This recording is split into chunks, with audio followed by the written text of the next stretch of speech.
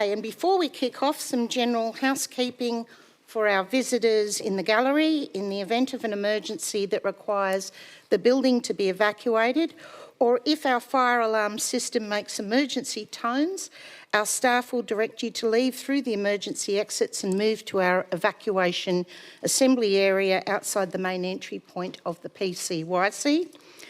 I will be moderating this meeting under our Code of Meeting Practice that has recently been updated by the New South Wales Government, and it requires members of the public to remain silent during the meeting unless invited by the chairperson to speak, not to bring flags, signs or protest symbols, and not to disrupt the meeting.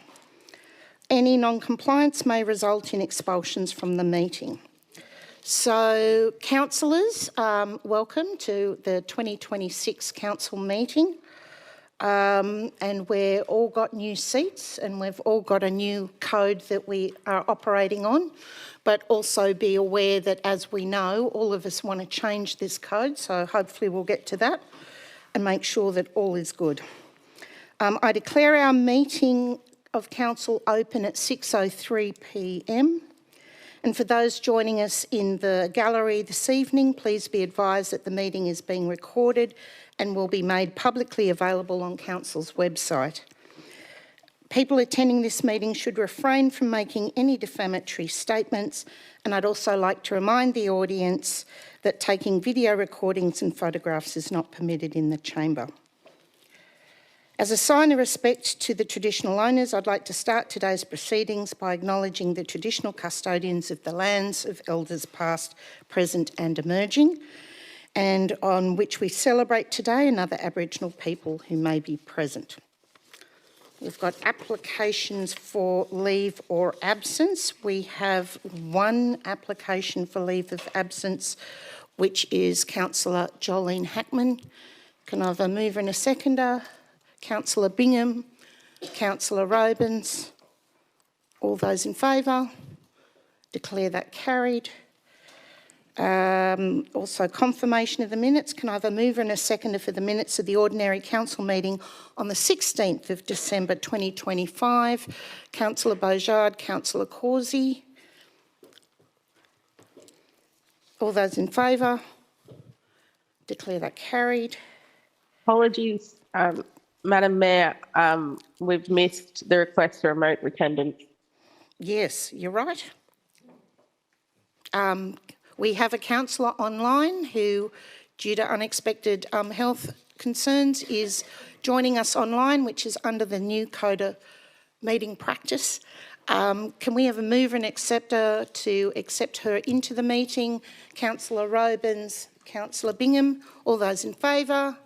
Declare that carried. Welcome, Councillor Glanville.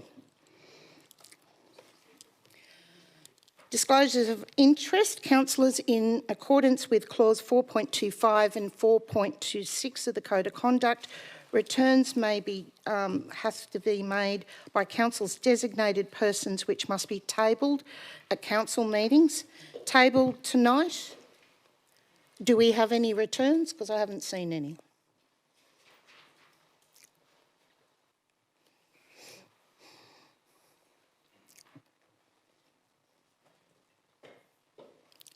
And my question again is, do we have any tabled returns? 14. Okay, we have 14 returns. Councillors, now if you have any declarations of interest you wish to make, please do so now. Councillor De Luca. Oh, Councillor De Luca? You were going to go first? Or? Doesn't matter. That's all right. Yep. You're good. Okay. Madam Mayor, I'd like to declare a non-pecuniary, less than significant interest in item 9.1. I've supported the Northern Beaches Women's Shelter since it began and make regular donations, as I do with many other local charities. Okay, thank you. Councillor De Luca. Thanks, Madam Mayor. I too will declare a non-pecuniary, less than significant conflict of interest in relation to item 9.1, in that similarly to Councillor Bingham, I have made donations to that organisation, and I'm also a volunteer fundraiser for numerous other women's shelters, safe houses, emergency centres and refuges across the state. Thank you. Councillor Grattan. Thank you, Mayor. I'm declaring a significant non-pecuniary interest in 9.1. I'm the CEO of a charity that works closely with the Northern Beaches Women's Shelter and other charities in the social services sector, and there may be a perceived conflict of interest in relation to my relationship with those charities on this matter. Okay, thank you very much for that. And I too will declare a similar interest in item 9.1. In my role as Mayor and beforehand, I've certainly been involved in fundraising, donating, etc., to many charities on the Northern Beaches. Madam Mayor, I've also donated to the Northern Beaches Women's Shelter. Okay, so that's a less than significant. Less than significant. Yep. Okay. No one else? Governance, you've captured all of that? Oh, Kristen, you've got your hand up? Yes. Oh, sorry, Councillor Glanville. Given that others have declared it, I'll declare the same item 9.1 that I've attended various fundraising events for the women's shelter and donated money to them, and have previously met with their Okay, organisers. thank you very much. And also Councillor Dillon. Yes, in relation to, I'd like to declare in relation to 9.1 that I've attended various functions for the Northern Beaches Women's Shelter and assisted in fundraising. Okay, so another less than significant, non-pecuniary.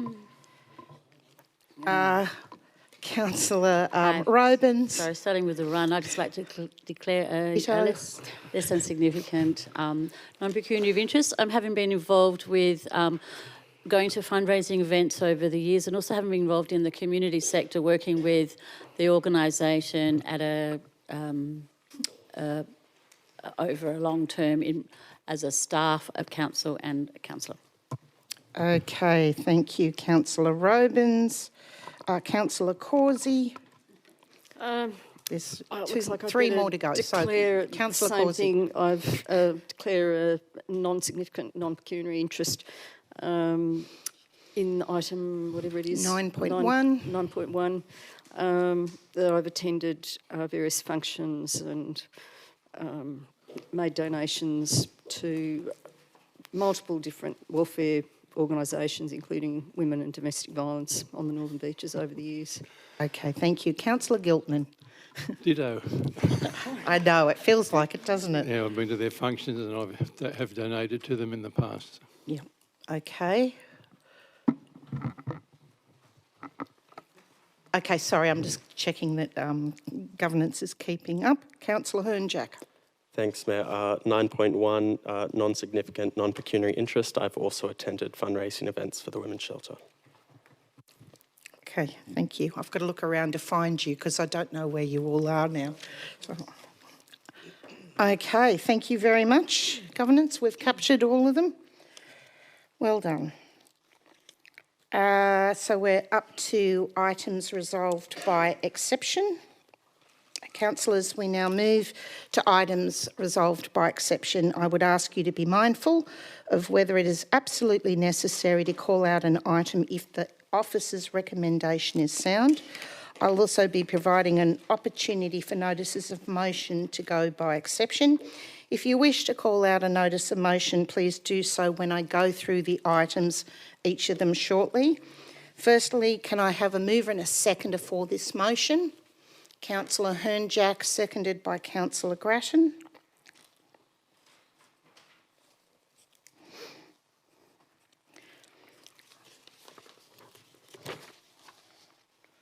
Wow.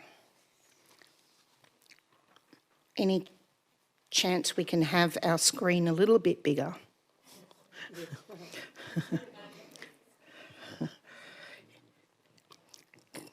Can we maybe shrink down the people and just enlarge that a little bit? It's very tiny font for those of us looking at these screens here.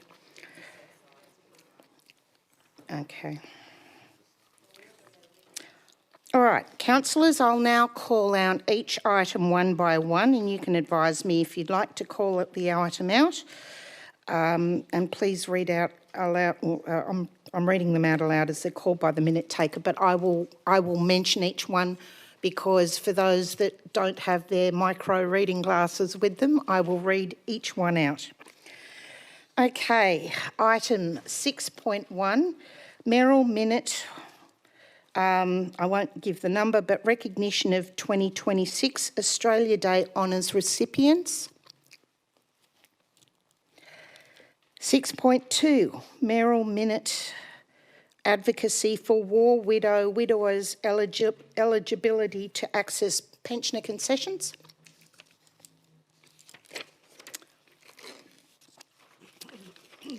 8.1, revocation of communications policy. Councillor Causey. 8.2, the Audit and Risk and Improvement Committee minutes of September 2025. 8.3, quarterly review of December Apologies, Mayor, 2025. Apologies, I had my hand raised for 8.2. Oh, okay.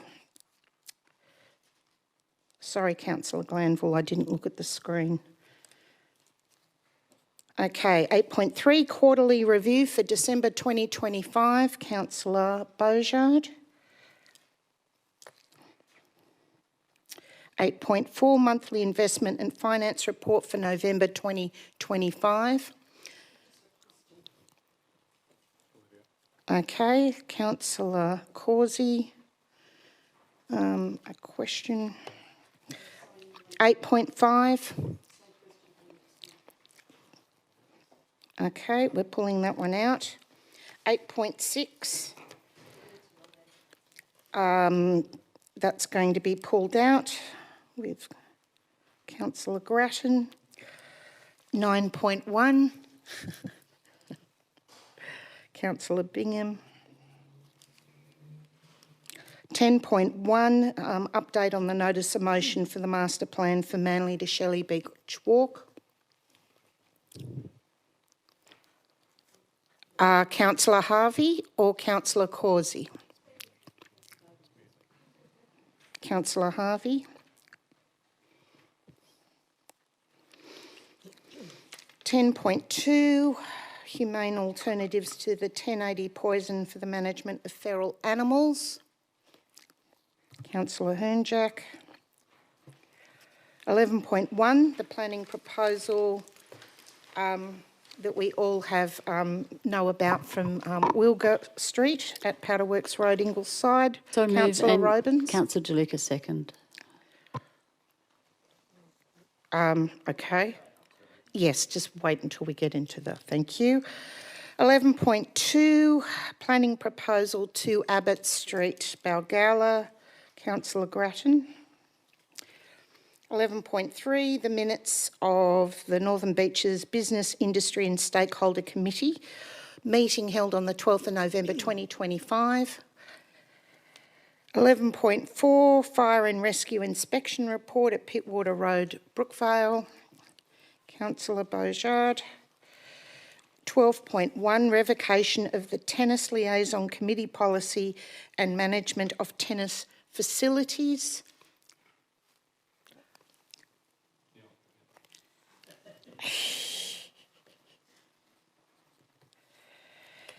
12.2, response to a notice of motion, the former use of restaurant space at Glen Street Theatre.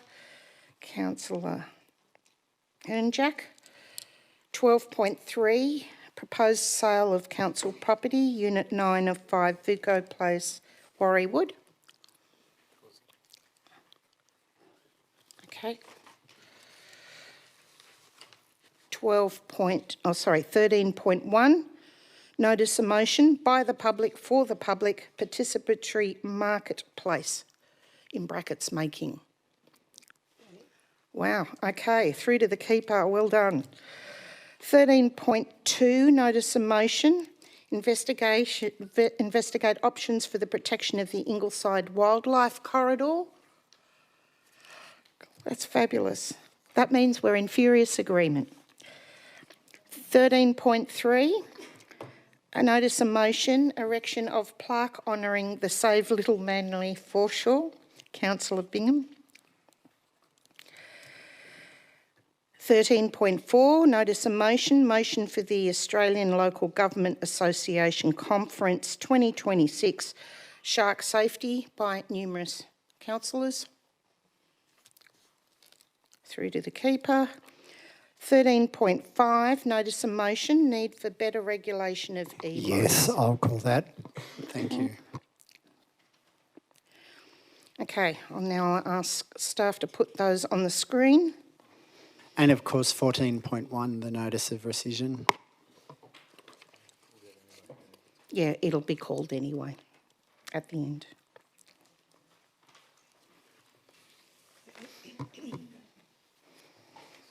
I know, so I'm asking staff to put that on the screen.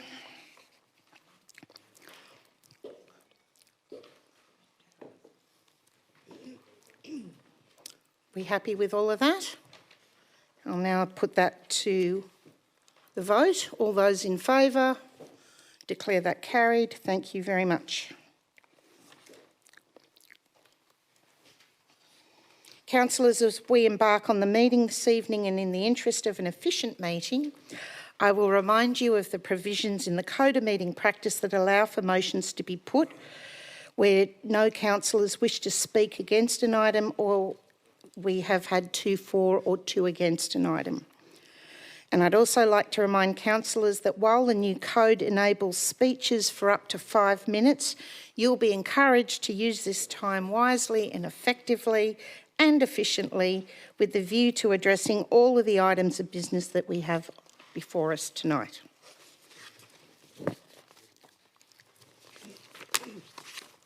Okay, so the first one up, just excuse me while I get my paperwork ready, is 8.1, the revocation of the communications policy. Moved by Councillor Causey, seconded by Councillor Beaujard. Your light's just on. Are you seconding it? No? Questions. Oh, okay. Councillor Harvey seconding it. Okay, now we're up to questions of the staff. I'd like to move it with an amendment, though, please, that I've sent to staff. Okay, can we just go to questions first? Right, Councillor Beaujard, you were first.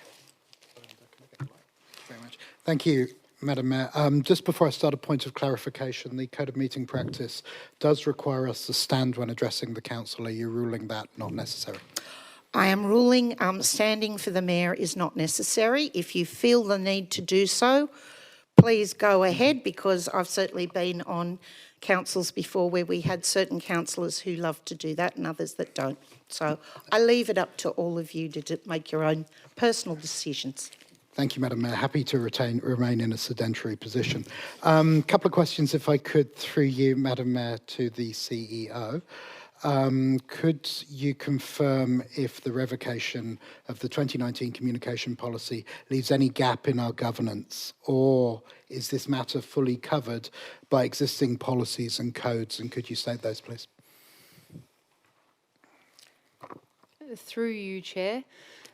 This would not result in any gap. The policy is primarily a historical document that provides a guideline for staff management of communication channels. So Council's adopted policy framework requires that such historical documents, where it's about internal staff matters, would be made into a determination and the relevant policy would be revoked. That is under the policy framework we have. And to answer your question on the second part you mentioned, is it otherwise covered in different areas? Yes, that's correct. So between our code of conduct, our managing unreasonable conduct by a complainant policy, and our operational documents and processes, and legislation, because it also duplicates legislation, then everything is covered. Thank you. And my second question is, if we were to retain it, does that create potential confusion or inconsistency with our newer adopted policy framework? Through you, Chair, the framework states to remove duplication and not restate legislative requirements or other things that can create inconsistency between the various documents of council. So council policies are strategic and relate as outward facing, whereas a determination is an internal document, as I mentioned before, about staff roles or operational and matters and responsibilities. Okay, thank you. And just a follow-on question from that, sorry, Madam Mayor. I didn't quite get the answer to this. Does that leave us with an inconsistent framework if we were to continue with this policy? The framework as adopted remains. There would be, it's of council to determine if they want to retain a policy that does not align with the framework at a point of review like this. Okay, thank you. Okay, I have Councillor Robins, then Councillor Dillon. Questions? Just a simple question through to the CEO. Has this policy gone to the communications working group for to seek advice regarding its revocation? Through you, Chair, no, this is an administrative process because the material is covered elsewhere from a documentation perspective, but it still sits as a policy because all policies were adopted by council previously. So the framework was adopted after this policy was already in place. And so as we move through our regular our review process, then policies need to be updated, corrected, reviewed or revoked, depending on whether they're still applicable under the new framework. Okay, Councillor Dillon. Through you, Madam Mayor. Is the question to staff, is the communications policy framework part of the public engagement strategy that we voted through at the end of 2025? And is that transparent in that strategy? Through you, Chair, so the framework was adopted earlier and specifically the framework for managing policies as a governance framework. What was done last year was specific around community engagement and came out of the communications group and is the public-facing side of communication in terms of how we will liaise with and how the community can be involved with matters of council. Excuse me, so does that therefore mean that the communications policy is basically an internal document? Through you, Chair, yes. Any other questions?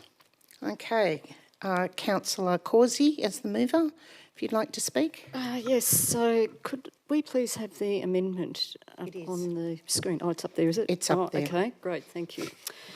But look, I'll start by saying I don't believe it's in the interest of the councillors, first of all, the community, councillors or even staff, to scrap the council communications policy. And my amendment calls for a review and update of it. The policy is effectively a contract between the council and community, not just about what staff tell the community. It involves the exchange of information between the council, the mayor, councillors, the community and even the CEO. It's not just an operational issue. The community should be able to rely on the principles and channels outlined in the policy. I have heard that because we have a community engagement strategy updated in November, this policy would be redundant. However, the engagement strategy is focused on projects, large and small, not on the wide range of communications that the council engages in. So the sorts of issues that the comms policy treats includes services, projects, including infrastructure works, emergencies and events. Communications are essential to residents knowing what is going on at council and how council is reacting to situations. From time to time, I hear from community groups who want to publicise or events or information in the council news and who have told me we don't do that. Yet we do have a page on the website for those sorts of events, which I just discovered yesterday, but couldn't relocate today. So that needs to be promoted so that we can all find it and residents also know where they can list or read that information and engage in the communications process. So communications isn't just a one-way road along which staff direct facts to the community. We need a policy that keeps staff accountable to councillors and the community for what they circulate. The first principle of this policy should be openness and transparency. The community can detect spin when they see it. If we want residents to trust the council, we must avoid spin, ensure comms are open and honest, and this must be encoded in a way that can't just be changed by staff unilaterally. That doesn't mean that staff won't monitor media to see what's being said about it, but if council is working for the good of the community, its response to bad press shouldn't be to protect its reputation, but to ensure the truth is getting out there. Neither should residents have to trawl through legislation to check what commitments the council has regarding communications. Additionally, council comms by staff at any level should be absolutely non-political, and I say that without reference to anyone in this chamber. However, it's easy for those with ready access to the media to use it to the advantage of particular political players. Finally, for a communications policy in which the community is a significant partner, I believe the updated document should be placed on public exhibition. For these reasons, I hope councillors will support it. Okay, thank you. Councillor Harvey is the seconder. I'll speak in support of this amendment. I can understand from an operational point of view that because of the framework that was voted through to sort of consolidate our external policies, that this is something that could become internal, but in the efforts to be as transparent as possible and to remain as transparent as possible, and also to ensure that this continues to be something that councillors is brought before councillors to review and to improve, like Councillor Causey is attempting to do today. I think that this should remain a policy. I think that the community engagement strategy is distinct from this. I think that the social media policy that we voted through at the end of last year, which I had many issues with, doesn't necessarily cover all of this. And just because we are satisfying everything that's legally required of us, there's no harm, no foul in having a greater policy document that seeks to have more aspirational and visionary means of reaching our community and spelling out clearly what the community can expect from us when seeing council comms. So I support this amendment. Thank you. Okay, any other councillors wish to speak? Councillor Robins and Councillor DeLuca. Thank you, Mayor. I'm just going to do a ramble. This is just what I think, and I don't know what the answer is, but I just would like it to say it in the chamber. For me, this is actually about perception and principle, not necessarily the content, because for me, 12 months ago, the council was criticised heavily with regarding communications through what was on the table at that particular time. And I often hear, not speaking on other people's behalf, how communication is such a big part of our role and how we listen to what the community says, we have to bring it back. And so I just feel that to revoke a communications policy is not a really good thing. And that's basically it, really, and that's why I'm supporting Councillor Causey's amendment. Okay, thank you, Councillor Robins. Councillor DeLuca. Thanks, Madam Mayor. I actually have further questions arising from Councillor Causey's speech. So I ask questions in accordance with clauses 10.17 and 10.19. In relation to clause D particularly, removing reference to council protecting its reputation, can the General Manager please advise Council whether at all times Council would act properly and in the spirit that the public interest must come before protecting Council's reputation if there were a matter that required exposure, or would Council staff be directed just to hold the line and give misinformation.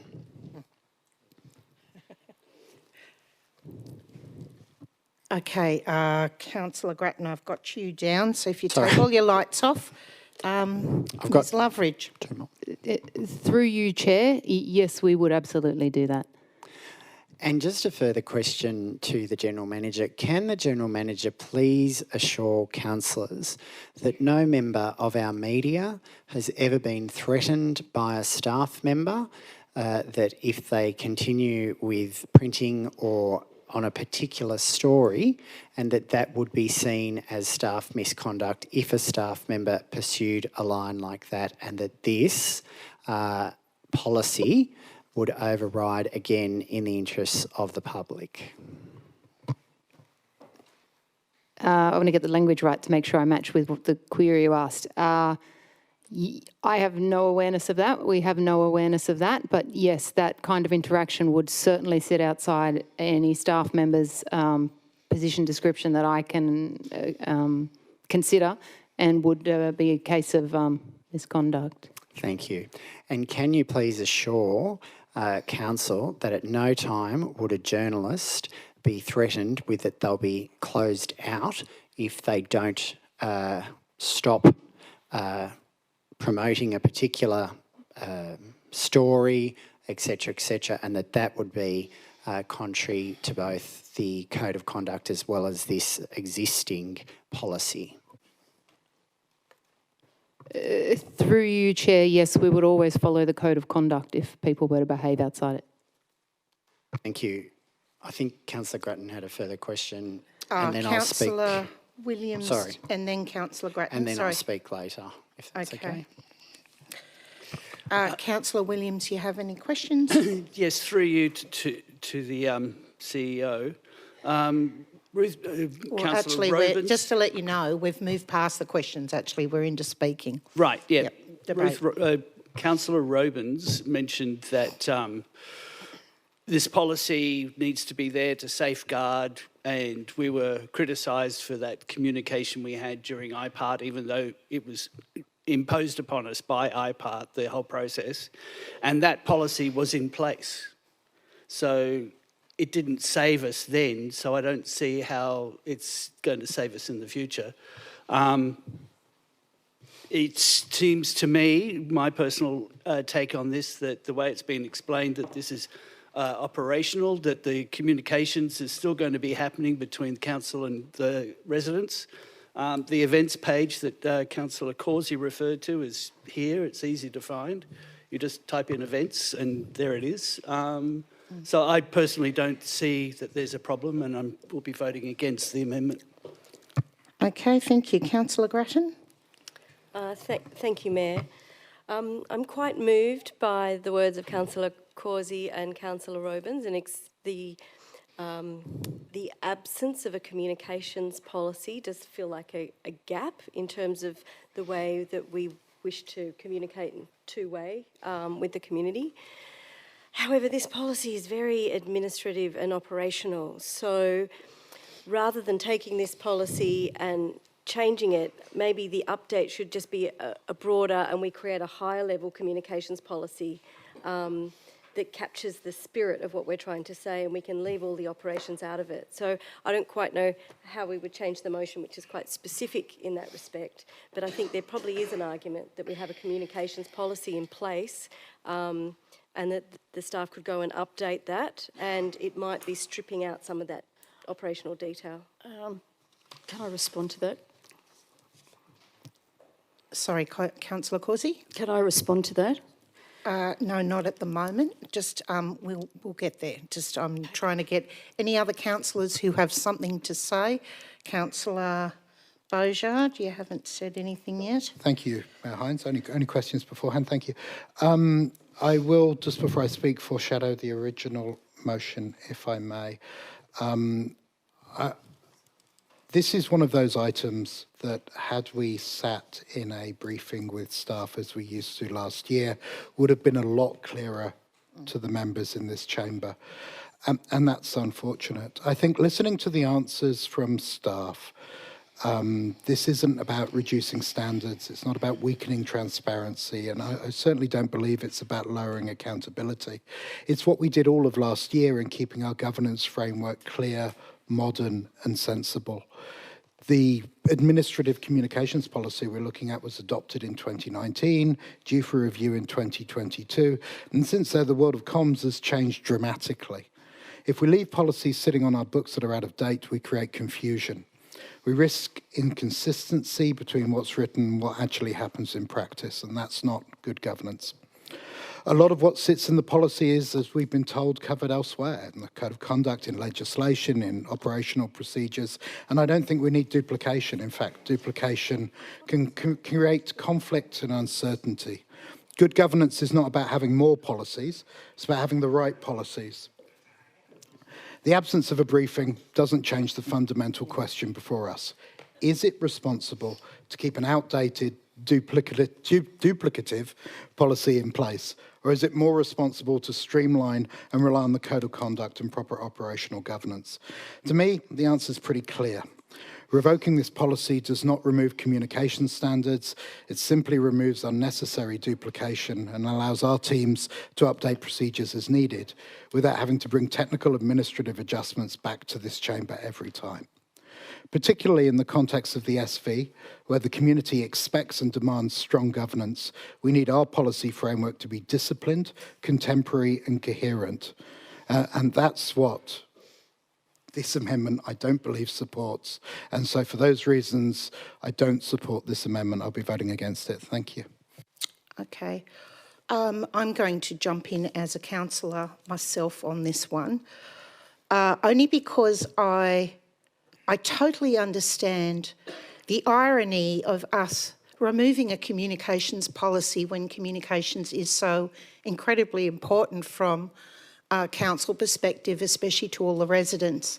And knowing that we have a strategy and framework of engagement is all very well and good. But I also believe Councillor Causey, I think, is trying to catch what is being missed. And something is being missed. We don't necessarily know what. So I read all of these updates and know certainly that some of those we already do. I don't know how you fix that, because it doesn't really matter how many times you put something out into media or out into the social media world, or whichever way you prefer to receive your news. Not everybody can read it, because all of us are living such busy lives. Families in particular, I think, are finding it very challenging because they're working and they've got kids playing sports. So it's very hard. I mean, most people are scrolling all the time to try and catch their bits of news. I don't know if this absolutely captures it, but I don't think that there is an issue personally with putting it on public consultation to see what greater minds might come back with, to see what is missing. So that's my personal opinion, and thank you very much. Councillor De Luca. Thanks, Madam Mayor. I speak in support of Councillor Causey and Harvey's motion.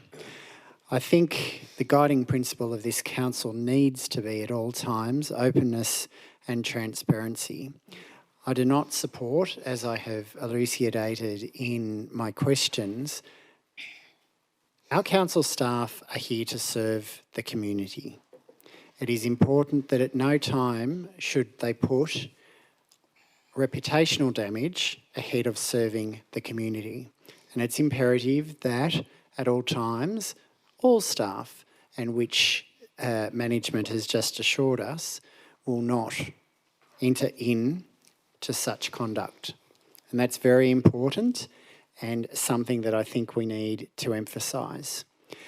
I think it's also a very good thing, Clause G, ensuring that not-for-profit community groups have a way of publicising their events and programs via the council website. We've seen now, unfortunately, not as many paper actual publications, and so if this would help, and will help, I should say, our community in getting community events publicised, I think it's a good thing. So I will be supporting the amendment of Councillors Causey and Harvey. Okay. So, Sorry, that's not an amendment, it was the substantive motion. Yeah. Okay. So, Councillor Causey, you're right to reply. Before, I've got an addition. I actually had an addition as well. Oh, okay. All right. Let's hop back one. We're all back on our L's at the moment because we're out of practice. All right. So jump in a bit fast. Well, I was just going to make a suggestion to Councillor Causey. We could have point H, which is streamline the existing policy to remove purely operational matters. And then we could have a high-level policy that covers the key principles, scope and purpose, etc. And the operational matters can be pushed out into a procedural type document, and we own the higher level policy strategy of it. Councillor Causey, how do you feel about that? It's a very short policy as it is, but I'm happy to include that. But I was also going to suggest that, and this was a suggestion from Councillor Robins earlier. Yeah, hang on a second. So you're accepting Yeah, H? I'll accept that. Okay, so your addition is? Is point 1, first word, review and update. Okay. So that it's not just those points that it's referring to. Okay, so we're happy with this. Can we put this to the vote? All those in favour? Anyone against? Okay, all right, I'll start again. All those in favour? I was kind of hopeful. Councillor Bingham, Councillor Singh, Councillor DeLuca, Councillor Giltnan, Councillor Robins, Councillor Dillon, Councillor Causey, Councillor Harvey, Councillor Hernjack, Councillor Grattan and Councillor Glanville. Thank you. I've got to keep looking at the screen, Councillor Glanville. Those against? Councillor Beaujard and Councillor Williams. Okay, declare that carried.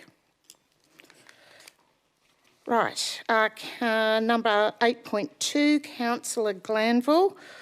Do we have a second? I suppose the first question is, are you moving as is or is it just questions? It's just questions, so I'm happy to move it. Okay, Councillor Glanville moving it between the two on the ARIC. Your last hurrah, Councillor Grattan. I'll give it to you as the seconder. Your questions, Councillor Glanville. Thanks. Through you, Madam Mayor, if I can take staff to page 16 of the attachments booklet, there's a comment there, and I'll read it out. 82% of items are meeting or exceeding industry benchmark. There are 5 items that are below industry benchmark. Yada yada. 2 did not meet the OLG benchmark, being infrastructure renewal and ratio and asset ratio. My question is, with the other 3 items, what are they that aren't meeting the industry benchmark?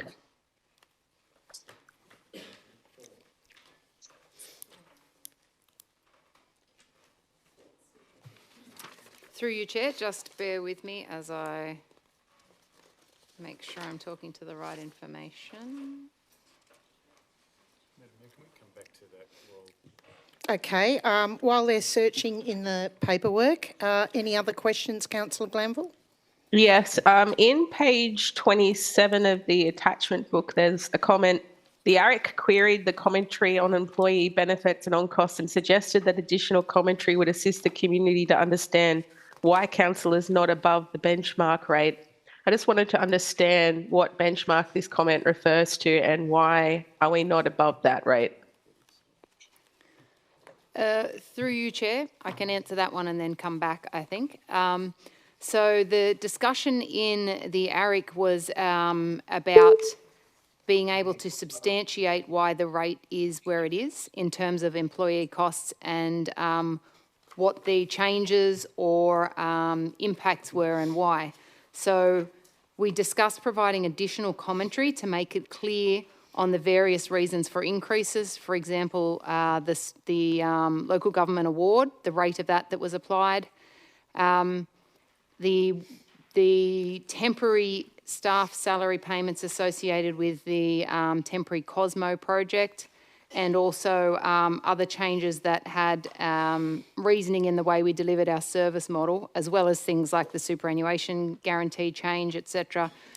So staff agreed and supported what the ARIC said, that with a more comprehensive commentary within the financial statements, that would help provide transparency on the cost, and hence why the figure was different to the benchmark figure.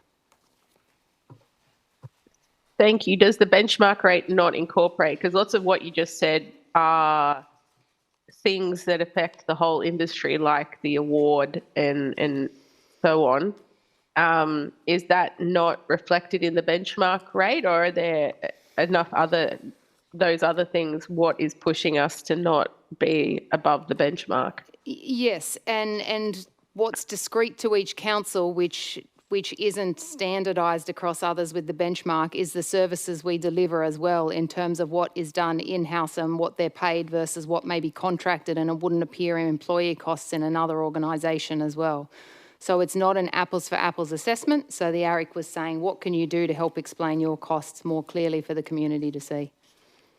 Does council have an intention to try and meet that benchmark rate at some future point? Well, the focus is on one, council adopt and determine the services they want to deliver, then it needs to be resourced. So this figure will change according to what council determines it delivers and how, as opposed to a drive to remove a figure that would have an impact on a adopted or committed activity. I didn't have any further questions on the part about page 27, but is the intention that we'll get to page discussing those things on page 16, or are staff intending to provide a follow-up written response? Through you, Chair. Yes, I can refer to that as well. So in terms of where it wasn't explicitly listed, there were 5 measures lower than that coastal median figure of the comparable councils, and those 5 measures were the unrestricted current ratio, the debt service cover ratio, the cash expense cover ratio, the infrastructure backlog, and the other services expenditure per capita. So in terms of the specific benchmarks, we did subsequently in the 18 November council meeting put up a benchmarking program that had this data, but at this time it had gone through to ARIC first, and hence there was a discussion on these. So there was a more comprehensive report that subsequently was tabled at council in November. Thanks. Okay, if anyone else has any questions, we can put this to the vote. Accept. All those in favour? Declare that carried. Thank you very much. 8.3, the quarterly review for December 2025. Councillor Bossard, are you moving as is, or are you asking questions? Move as is with questions, thanks, Mayor. Okay, and seconded by Councillor Robins.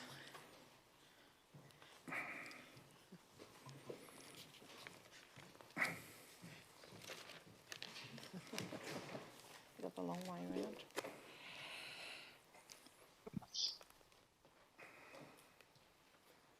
Oh, Councillor Glanville, your hand's still up. Have you got a question? Yes, I have some questions. Okay, all right. Councillor Bossard, do you want to kick it off? Yes, please. Thank you, Mayor. Thank you, Mayor Hines, through you to the CEO. The report notes a decrease in capital expenditure of $7.39 million. Can staff clarify, is this a saving? Is it a deferral of works to future financial years? And if you could, which major projects are affected in that number, please? Through to the COO.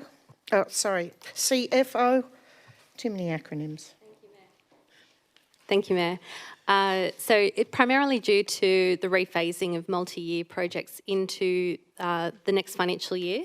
We've seen a reduction in the capital works program forecast for this year. The main changes is a reduction in the Church Point new infrastructure project, just to align the works that are happening there with adjacent capital projects, and the other is the Warriewood Valley Traffic and Transport Project, which is a multi-year project for work there for Boonda Road upgrade. So of that $7.4 million reduction, 6.9 of that refers to rephasing. Thank you. I did note the forecast operating surplus has improved by over $5 million, which is a pleasing result. Can staff confirm that this strong result helps secure our long-term financial sustainability, the goal of the special variation to rates, and validates the budgeting approach taken earlier this FY? Thank you, through you, Mayor. So the improvement in the operating result includes capital grants that the council has received, capital grants and contributions, developer contributions. So that's about half of that money. So it would be $2.6 million improvement without the capital grants, and $1.5 million of that relates to the rephasing of a major project in the operating budget to replace council's core operating systems. So the bottom line is there's no surplus real money to spend, but having an operating surplus is a good position for the council to be in, and that's through the development of this year's budget. Excellent, thank you. My last question. The report mentions some employee cost variances due to vacancies in our environmental compliance and civil works. Are we struggling to recruit in these specific centres, and are there strategies in place to make sure our service levels aren't impacted? Thank you, Mayor. There are general market challenges with filling some of those roles, particularly roles like rangers, building compliance type roles, and some of our field worker roles in construction and maintenance programs. The compliance team have been prioritising on a risk-based approach, which is based on council's policy, the work of that team, so that they're ensuring that they're targeting their resources as effectively as possible. And I understand also we have additional contractors in place to support the delivery of services, such as in the construction teams. Thank you. Okay, thank you. Councillor Glanville, your questions? Thanks. If I can, through you, Madam Mayor, if I can take staff to page 16 of the report, it includes a comment, budget rephasing has created an opportunity to bring forward $3.2 million in road resheeting. Firstly, I was wondering how many additional kilometres of resheeting staff anticipate will be completed with this additional money? We anticipate we'd be able to deliver just under 1.5 kilometres of additional roads resurfaced and some additional heavy patching as well. And during what quarter or time frame do you expect this work would be completed? It's expected some of that work will start in March, and the majority of it will be completed in that final quarter, April to June of this year. I suppose if I was a punter on Facebook, I might ask the question, why does 1.5 kilometres of resheeting cost $3 million? I guess it would be useful to put a little bit of meat on the bones with that, because, you know, I don't think any of the councillors go a week without hearing about potholes.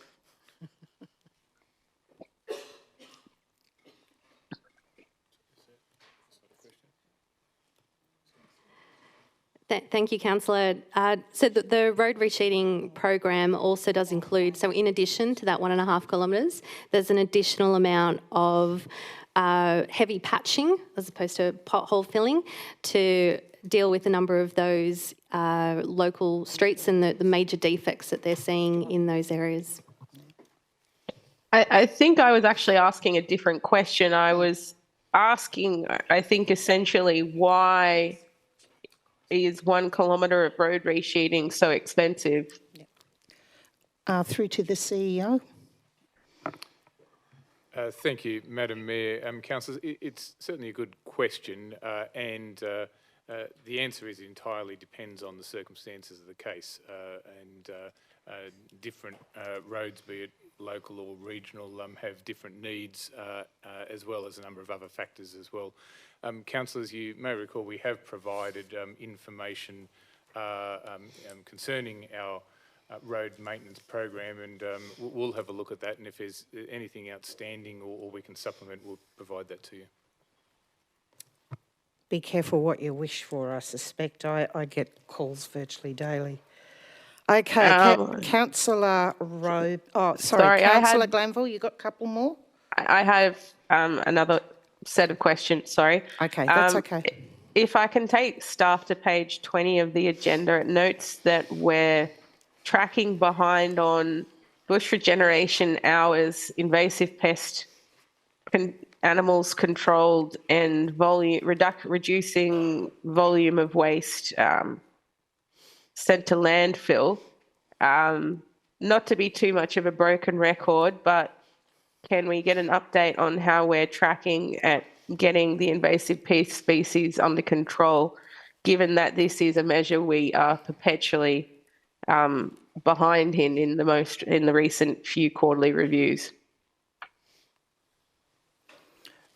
Through you, Mayor Hines, in relation to the invasive species program, we've been going through a review into our practices. It's awaiting a final check with our consultant, who is due back at the end of this month, and assuming that all goes well, we anticipate being back on the ground next month. Thanks. And so when do you expect this program to sort of be back operating as normal? Well, hopefully towards the end of next month, early the month after. So certainly next quarter is when we're anticipating it'll be back in full swing. Okay, so next quarterly review it'll be tracking normally, I'm hoping. And then with the bush regeneration hours, can we get an explanation of why that's tracking behind? Certainly, through you, Mayor Hines, the bush regeneration hours were somewhat of a reporting issue this period. So we prepare our bush regen contract reports on the basis of the information that's tabled to us by our contractors when we're preparing this statement for council. Unfortunately, this quarter we received a number of statements later than we'd completed this documentation. So when you allow for that, we're actually pretty much on track, and we'll be working with those contractors to get that reporting in on time so that they're a little bit more accurate moving forward. Thanks. And with reducing waste sent to landfill? Through you, Mayor Hines, that was largely an issue related to the processor shutdowns over Christmas period at Kimbrickie. So during that period, as they progress towards shutdown, they tend to stockpile some of that material so it doesn't make it through its processing in the December quarter. But obviously, once they're back on ground in January, they restart that process. So we should catch that up quite quickly this next period. Thanks. I didn't have any further questions, Madam Mayor. Okay, next up, Councillor Robins. Just to let you know, Councillor Robins, Councillor De Luca, Councillor Grayton. Thank you, Mayor. First of all, to staff, really impressive the table on page 18 with regarding customer experience achievements and your additional rates at work. It's just would be awesome if that could be plastered around the place for the next quarter. And so congratulations to all. Page 23, you're talking about the variation to the capital expenditure budget.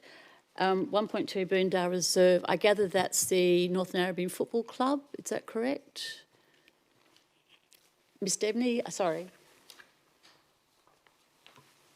Through to Ms Debney. Through Madam Mayor, could you please repeat that question? Oh, sorry. On page 23, the variations to the capital expenditure, Boondah Reserve amenities, is that the North Narrabeen Football Clubhouse? That is the North Narrabeen Football Clubhouse, and it's not the works aren't proceeding, it's just rolling forward to next year to base it on when the works will actually be completed. Okay, so I just have a question regarding, as you know, the fire a couple of weeks ago, is the fire going to affect the upgrade by accelerating it forward or delaying it? Neither. It's still going to be on track and all incorporated together? Yes, so we've got exemption from the insurance company to clean the kitchen and things like that, so they're able to operate until we're able to do the renovations. Excellent, thank you.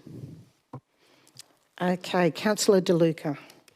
Thanks, Madam Mayor. I refer to correspondence sent via the councillor request system concerning the efficacy of the materials that are currently used to fill potholes on the Northern Beaches, and we have had instances that within 2 weeks the potholes have returned. And then I further note correspondence from various other providers offering alternate materials to make them more permanent.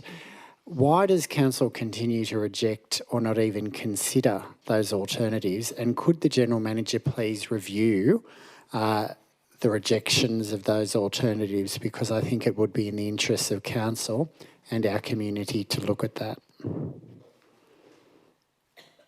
Through to the CEO. Thank you, Madam Mayor. I'm not aware of those matters, but if that information is provided, I'm happy to ask staff to have a look at it. Councillor Grattan. Thank you, Mayor. Page 21, and I think also in the executive summary, there is a comment about the rephasing of operating expenses due to the core operating system replacement project, Project Cosmo, and being rephased to future financial years. Has that project timeframe slipped? Has the scope changed, or why have we rephased the expenditure? Through you, Chair, neither of the above, I guess, is the short answer. What we're doing is more accurately putting the forecasted costs at the time they will have been completed and invoiced for from a cash flow perspective. The budget remains on track and our scheduled completion remains on track.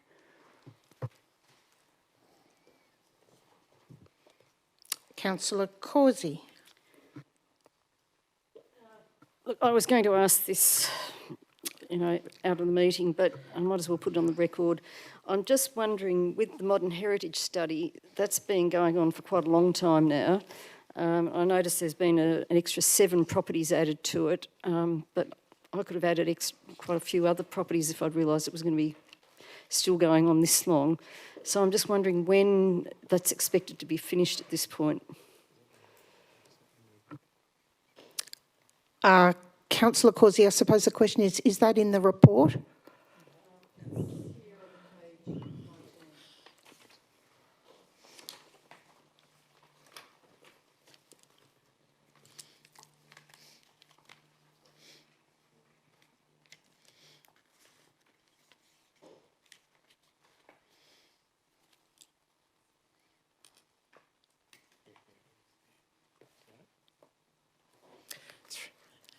Through you, Mayor. I understand the heritage study is due to be reported to Council in the second half of this year. Thank you. Any other questions? Or can Councillor Bojar, do you want to have a right of reply, even though it's all questions? I might speak briefly to the motion if I can, Madam Mayor. Thank you. The quarterly budget review statement is Council's report card. It's a legislative requirement, but more than that, it allows the community to see how we're going on using their rates to improve the local government area. The page 18 of our agenda, if you're looking at it, gives some highlights, as does the executive summary, but pleasingly, we've got 84% customer satisfaction with services, 99.85% of residential bin services collected on time, and interestingly, although maybe not that important to everyone, 87% correspondence responded to within 10 working days, and the rest of the data follows from there. This is part of our commitment to good governance. Goal 19 of the CSP is ensuring our council is transparent and trusted, and by presenting this information, hopefully we're showing to the community that we're transparent. This report shows an improving financial position, responsible budget adjustments, as we've heard in the questions, strong project delivery performance across capital and operational projects, clear identification of risks and pressures and honesty there, and an ongoing commitment to transparency. And for those reasons, I support the recommendation to note the service performance report, note the budget review statement, approve the forecast adjustments, and notice the Stronger Communities Fund update. This is an example of steady, responsible and accountable governance, and I commend the staff for their work. Thank you. Okay, with that, we'll put this to the vote. All those in favour? Declare that carried, unanimous. Thank you. Item 8.4, Councillor Causey. I think you said you had some questions. Yes.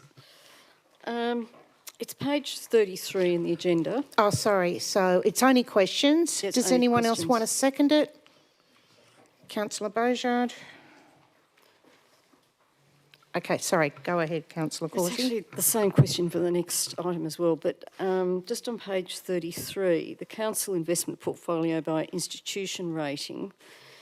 I'm not sure if I'm conflating these two, but on the previous page, it says the maximum for the A1 plus investments is 50%, but it's actually 56.9 on that pie chart on page 33. So I'm just wondering, are they the same issue? And if so, does it matter? What are the consequences of it being above 50%? Through to Ms Foley. Thank you, through you, Mayor. So on page 32, the table that sits there relates to the pie chart above it, and that refers to the amount that council can hold with any one institution of that rating. So, for example, Westpac Bank, which is A1 plus, we couldn't hold more than 50% with them. Whereas on the page 33, that pie chart relates to the table that sits below it, which is of all of council's investments, we couldn't exceed those percentages for those ratings. Thank you. Okay. Councillor Beaujard. I have a question, Mayor Hines, if I may.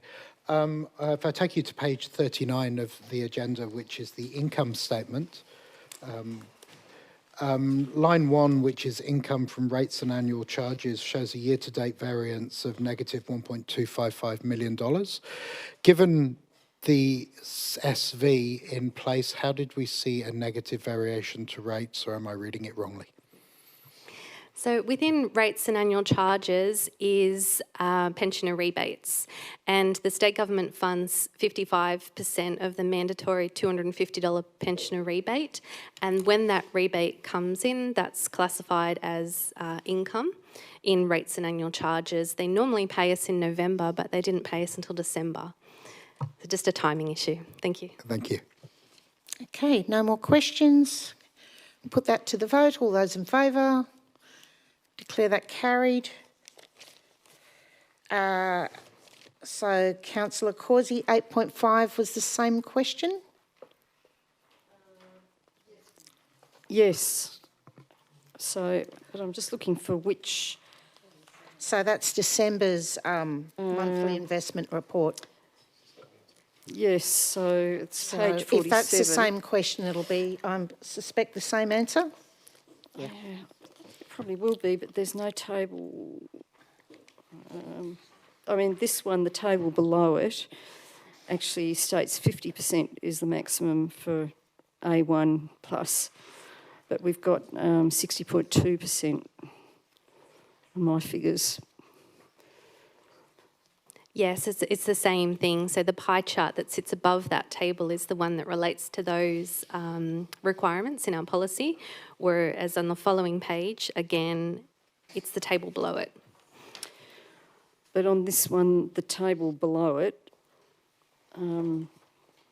institutional credit framework, compliance with investment policy requirements, those two tables are on the one page, or the pie chart and the table on that one page. They're referring to two different things, are they?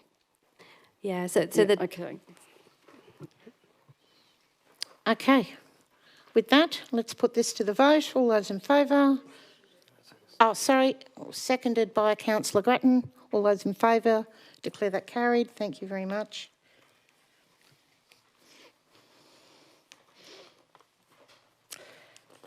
(8.6) Audit and Risk Improvement Committee recruitment needs to be called out. Councillor Grattan, seconded by Councillor Robins. Councillor Grattan. It says they need a councillor to sit on the committee. I'm happy to offer up my services as the outgoing ARIC member. I might know something about it after 8 years. If somebody else wants to do it, I will not put up a fight, but I'm happy to nominate myself if we need someone. Okay, does anyone want to fight over it? It's had a chairperson there now for 5 years who's been excellent. And hopefully, Councillor Grattan, you can find another chairperson that will do as excellent a job. That would be terrific. Seconded by Councillor Robins. All those in favour? Unanimous, declare that carried. Thank you very much. Okay, 9.1, Councillor Bingham, financial assistance, Northern Beaches Women's Shelter. Seconded by, there's choices everywhere. How about Councillor Giltman? Let's give you something.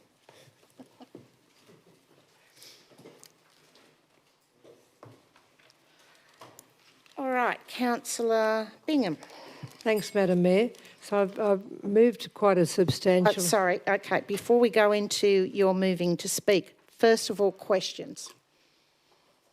Do any of us have any questions yet? None. All right. Councillor Bingham is the mover. Thank you. I'm moving quite a substantial amendment, which has been circulated to all councillors, and you have a copy as well on your desk. Can we have that amendment up, please?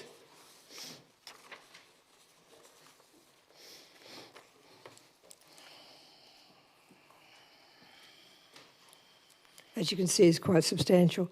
So I've been involved with the Northern Beaches Women's Shelter since it was just an idea, and have been so impressed with the growth, professionalism and reputation for first-rate care that this group now offers.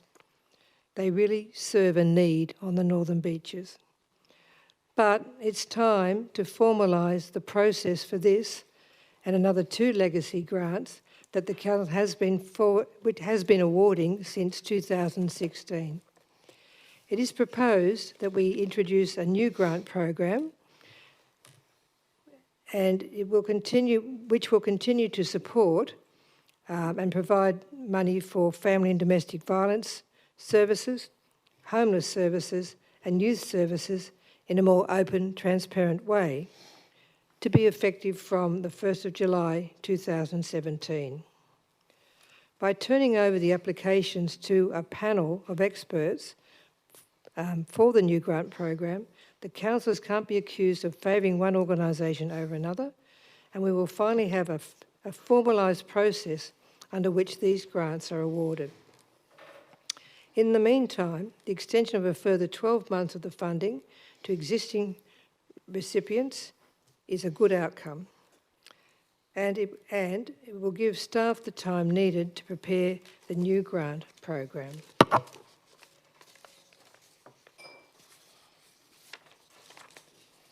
Is that it? Yep. Okay. Sorry, I'm watching clocks and I'm not sure how long anyone speaks for at the moment. That's nice to know, Councillor Bingham. Okay, so before we go into questions of the staff and... Sorry? Yes, I was about to continue, thanks you. Since we're going from the mover, we're going to the seconder, because we've already had silence as questions, but now we go into the seconder. Thank you. Well, we just know how important this women's shelter is and the great work they've done for the beaches. But I spoke with Councillor Bingham this afternoon. I'm fully with her on this. I think it's a wonderful job that she's done, plus a few of the other councillors have been involved with it. I mean, I said to her I would love to have seen us give the support for the duration of our term. However, they're set for the next year, which is great, and we can discuss that after 12 months, but it is a very, very important thing that they have, and I'm fully supportive of it. Okay, I know that I have a hand up, but I'm going to jump in here too, only because I'm very aware that Councillor Harvey and Councillor Bingham and myself happened to be in the same room where we were discussing the issue. So a bit of background here. these 3 grants that we hand out and have to vote on every 3 years to do with domestic violence, homelessness, and also youth services, has always been a legacy of the amalgamation of the councils. One of these charities belonged to one council, 2 of these charities belong to another council. The one thing that's always stood out to me over the many years that I've had to vote on this is the inequity of what the amounts are that we have to hand out. And understanding that every year, every time this comes up, it's a legacy and it's a hard decision to make. I think it's great that what we want to do now is provide equity to everyone. So instead of the shelter getting the least amount of money and then another charity getting more money and trying not to upset anyone, what I can understand from everyone around this table is that everyone wants to see support for all of these services. And we wish we could do so much more. We're aware that the state government's responsibility is to fund these services from a social service perspective, but we know very well they can't or don't, or there's always some pressing priority. From a council perspective, we have so many wonderful organisations in our area that deserve help, but in reality, at the moment, we've got 3 and they need to be on an even keel, which is why I'm very happy to see that what this will end up being is $100,000 each, which... no, it isn't. It's $100,000 every year for up to 3 years. And it's going to be very supportive and up to $100,000. Well, that, you know what I think, it should be $100,000. I know that language is everything, but that's my personal thought. I just think that every organisation deserves to be funded equally. This isn't one organisation, one service deserves more than another. Each organisation is important. And importantly, that when this finishes in 3 years' time, there'll be a look back to see what other services might need help. Who knows, in 6 or 9 years' time, it might be mental health might be the biggest issue on the Northern Beaches. But at least it's a change and not this constant leverage of inequity. So that's my bit that I will say. Councillor Harvey, you don't have your light? Sorry, Councillor Grattan. Councillor Glanville. It started with a G. Thanks. I have an amendment to the... Sorry,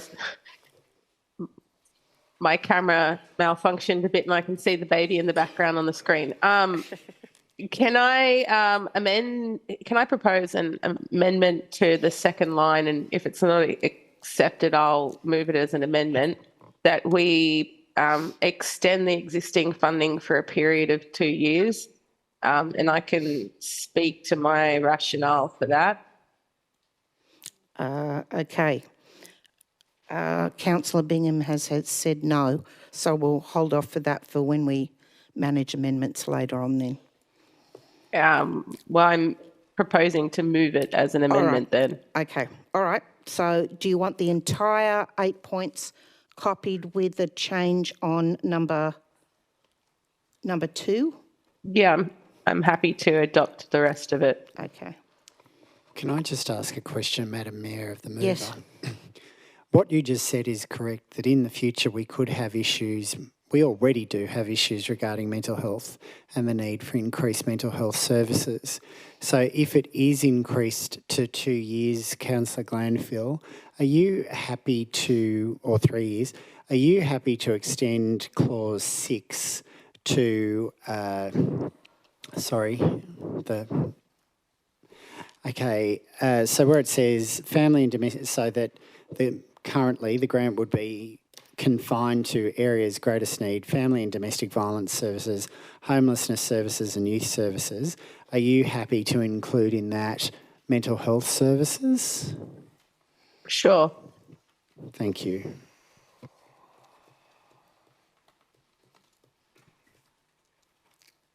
problem. May I propose something to Councillor Glanville, Madam Mayor, on that line? Sure. Given that we're looking into the future now and we've got, my crystal ball's a bit not very good, maybe we remove what the specific areas of greatest need are and just say which are the specific areas of greatest need at that time. My understanding, and I'm happy to be corrected by staff, is that family, domestic violence, homelessness, and sort of youth mental health are already the priority areas identified in the Better Together policy, but maybe that's a good question to be directed at staff, because I understand that's how Councillor Bingham formulated that particular line. Okay, before we just go on, I need a seconder for Councillor Glanville. Councillor Hernjack. Can I just add a little commentary there that the 3 existing services all do deal with mental health, because quite often mental health is part of the challenge in the first place. Sorry, can I ask Just a a question, commentary. please? If we're going to Councillor Granville's, talking about the priorities under the Council's Better Together strategy, elder abuse was actually in the top 4 also. So this creates a whole discussion about what our priorities are. And I think, what were the top 4 priorities, Mr Kerr? So I guess my question is, well, are we going to go for the 3 organisations? Also, I understood that Councillor Bingham's amendment was about creating a grants program, and so it would still be through, would the money allocation still be through an EOI process, or, yes? Application, yep. Just that when the Mayor was talking about it, to me, it didn't come across that, so I was just seeking clarification. Sorry, there's a lot I could say, but obviously I'm chairing, I'm just adding a bit of commentary without trying to muddy it too much. Mr Kerr. Through you, Mayor, Council's adopted a Better Together social sustainability strategy, identifies key social sustainability challenges. That's on page 16 of the document. And there are a number of those identified that have been put into actions then in the strategy. Perhaps for the benefit of the gallery and the public, would you mind reading those out? Yeah. Sorry, they're not in priority, are they? They're just... No, these are the challenges that are identified. So there's 8. Population changes, housing affordability and suitability, social service funding, access to services and support, mental health and social isolation, pockets of disadvantage, shortage of essential workers and access to information.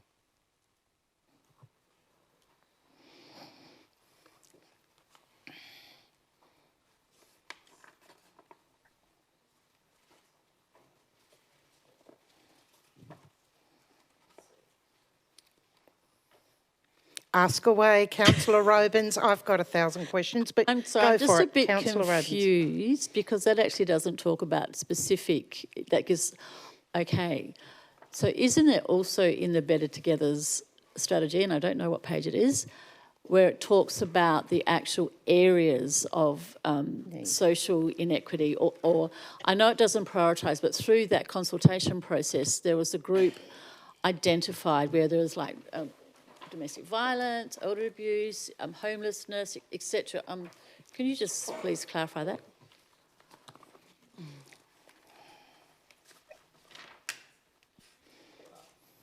So does that come in the community safety plan?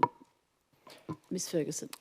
Through you, Mayor, Councillor Robins, we need some time to find the reference. We believe it is in the community safety plan, but just give us a moment and we can find that. Okay, I'm going to ask probably a question I shouldn't be asking, but I would, my concern is number 5, that the successful applicants will run up to 100,000 every year. how will that be determined how much that is? Because in reality, I would have thought that the 3 services, or whichever 3 services, gee, I've got to be careful, 3 services, 1 for domestic violence, 1 for family and domestic violence, 1 for homelessness, and 1 for youth services, that amount would give them certainty if it was a certain amount. Does that mean that now that those grants could be split as a question? Because I would like to see that the very first iteration of this grant is clear and not muddied by perception. As we know, since we can't ask questions and don't get briefings anymore, all of us read the same paperwork and have 14 different iterations of what we think it means. So I want to make sure this is clean. As this is my amendment, I'm happy to amend that line to successful applicants will receive $100,000 every year for up to 3 years from an annual pool of $300,000. And actually, I'd probably also add a line about annual indexation by CPI. Thank you. I'd be very happy with that. And also, Madam Mayor, through you, could I ask Councillor Grattan, are you prepared to put as Not Councillor Grattan, sorry, Glanville. I know, Glanville, it's the G thing. whether you're prepared to perhaps put a clause 9, even though I suppose it will be automatic, just to emphasise that any recommendations concerning these from the panel would be reported back to council. I'm happy to include that. I think it says it in point 7. Yes, Councillor Bingham's correct. Sorry, and bring back to a future council meeting staff repair framework. I think I'm talking about recommendations on the allocation of funding in the future, not the actual framework. I realise the framework is being reported back, but I would just like, so that there's transparency, that in future it be reported back exactly who got what, or as a recommendation. I'm happy to accept that because that's in line with basically all of our other grants where councillors receive a report that we adopt with the recommended Thank you. recipients.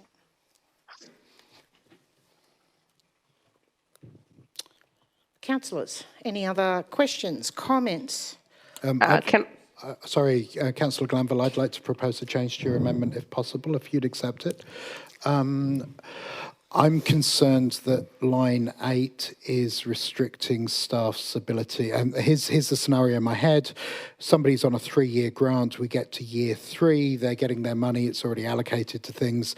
They want to do a special party or something, and they apply for one of our little $5,000 grants. They wouldn't be eligible for it due to this. I just think that's overly restrictive. Our grants aren't that large.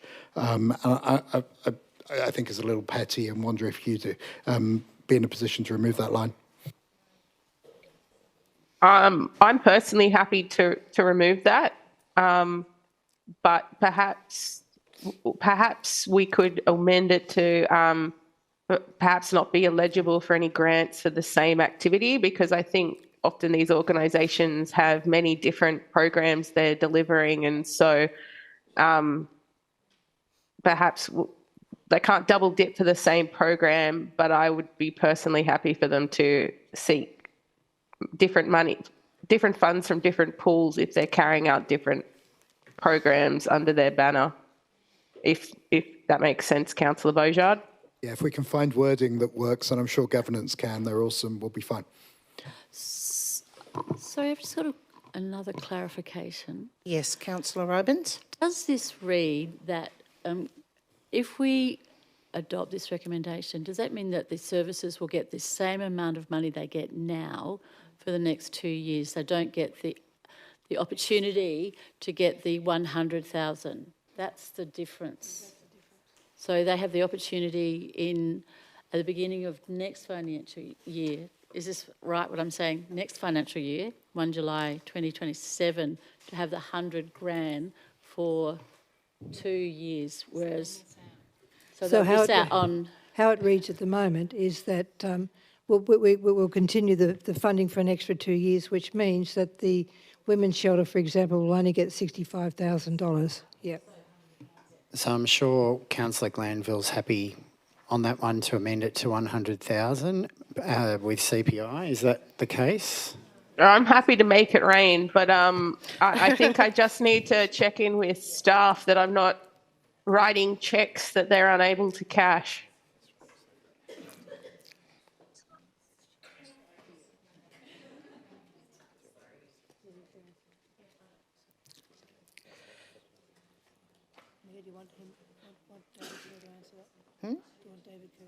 Yes, sorry, Mr Kerr.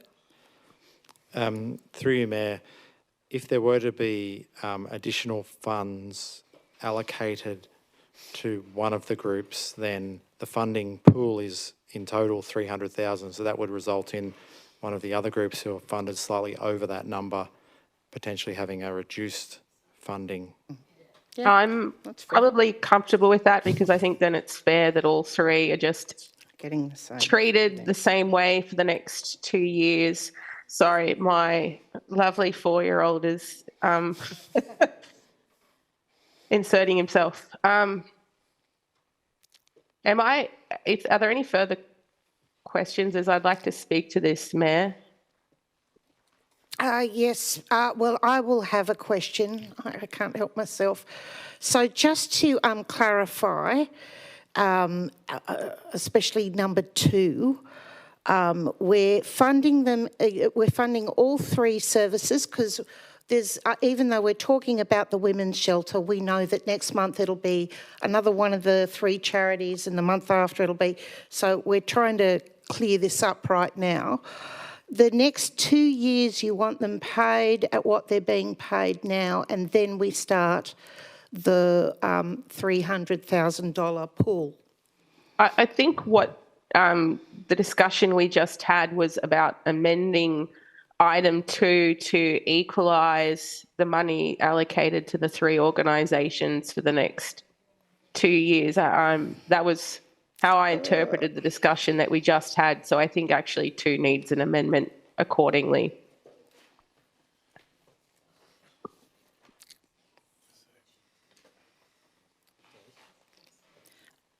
Would you be open to making it only 1 year? That was the whole purpose of my amended version. And I've been waiting to be able to actually speak to that. But all right. Can I just ask before it goes ahead? So I think Councillor Glanville's intention is that each organisation gets $100,000 for the remainder of 2 years. Is that correct? I think that reflects the discussion that we just had because I'm trying to messily... Because on the floor here, Councillor Glanville, there's some confusion, I think, on the intent. So if... My original intent was to just continue the status quo for 2 years, but I was hearing a concern that there's inequity between that. But if it's simpler, I'll just simply propose we continue the status quo for 2 years. Madam Mayor, would it be effective to resolve to be a committee of the whole to suspend the rules of debate and get through this? It's a really complex matter. Thank you, Councillor Beaujard, but no, I won't be going to a committee of the whole. I don't think we've had one since 1999. There you go. Bring back the old days. Okay, so Councillor Glanville, please, as the mover, go into debate. Thanks. There's a few things that I could say, and I think firstly, I do actually want to thank Councillor Bingham for her version. There's been many discussions between councillors about how to address this, and I think, in fairness to Councillor Bingham, she did take on board my desire to provide continuity by extending the existing funding, but I think where we've not landed is the length of time. Personally, I think it's quite Well, for a start, I think the Northern Beaches Women's Shelter does an amazing job. And every time in the last 4 odd years since this came to the chamber, I have been unable to kind of morally bring myself to the idea of cutting off their funding, given that I know that they turn away so many women every week. So the first point of extending the funding is in recognition of that work and the extreme need within the community to have domestic violence services. The second is a more pragmatic consideration, I think, talking to the organisations that we currently fund. Having long-term funding enables them to make long-term decisions like hiring, leasing, contracts. And so to me, having 2 years of funding locked in before we move to a grants program provides those organisations with long-term continuity in terms of their staffing arrangements, that we're not cutting them off overnight. I think also it reflects that it will take some time for staff to develop a new large grants program, and so it means that we have essentially continuous funding of these areas of need by continuing to fund our existing organisations we support before transitioning to a grants-based program. I'm glad to see that the idea of moving to a large grants program, because again, one of the concerns about previous ideas about moving to a smaller grants program was just the disproportion between the amount of work involved in making applications versus the amount of money, and again, the way that larger grants can enable organisations to hire staff to actually deliver better services and have more continuity. So I'd really encourage the councillors to adopt that 2 further years.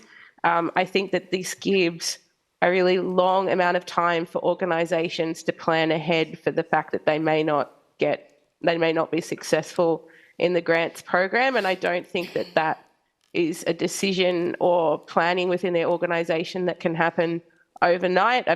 We've seen the great work that organisations like Local Kind have done to increase their fundraising capacity, but I don't think that we can rip the Band-Aid overnight and expect them to be able to continue services without that amount of notice to try and find a stable financial footing. So again, I just wanted to reiterate that I think the Northern Beaches Women's Shelter does a great job, and that I've been really personally moved by the presentation that we've been given and the videos that we were shown speaking with the women who've benefited from their services and the service outreach service that they've been able to deliver through council's funding, meaning that people have had a softer landing from leaving the shelter back into the community. They've had outreach in a way that isn't being funded by other government services. So I'll keep it at that in the interest of time, but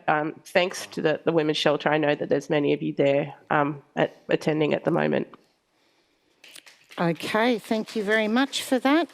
Councillor Hernjack, then Councillor DeLuca, Councillor Robins, Councillor Causey. No, not yet. Sorry. Councillor Bingham has had her light on, and I just didn't realise because she's sitting next to me. So, Councillor Bingham. This is always very emotional discussion, and this is why I wanted to have a grant program, because as councillors we have this sort of discussion every single year, and we delay it and we delay it and we delay it. With respect to Councillor Glanville, we're not ripping off the Band-Aid overnight. We have constantly been discussing this.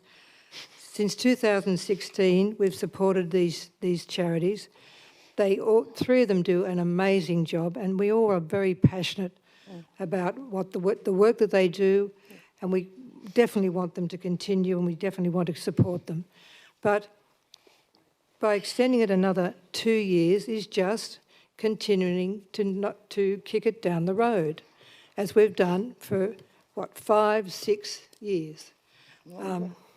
So I really encourage councillors to bite the bullet and make a decision. I think we should definitely extend them for another year. I rang the 3 charities today and spoke to all 3 and told them that there was a possibility of this coming up. They all accepted, they graciously accepted that this is inevitable, and they were appreciative of possibly another 12 months. But they recognise that as councillors, we just can't continue along these lines. And really, that's the reason why we have to have a panel of experts. It's not fair to expect councillors to make these type of decisions. We can't, because we're so passionate about all these charities, and we all have our favourites, let's face it. So I really encourage the councillors to go back to the original motion, where we extend it for a year. And we've already, I mean, the charities thought it was going to be the end of this year anyway. We're giving them another year and give the staff time to work out exactly how this new grant program should be operated. Okay, I take that as an against. Councillor Hernjack. Thanks, Mayor. And Councillor Glanville has raised most of the points. I just wanted to add that a 2-year amendment would provide certainty for these organisations to continue their current operations and retain the staff they currently employ with our funding support. It'll give them much needed breathing space to transfer to a grant pool that will soon open.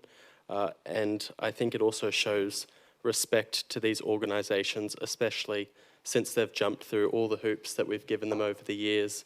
I think it's only fair that we give them the support they need as we wind down the current method.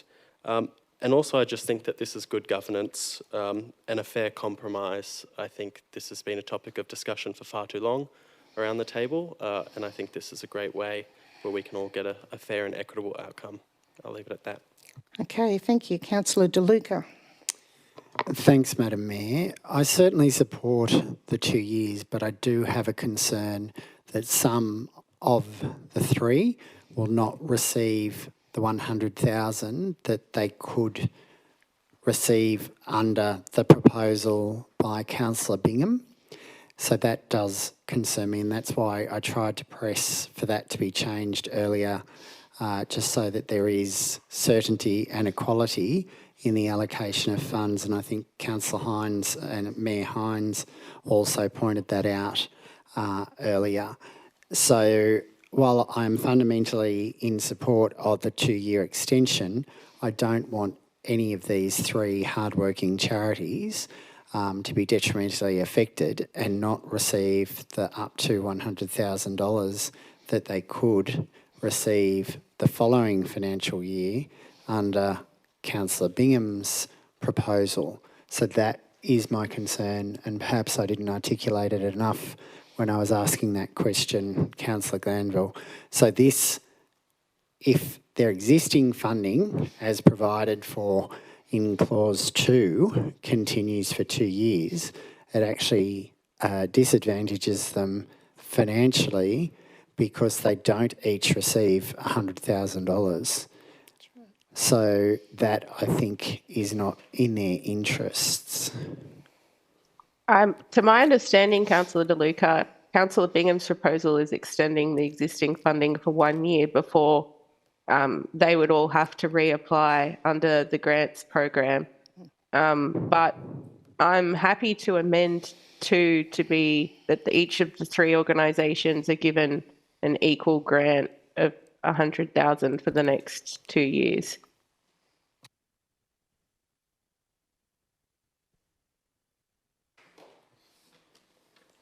I do think that's fairer, and I thank Councillor Glanville. We should just check that if the budget allocation has allowed for that, because she's on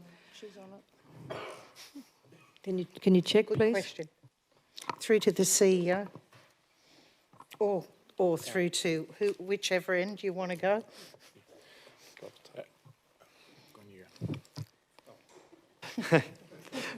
Thank you, Mayor. Councillors, in preparation of the draft budget for the 26-27 year, provision was identified for funding at the existing levels, plus CPI. That leaves council short approximately $15,000 in total if all three organisations were to be identified for $100,000 of funding. So council would need to look at other opportunities for finding those All right. funds. I would then say 3 grants of 95,000 to solve that problem.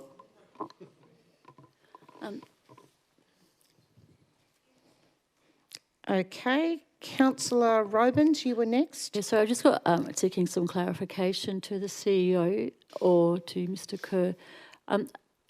Without an EOI process, is it an equitable thing for us to, through the recommendation, support the allocation of funds? Does that make sense? Through you, Mayor, that ultimately is a matter for yourselves as the elected body. Okay, Councillor Causey. Yes, thank you.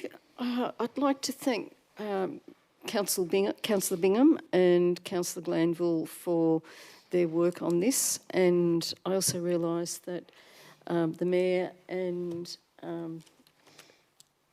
Councillor Harvey played a part as well. Personally, I would like to see the grants continue at the same level for 3 years and then introduce the new governance provisions or new way of allocating these grants. I think the issue is that we know the women's shelter, for example, is extremely effective, but they're still turning away hundreds of women every year. So for 2023, it was 300 women. 2024, 397. 2025, 573. So the need is increasing despite the fact that they are increasing the work that they're doing. So, but unfortunately I have the impression that councillors are not wanting to go for 3 years, so I'm happy to go with 2 years, but I do feel quite strongly that that's a compromise, and all three organisations are working in very difficult conditions at the moment with the level of domestic violence, homelessness, and isolation and mental health problems with young people in the community. So I really don't want to see the work that's being done disrupted. And so, yeah, I will be supporting this motion, the amendment for that reason. Okay, anybody else? Sorry, Madam Mayor, clarification question. Can staff just let us know how much this financial year for each of the three organisations they're being funded for? I'm just interested in the delta for all three. Through you, Mayor, I was just working that out. Local Kind currently receive $106,000 approximately. Beaches Youth Hub receive $72,000 in the current financial year. And the Women's Shelter Women's gets Shelter, which is 72,301.65. Sorry, apologies, councillors. It's Northern Beaches Women's Shelter received 72,301. Beaches Youth Hub receive 98,759. That's right. So we will be reducing, under this proposal, we're reducing funding for Local Kind and the Beach Youth Hub, correct? No. Slightly for Beaches Youth Hub at 95,000. Okay, 95. Approximately 11,000 for Local Kind. An increase of 23,000 for the Women's Shelter. Thank you. It should be 100, doesn't it? You see the dilemma, don't you? Okay, councillors, Councillor Glanville, do you have any final thoughts? Councillor Hernjack, before we put this to the vote? No? All right, so we're voting on this amendment. Well, this is just amendment, so if this doesn't go through, we go back to the original one. Okay, all those in favour? Councillor Singh, Councillor DeLuca, Councillor Causey, Councillor Harvey, Councillor Hernjack. All those against? Councillor Bingham, Councillor Giltnan, Councillor Robins, Councillor Dillon, Councillor Beaujard, Councillor Williams and myself, and Councillor Glanville. Was your hand up earlier or below? Sorry, I didn't look at the screen mine was again. obviously a 4. Sorry, that's a Okay. legacy hand. Yep, sorry. I looked at you last. Okay, declare that lost. We go back to the original motion.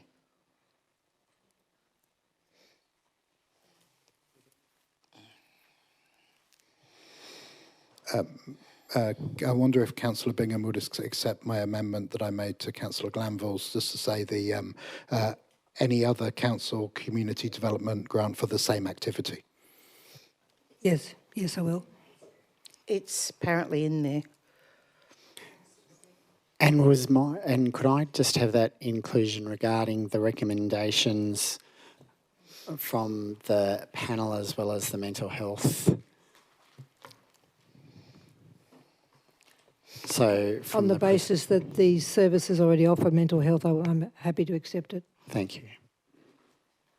I think there were a couple of other amendments. The clarification in line 5 that it's 100,000 every year, indexed by CPI for 3 years. I think we decided to take.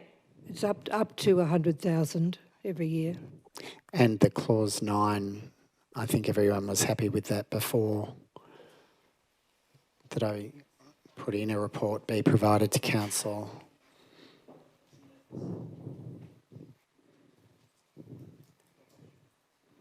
As long as we don't have to vote on that report and note it.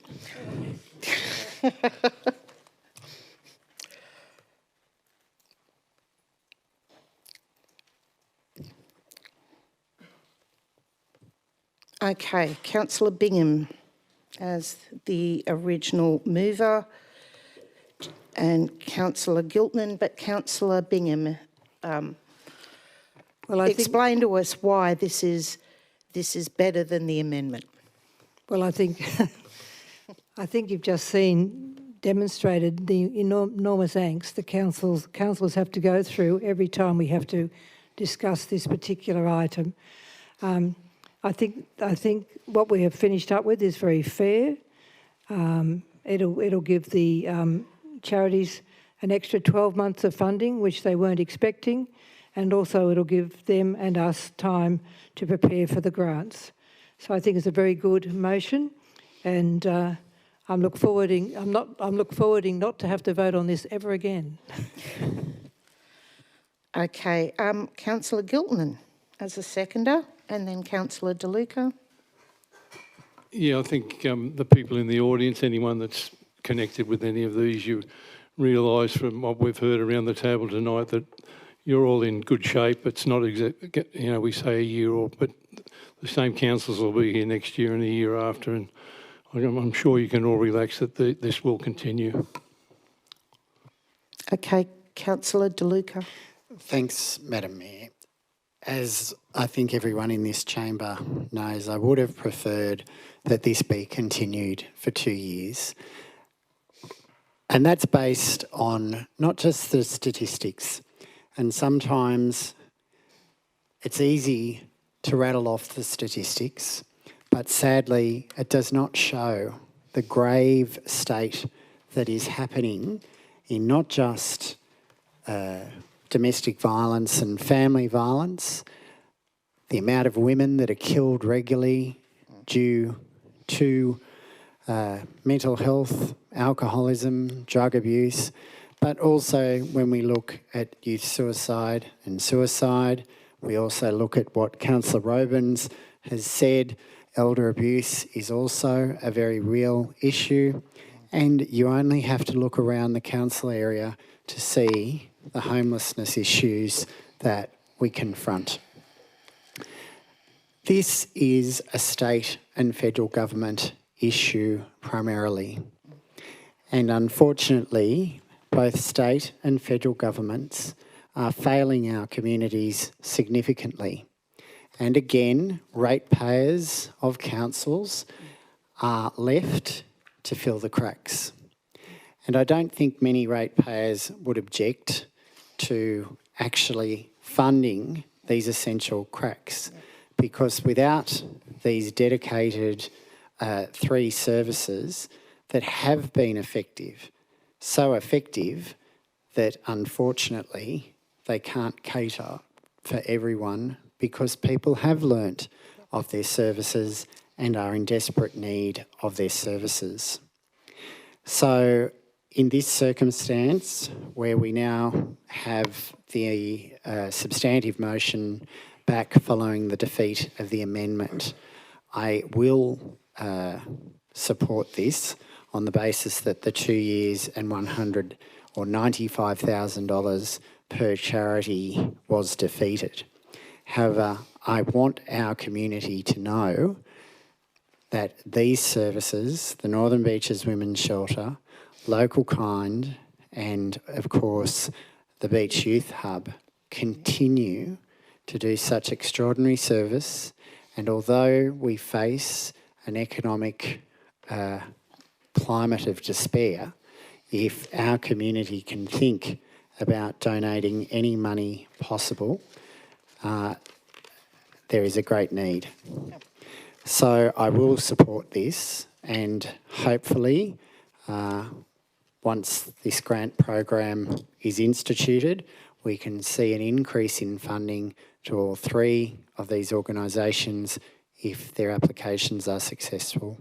But I just don't want anyone to think that these organisations are not valued and that there is a desperate need for them. And I thank them for their outstanding service, and I think we as a community need to get behind them as much as possible. Well said, Councillor De Luca. And with that, we'll put that to the vote. I think, yet again, we're all in furious agreement how valuable these services are.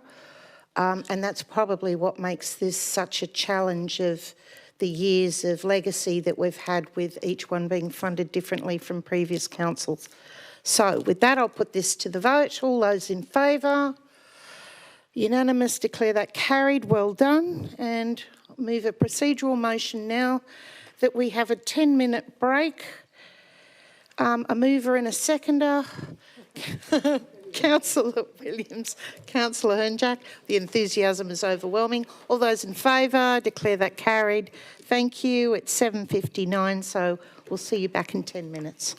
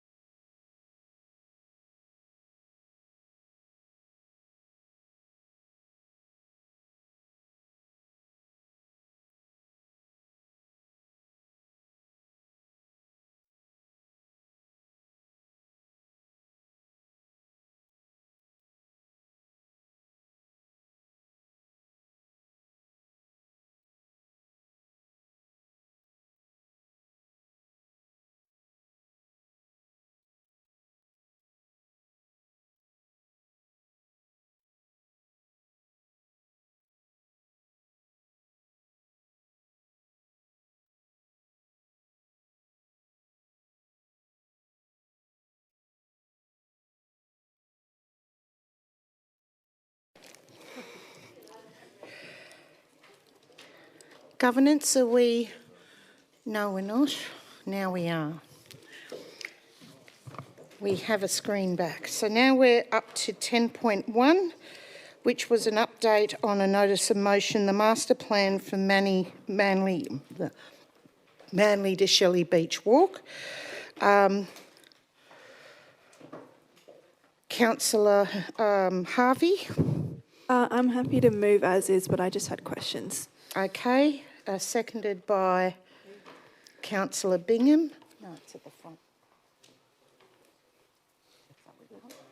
Yep, seconded by Councillor Bingham.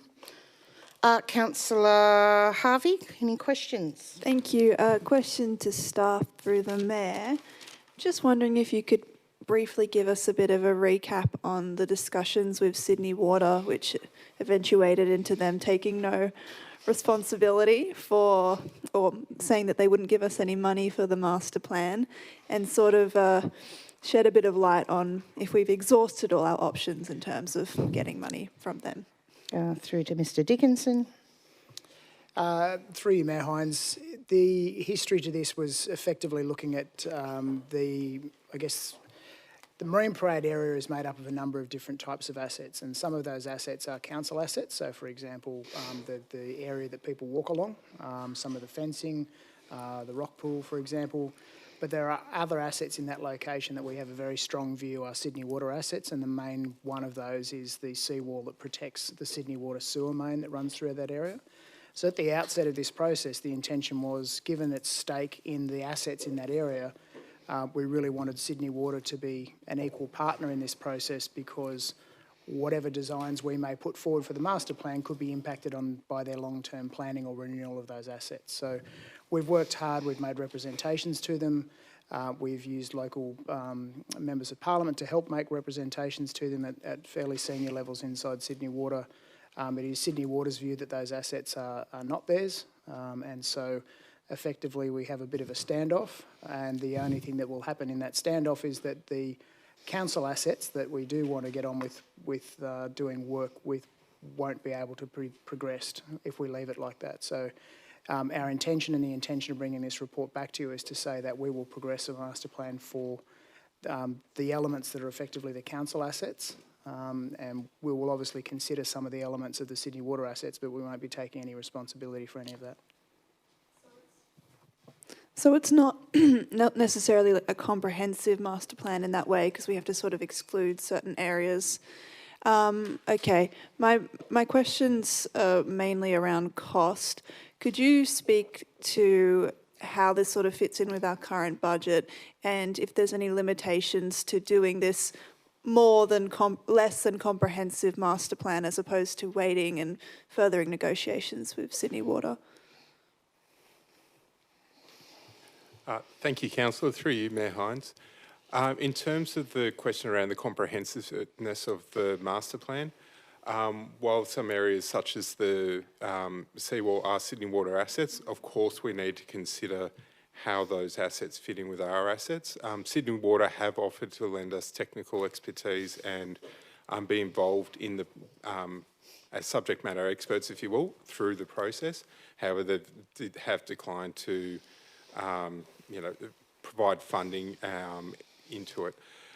In terms of the other elements of the master plan, while we an internally project managed master plan, we will seek to engage where necessary technical expertise to help us inform some of the actions, particularly around geotechnical and potentially coastal erosion and coastal protection. I guess my question is, do we have the necessary resources already allocated for that in the budget, or do we need to find more funding to make that happen? Through you, Mayor Hines, we're proposing to allocate $100,000 for this purpose in the draft delivery program that I believe will come to Council for consideration in April. Okay, thank you. Thank you. I was wondering if there was potential to apply for grants to help with the funding of this project, and if we had considered that, thinking perhaps state tourism grants, environmental grants.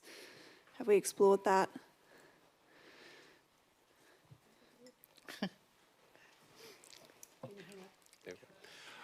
Through you, Mayor Hines, yes, we'll explore grant opportunities to help fund the project.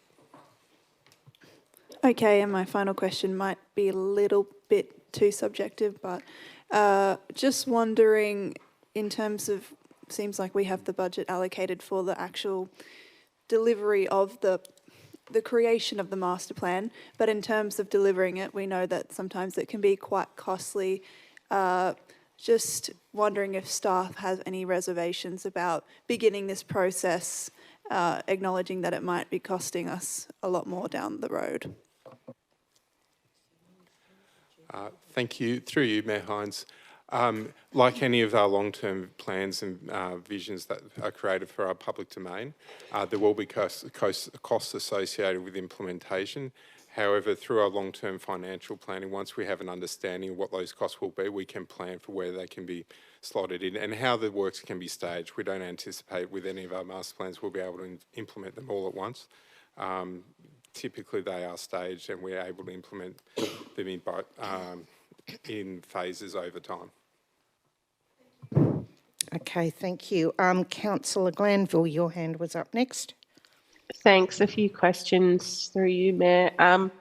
Firstly, noting that there's some disputed liability over the land, just to sort of aerate, does carrying out a master plan mean that we are accepting liability that has to date been disputed over who owns things?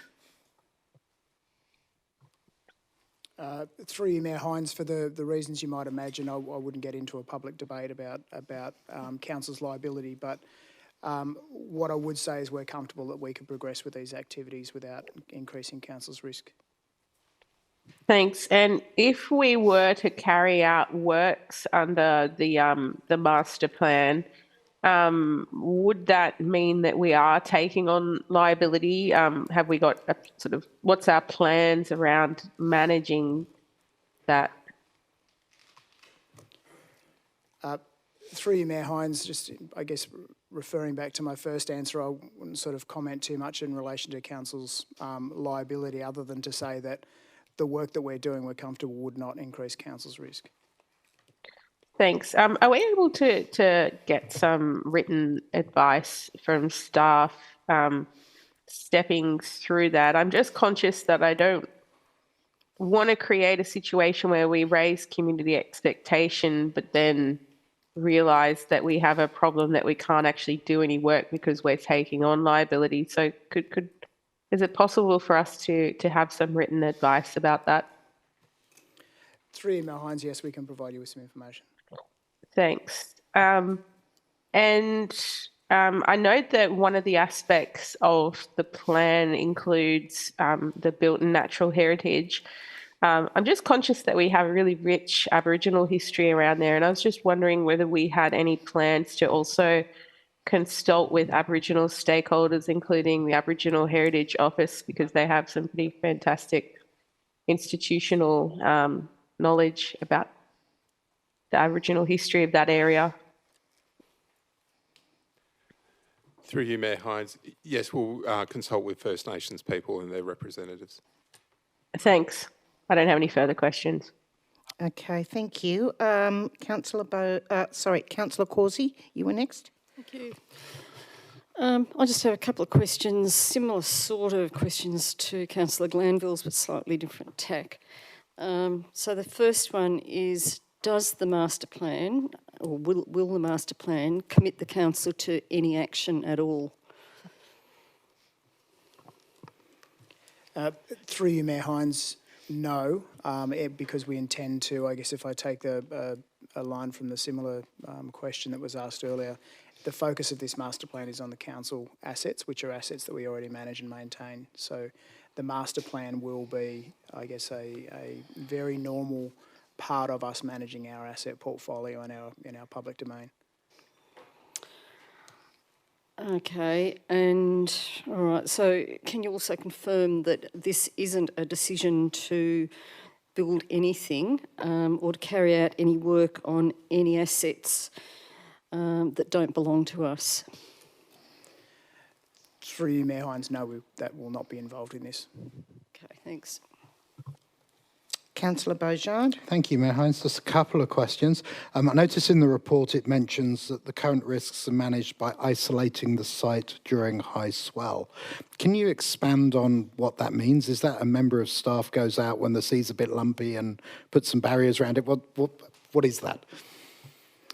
Through you, Mayor Hines, what we've been doing for a number of years now is we have an early warning system that we've got set up with the I think it's the Water Research Laboratory at the University of New South Wales, which gives us an indication of when there's likely to be overtopping of the seawall in a way that might be a little bit dangerous to pedestrians. When that trigger is set, we then go and deploy, close the parade off, that section of Marine Parade off, and install signage for community safety.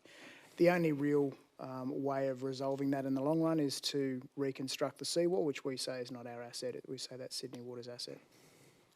And would you have an idea, thank you for the answer, and through you, Madam Mayor, would you have an idea of the cost of that ongoing ad hoc management? Through you, Mayor Hines, not off the top of my head, but I think it's largely at this stage, the initial cost was all involved in the setup. The ongoing cost is relatively modest because it's handled within staff resources and staff hours, but there was a sum of money involved in doing the original setup and the creation of the gates to manage that risk. Cool. And my understanding from your former answer is if you manage to do an engineered solution, that's not going to stop the fact we have to block it off when the seawall's overtopped. Through you, Mayor Hines, it depends very much on the style and the form of the coastal protection work. So, for example, if it was designed to reduce overtopping to a safe level, for example, we may be able to remove the requirements for the gates and the signs, but that all depends fundamentally on the design of that asset, which we say, again, is not ours. Okay, and my understanding is that you're allocating 100K next year, as what we said to one of the questions earlier. Is a master plan a necessity for, my assumption is it's going to cost more than that. That's just a guesstimate. Is a master plan a prerequisite to getting external grant funding, or can we be applying now? Through you, Mayor Hines, a master plan isn't necessarily a prerequisite, but it does greatly aid in applying for grants. Thank you. No more questions. Anybody else for questions? Oh, Councillor Causey, you have already asked some questions. I've asked some, but I just want to ask one more. I just want to clarify this finally. It seems to me that Sydney Water is, what we're saying, they're refusing to come to the party, basically.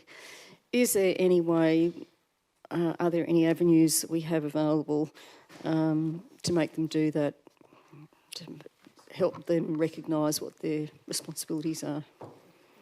Through you, Mayor Hines, not to my knowledge, no. I think we've exhausted as many of those opportunities as we can, unfortunately. I will add, and I think to Mr Smith's point, Sydney Water is proposing to provide in-kind resources, but just not financial contribution to the master plan, and certainly nothing beyond that. Okay, with that, we'll put this to the vote.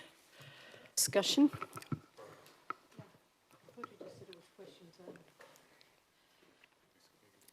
Okay, we're in debate. Thank you. 2 for, 2 against. Let's get it done. Okay, so look, I actually do have concerns about this project, simply because Sydney Water is basically refusing to acknowledge its responsibility for its property. This site is likely to be damaged repeatedly in coming years, and my concern is if we carry out work on it, then it's effectively us taking responsibility for the site, and that we are potentially then going to be liable to carry out repairs repeatedly into the future, which could cost us a fortune. So, yes, I acknowledge that we say that this isn't going to commit us to any work, but it's going to cost us money to put the master plan together. So, yeah, I'm afraid I'm not going to vote for it. Okay, thank you. You're voting against. Madam Mayor, just before we continue, can we just take note of Mr Smith's advice that when we're talking about liability, we don't want to be admitting or rejecting, and I think it might be prudent that if we do have concerns in that regard and I think, very reasonable statements that you just made, that we either go into confidential session or we defer the matter to the next meeting so that you can get the advice that you need and some certainty.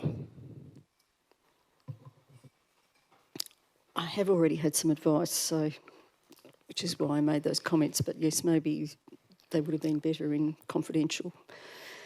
There's more I could say on the topic, but I won't. Okay, thank you. Councillor Harvey, since you were the mover, do you have anything to add to debate, for or against? I would just say it seems like, a plan of management, a master plan is necessary for every space that we have on the beaches, but similar to Councillor Causey, I have serious reservations. I think it's deeply disappointing that we have an ongoing sort of custody battle with Sydney Water about some of these assets, and I wish that we would defer this matter until we could receive some more information from staff, which is not really allowed at the moment. It could be an amendment. Yeah, I'm sorry, I'm not really for again. Amend it for, but we can't amend it for a briefing because there's no briefing. So I think we can receive written advice from staff. You can defer it to the next meeting and ask questions for responses that we can all read, if you like. all right. Well, how about an amendment to defer it to the next meeting? But what's the point? Discuss all these things again. I know. Can I Just speak? stay calm. Stay calm. Sorry, Candy. Yeah. For Councillor someone Bingham. who's voted on this 1,000 times, I can get the frustration. Well, yeah. Yep. I'd love to hear what Councillor Bingham has to say on the matter. You're going to hear it very shortly.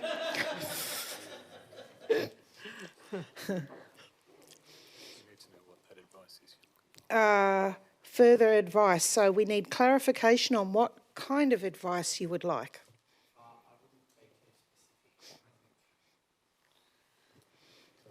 Can we agree on some wording, what type of advice, so we can... put Advice on the liability, council's, the disputed liability between Sydney Water and council as to part of the assets in this location.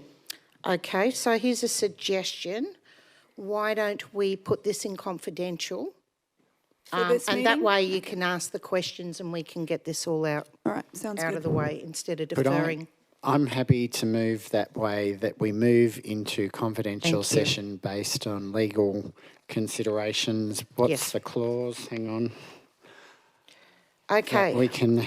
All those in favour of moving it to confidential At this meeting? Or? at this meeting, let's get it done. It looks like it's unanimous. Thank you very much. And All could right. we perhaps defer it to the end of the meeting so we Yes. continue with the business? So I'll move a procedural motion, if you're happy with that, Councillor Harvey, that we move it to confidential session at the end of the meeting. Okay, so I'll move that as a procedural motion. There we go. Excellent. So, point Okay. of clarification, Madam Mayor, can we defer an item once we've started debating it?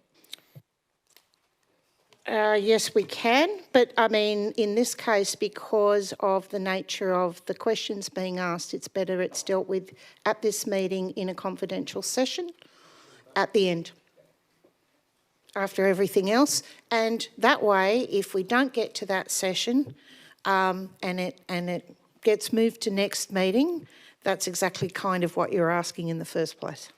There we go. It's a win for everybody.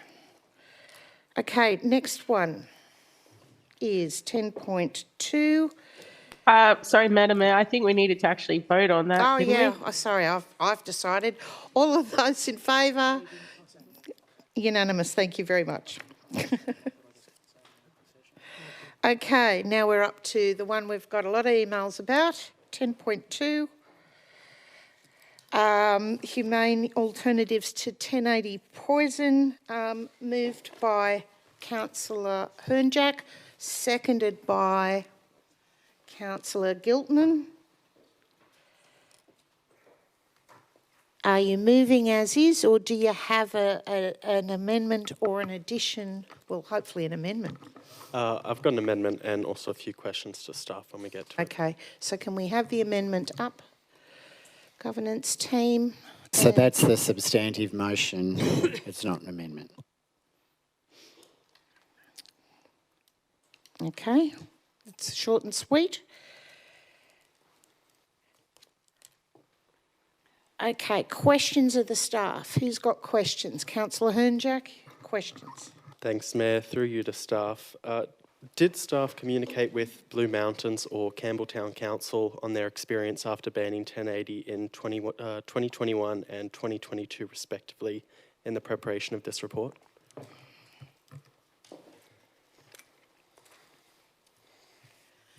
Okay, Councillor Dillon, you can take your light off. Councillor Mr Dickinson. Through you, Mayor Hines, off the top of my head, I can't recall precisely which individuals and stakeholders were consulted in regards to the report. I think where possible, the report tried to reference original information from various, authorities on the subject. Thank you. And so I suppose just off the top of your head, have you, in your position, heard of any concerns from either of those councils since they've banned 1080 through the grapevine, so to speak? I have not, through you, Mayor Hines. Personally, I have not, but I would defer to the advice of my team in relation to that, because they have a much more practical interaction with those councils. Thank you. Since inception, has council ever conducted joint 1080 baiting with National Parks and Wildlife? Through you, Mayor Hines, I believe that is the case, yes. Would it be fair to say that national parks have historically preferred to perform their own pest management rather than conduct joint operations with council? And would it also be fair to say that that would likely remain the case for the foreseeable future? Through you, Mayor Hines, my recollection is that the two agencies work quite well together, unless there's some other information that you have that I would need to come back to you if you have more detailed information, but I'm not aware that they don't work well together in that regard. Yep. Is there any reasonable concern with council causing any friction with the state government should it choose to ban 1080 in its operations? Through you, Mayor Hines, I think whether or not there's friction to a large extent is somewhat irrelevant. The issue for council is whether or not it's managing its biosecurity risks properly. So whether there's friction or otherwise, ultimately it's a matter for council to decide whether or not it's satisfying its biosecurity obligations. Thank you, and I've got that as a question here. Would there be any impact on council's current operations under the Biosecurity Act if we were to ban 1080?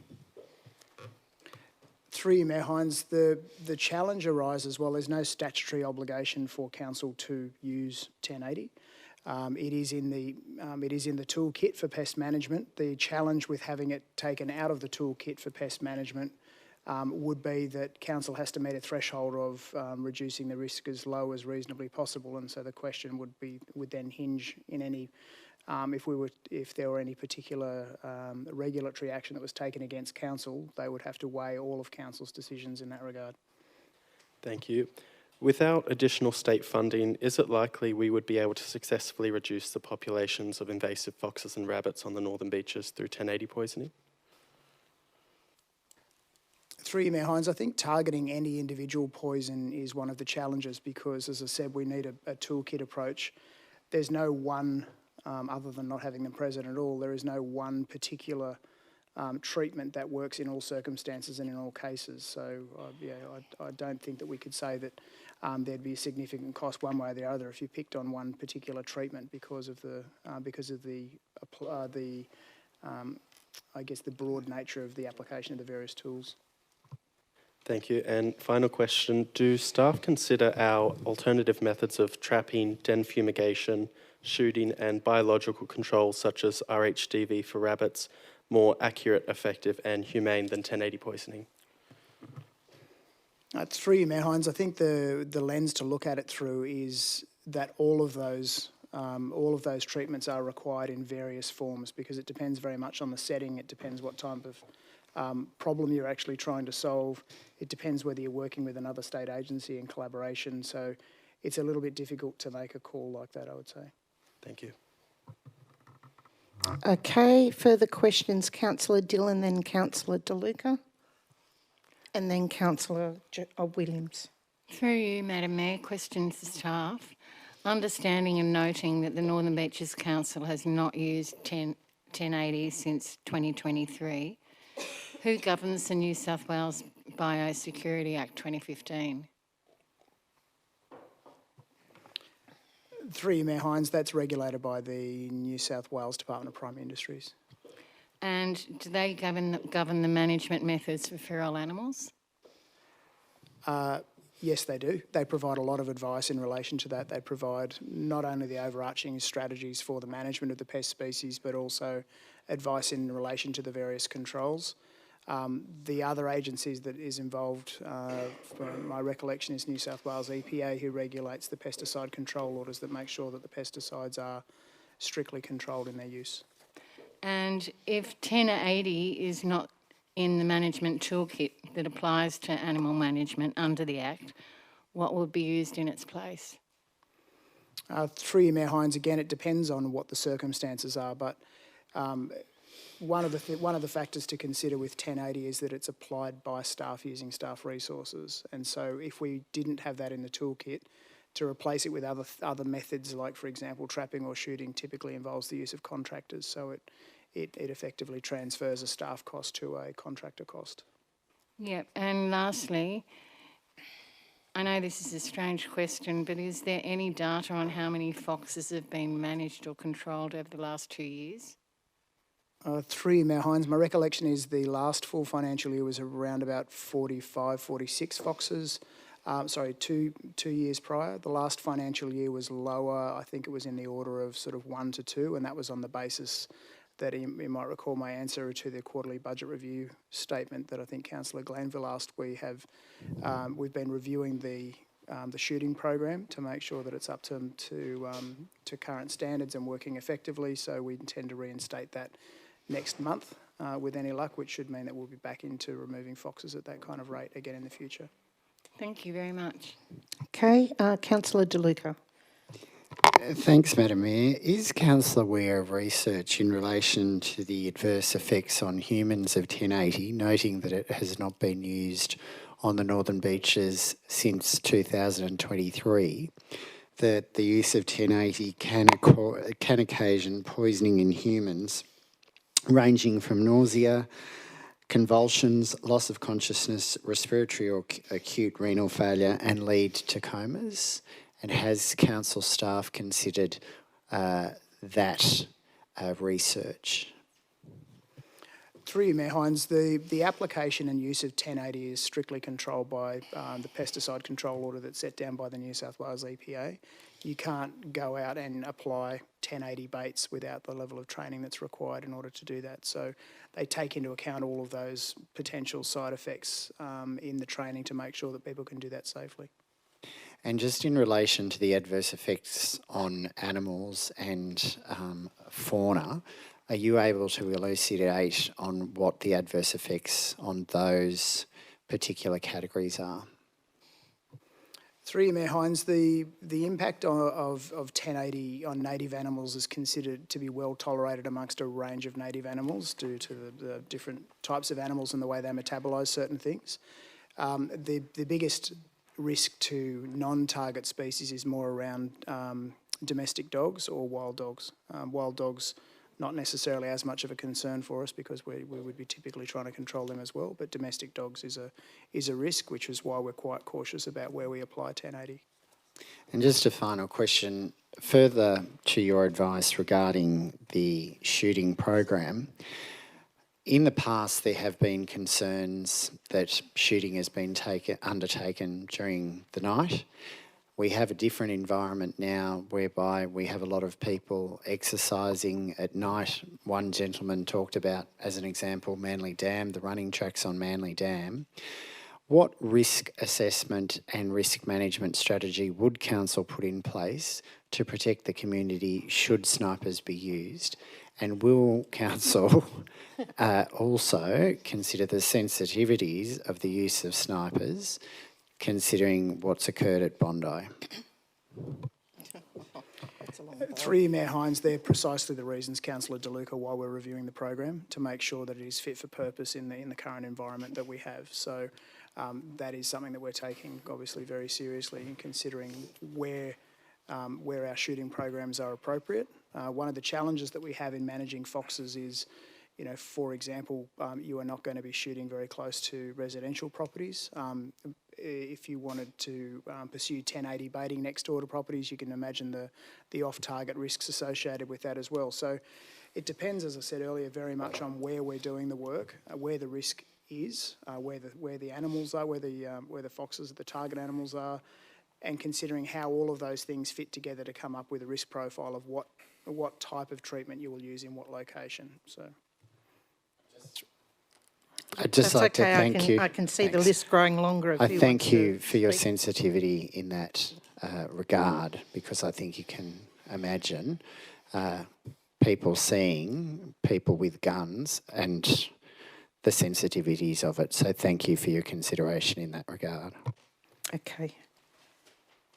By the way, here's a little tidbit for those that may not be aware. We've been shooting, or people have been shooting on council's behalf for ages.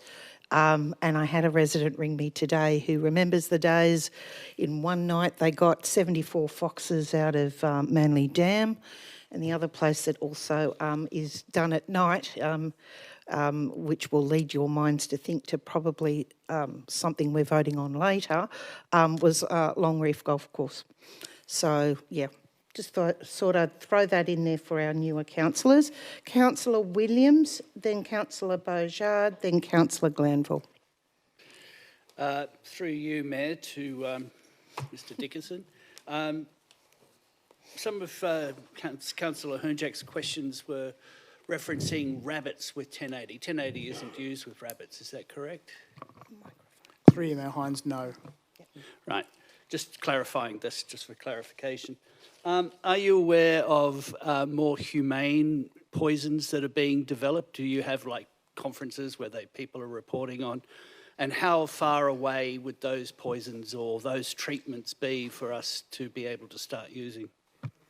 Through you, Mayor Hines, it's a good question, and it is an area of, I guess, concern for the pest species industry. They are people who are caring for the wildlife of animals, not just those that are the target species, but sorry, not those that are the native animals that we're trying to manage, but also the humane treatment of the target animals themselves. So the team are constantly looking for those sorts of things, and I think you have seen that we haven't applied 1080, for example, in the last couple of years because they will only use it judiciously where they can. So they're well connected with the various networks around pest species control. There are a lot of new technologies and trials that are being done, and they will continue to stay abreast of those, and well, I'm sure would gladly choose the most humane method as long as it is effective. Just a follow-up question. Do we use 1080 on cats? I understand there are some cat colonies in the bush. Through you, Mayor Hines, not to my knowledge. Should we? Okay, well, that's a contemplation question, not for one for staff to answer. Okay, Councillor Beaujard. Thank you, Mayor Hines. Through you to staff. Do you have any plans to use 1080 baiting in the next 91 days? Through you, Mayor Hines, not to my knowledge.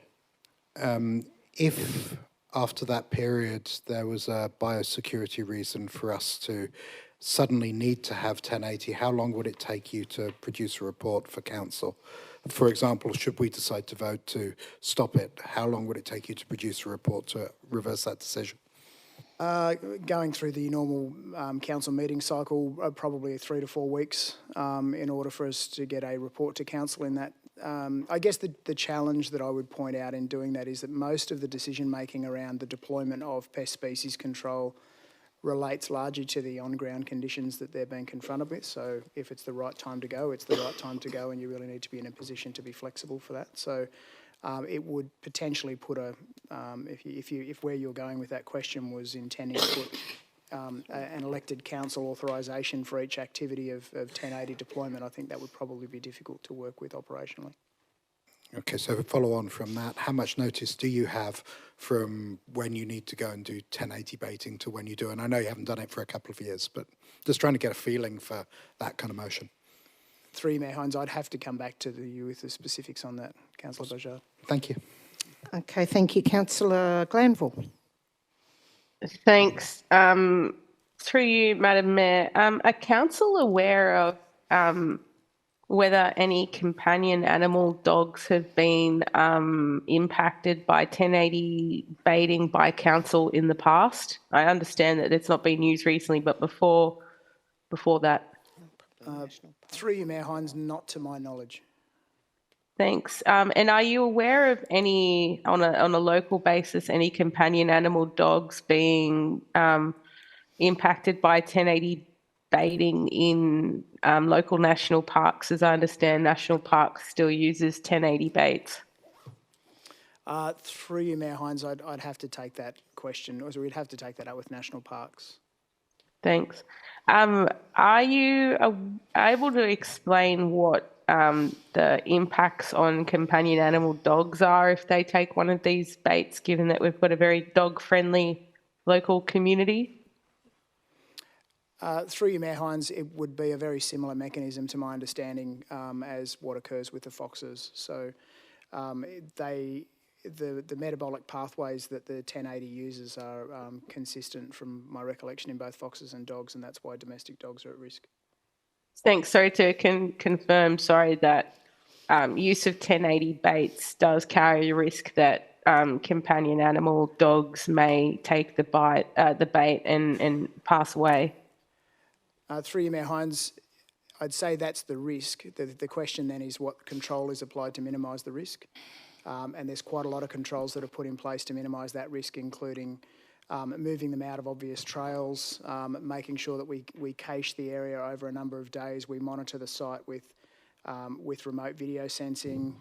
We also close reserves to make sure that they're well signposted and no longer accessible to people who want to take dogs. So again, it's back to that concept of lowering the risk to as reasonably practical, and we think we do that on the rare occasions when we use 1080. Thanks. Okay, if there's no more questions, as the mover, Councillor Hernjack. Thanks, Mayor. I'll speak to the substantive motion, which I feel should be entirely uncontroversial. Council, as we know, haven't used 1080 since 2023. National Parks and Wildlife tend to not work with us at all to do joint baiting operations with 1080, and for that reason it's likely that there won't be any friction between council and the state government if we were to choose to ban 1080. So the question before us is simple, and if we already don't use 1080, why not make that commitment explicit, transparent and permanent going forward? Sodium fluoroacetate, or 1080, is not a targeted control method. It does not distinguish between a fox, a bandicoot, a goanna, a companion animal, or a raptor that scavenges a poisoned carcass. It is an indiscriminate, broad-based toxin that causes convulsions, vomiting, cardiac distress, and hours of prolonged suffering before death. In this day and age, we cannot continue to allow the use of a chemical that is banned in most of the world and recognised as inhumane by leading vet and animal welfare bodies. Staff have confirmed that Council has effective, humane alternative methods which they prefer to use. Our integrated pest management approach includes trapping, den fumigation, shooting, and biological controls such as RHDV for rabbits. These tools, which we already use, are targeted, controllable, and consistent with our obligations under the Biosecurity Act. A ban on 1080 does not remove our ability to manage our invasive species. It simply removes the least humane, least publicly acceptable option. Every councillor would have received a number of emails from local residents on this issue, those of course being before the deluge that we received yesterday. These residents are deeply concerned about the risk to pets, native wildlife, and children who use our bushland reserves. By adopting a clear prohibition, we provide certainty, we demonstrate that we are listening, and we align our policy with the values of a community that expects humane, science-based environmental management. Banning 1080 would also reduce potential future risks to council, removing the chances of accidental poisoning of domestic and companion animals, secondary poisoning of native species, signage or notification processes failing, and public backlash and loss of trust. Councillors, this amendment does not require new funding. It does not constrain staff from meeting their biosecurity obligations. It does not undermine regional programs because we are not participating in 1080 baiting anyway, and national parks do not collaborate with us on it. We all agree and understand that invasive species need to be managed as effectively as possible. We should also be able to agree that animals should not suffer unnecessarily due to toxic, outdated 1080 poison. We have a staff report in front of us outlining that there are more effective, advanced and humane methods to manage these species. I think it's also important to remember that these animals have done nothing wrong. They were introduced by humans, have no idea that they're not where they should be, and as a result, pay the ultimate price for simply existing. They deserve dignity and a humane death, and I feel it's the least that we can give them. Blue Mountains and Campbelltown Council successfully banned 1080 in 2021 and 2022. Since then, they have not reported any negative outcomes and used modern, humane and effective alternative methods similar to ours. Northern Beaches Council should lead with humane, modern and evidence-based pest control to effectively manage and protect our local environment. Tonight, we have an opportunity to align our policy with our practice and take a stand for humane environmental stewardship. I would urge you all to support this substantive motion. Thank you. Okay. As a seconder, Councillor Giltman, and don't worry everyone, I do have the list of you all to speak afterwards. I don't know if all the councillors saw what I saw this afternoon on my phone. I think some of you would have, where a lady, a 6-year-old dog, had taken this 1080 and she described from the moment it took it to the death, that it was just unbelievable to hear what she had to say, what the dog did before it eventually died. And I've seen suffering from animals that have been poisoned. There's a lot of terrible deaths, but there's not too many worse than poisoning. Not just 1080, but any poisoning. I mean, I am an animal lover, yes, but for me, like as the Mayor was just saying with on the golf course and killing all those foxes with a marksman, I mean, if they can get a quick death, I mean, I don't like that either, but, you know, I know they have to be controlled. But poisoning is just, to me, it's just the last card in the deck, and I support Ethan's motion most admirably to get rid of this 1080 at least. Okay, thank you, Councillor Giltman. Councillor Grattan, I have you down as next, and then Councillor DeLuca. I was just going to foreshadow the original motion in case we needed to. I guess I'll just foreshadow it and come to that. All right, Councillor DeLuca. Thanks, Madam Mayor. I speak in favour of the motion because we have heard the dreadful experience that an animal goes through when it is poisoned, and it is absolutely horrendous. However, we also need to look at what the research shows in relation to what this poison can do to humans. And there has been, and I think it's important to put it on the record, extensive research, and as confirmed, it causes nausea, convulsions, loss of consciousness, respiratory or acute renal failure, and can lead to comas. So I think this council is acting in the public interest if it does actually ban this poison. In relation to an emergency situation, if council had no other option as part of its suite of preventative or actionable poisons and other alternatives, this council can call, the Mayor can call an extraordinary meeting at any time. Or councillors can requisition an extraordinary meeting at any time. And that is clear in the Code of Meeting Practice. So if there was an urgency to reconsider this issue based on this resolution, it could be done effectively and efficiently in a timely manner. So I would remind all councillors of that. We have to look at other areas, and I think Mr. Director of Environment would be aware, as well as Mr. Smith, the Manager of Reserves. Constantly, we have people complaining about foxes attacking people or taking their picnic lunches or dinners, and particularly in the areas, like you said, of Long Reef. I have submitted councillor requests regarding practically every headland and every bush area, particularly DY Headland, North Coco Headland, North Coco Car Park, Freshwater.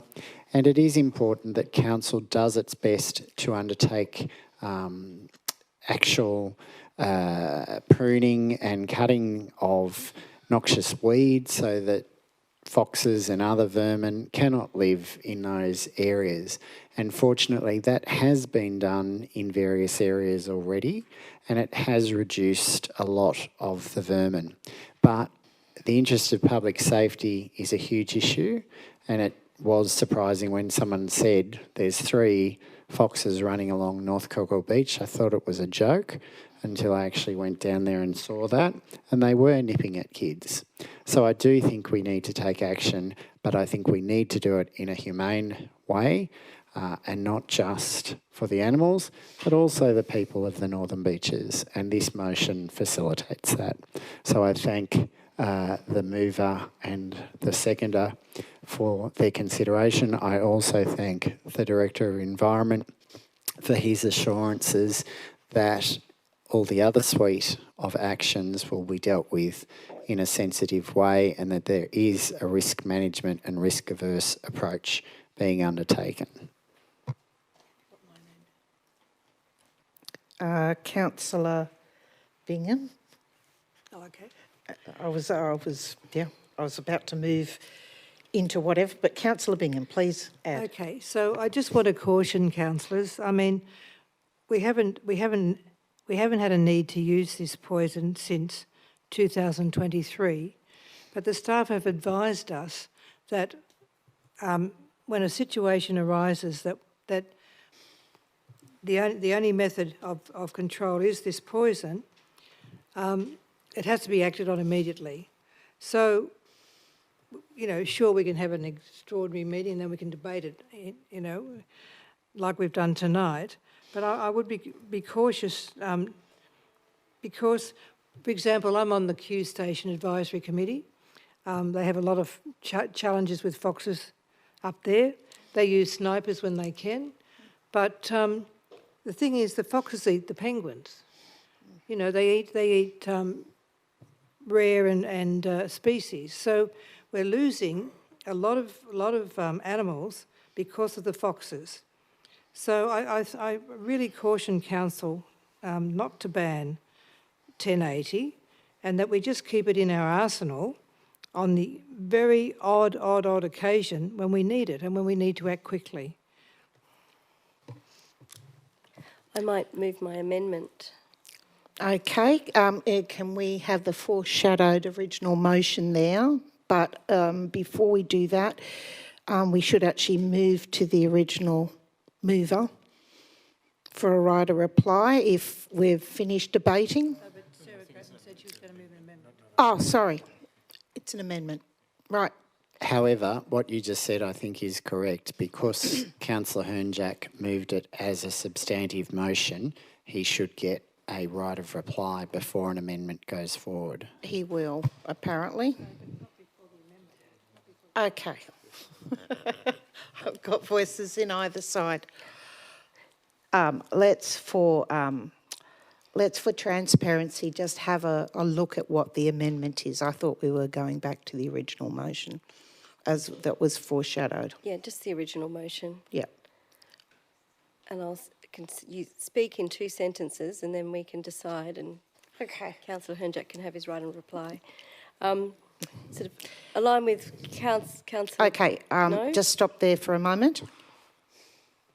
So Councillor Grattan said she wants an amendment to the substantive. Yes. Not the foreshadowed from the original. So just to clarify, as an amendment to... I foreshadowed it and now I was moving. Yeah, so, yeah, you can't do foreshadowed right at this moment.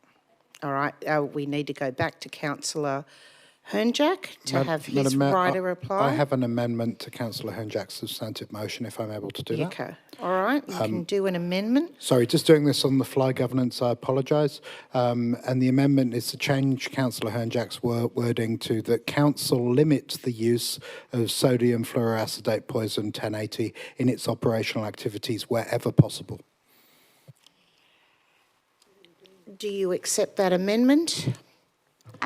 I thank Councillor Beauchard for that, but I think I'm quite intent on us considering a ban, but I would be willing to support that as a subsequent amendment if it was foreshadowed. Yes. We can have two foreshadowed amendments. That's always, I've been there, done that. Okay, all right. Okay, so we're up to the amendment now? We've gone off track. This is... Do you want to change it to a foreshadow? Yep, now we've Madam Mayor, I voted the might amendment. foreshadow that amendment to allow voting on the substantive motion first.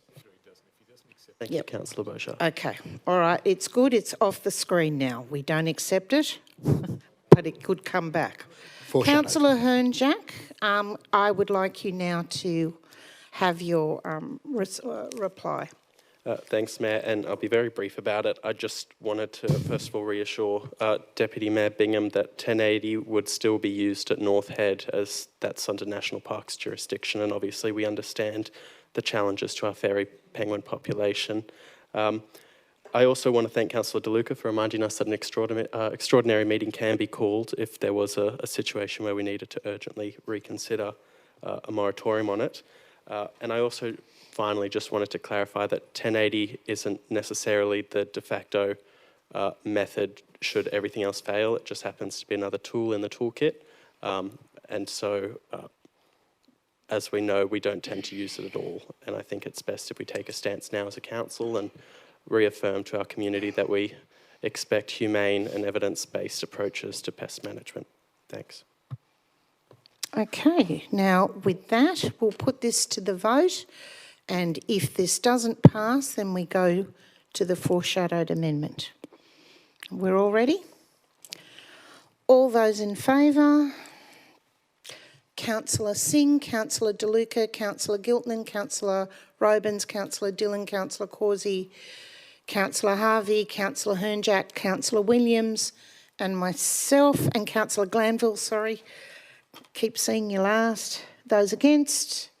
Councillor Bingham, Councillor Beauchard and Councillor Grattan. Declare that carried. Well done. Okay. Okay, next one is 11.1, moved by Councillor Robins on the And 1 to 9 seconded. Wilson Avenue, 7 to 14 Wilga Street and 212 to 222 Powderworks Road, all those roads around Ingleside, seconded by Councillor De Luca. Okay, Councillor Robins, do you have questions? I do indeed. Through you, Mayor, to Mr Farrington. Just as questions, yep. Yeah. We received this afternoon an email from Mirvac requesting a deferral of this report this afternoon. Could you just speak us through what they actually asked for and the impact to the recommendation if Council decides to go with that, to agree to their requests, please?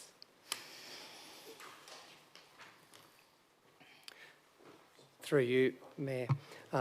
The officers received a request from the proponent earlier today requesting that Council consider deferring the matter to enable them to address the concerns raised in the officers' report. In relation to that, that is a matter for the Council to consider on the night. However, I'd say to councillors that as part of the assessment of the planning proposal, council officers met with the proponent after the exhibition period outlined the concerns as have been outlined in the council officer's report to the proponent and invited the proponent to withdraw the planning proposal to address those matters. We follow that up with written correspondence to the proponent, and in reply to that, the proponent requested that council continue to evaluate the planning proposal as submitted.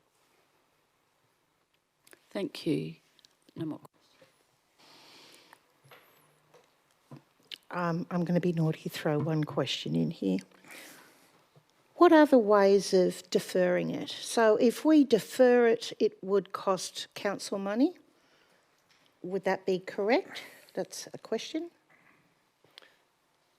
Mayor, in response to that question, I can only say that it depends on the grounds for deferral. Okay, thank you. Councillor Beaujard, question? Thank you, Mayor. Yes, number of questions if I could. The recommendation from staff is not to support the proposal. If they could, through you, Mayor, possibly summarise the specific inconsistencies with the shelter-in-place bushfire strategy proposed by the proponent versus the RFS requirements. Through you, Mayor. Planning proposals and development applications that are affected by bushfire-prone land are required to be assessed against the New South Wales RFS Planning for Bushfire Protection Guidelines. A key component of those guidelines is to ensure that development demonstrates and prioritises safe and efficient evacuation from the development. In relation to this development, the officer's recommendation is that it does not address that particular key concern. The road network is not efficient to enable safe evacuation. The planning proposal before you tonight, councillors, recognises the limitations of the road network, and it proposes an alternative strategy, which is shelter in place, which relies on the development either through the built form of the houses or through other mechanisms such as asset protection zones or maintenance to protect those residents in the case of a bushfire in remaining within the premises. Cool, thank you. And I feel a little Groundhog Day. We seem to get proposals that come out in front of us, and I know with one earlier in my ward, we said no, and they wandered off to a state planning panel and got their gateway determination through. My understanding was in that case, there weren't really planning reasons why that should be denied by the state panel. Well, my feeling here is there are real planning reasons that may be denied or altered by a state panel. My question is, and I know you can't speak for others, but my question is, if we were to say no today, is there a risk that they could seek another body and have their determination approved by someone else?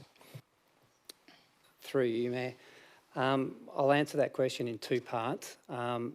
First, in relation to the planning merits, the officer's report comprehensively outlines the reason we believe this planning proposal does not have strategic merit. On that basis, the recommendation before the council tonight is that it does not have strategic merit and should not progress. And on that basis, we think it shouldn't be progressed by any authority.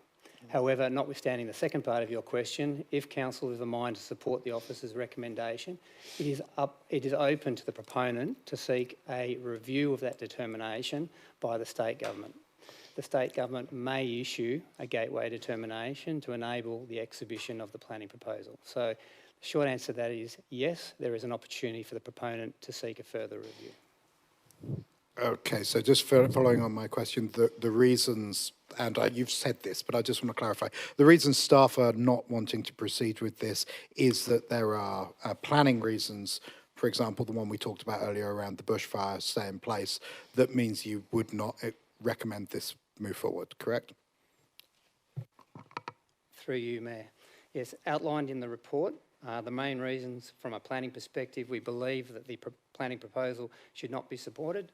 In short, it is incompatible with the surrounding low-density rural character. It is an overdevelopment of the precinct.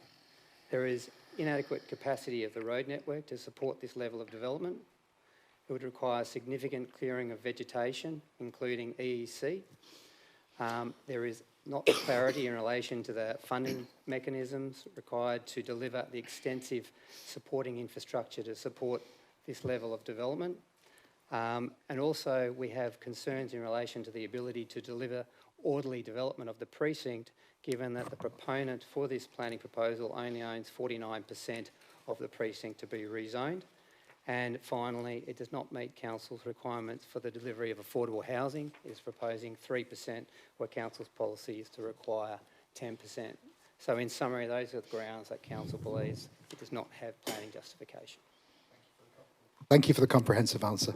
Okay, thank you. Councillor De Luca? Thanks, Madam Mayor. I thank Mr Farrington for the comprehensive report, as well as those other staff members who have contributed to it. Could you advise what has been the state government's position in the past regarding proposed developments of this size or even lesser sizes at Ingleside? Through you, Mayor, my understanding it has been comprehensively reviewed both by council and the state government as part of previous strategies looking at development, not only on this site, within Ingleside more generally. And in those instances, rezoning has not been progressed, largely on the major concerns in relation to bushfire evacuation, but also similarly to the concerns raised in the officer's report, the funding and delivery of the necessary infrastructure, sewer, water, road improvements, community facilities required to support a development of this nature.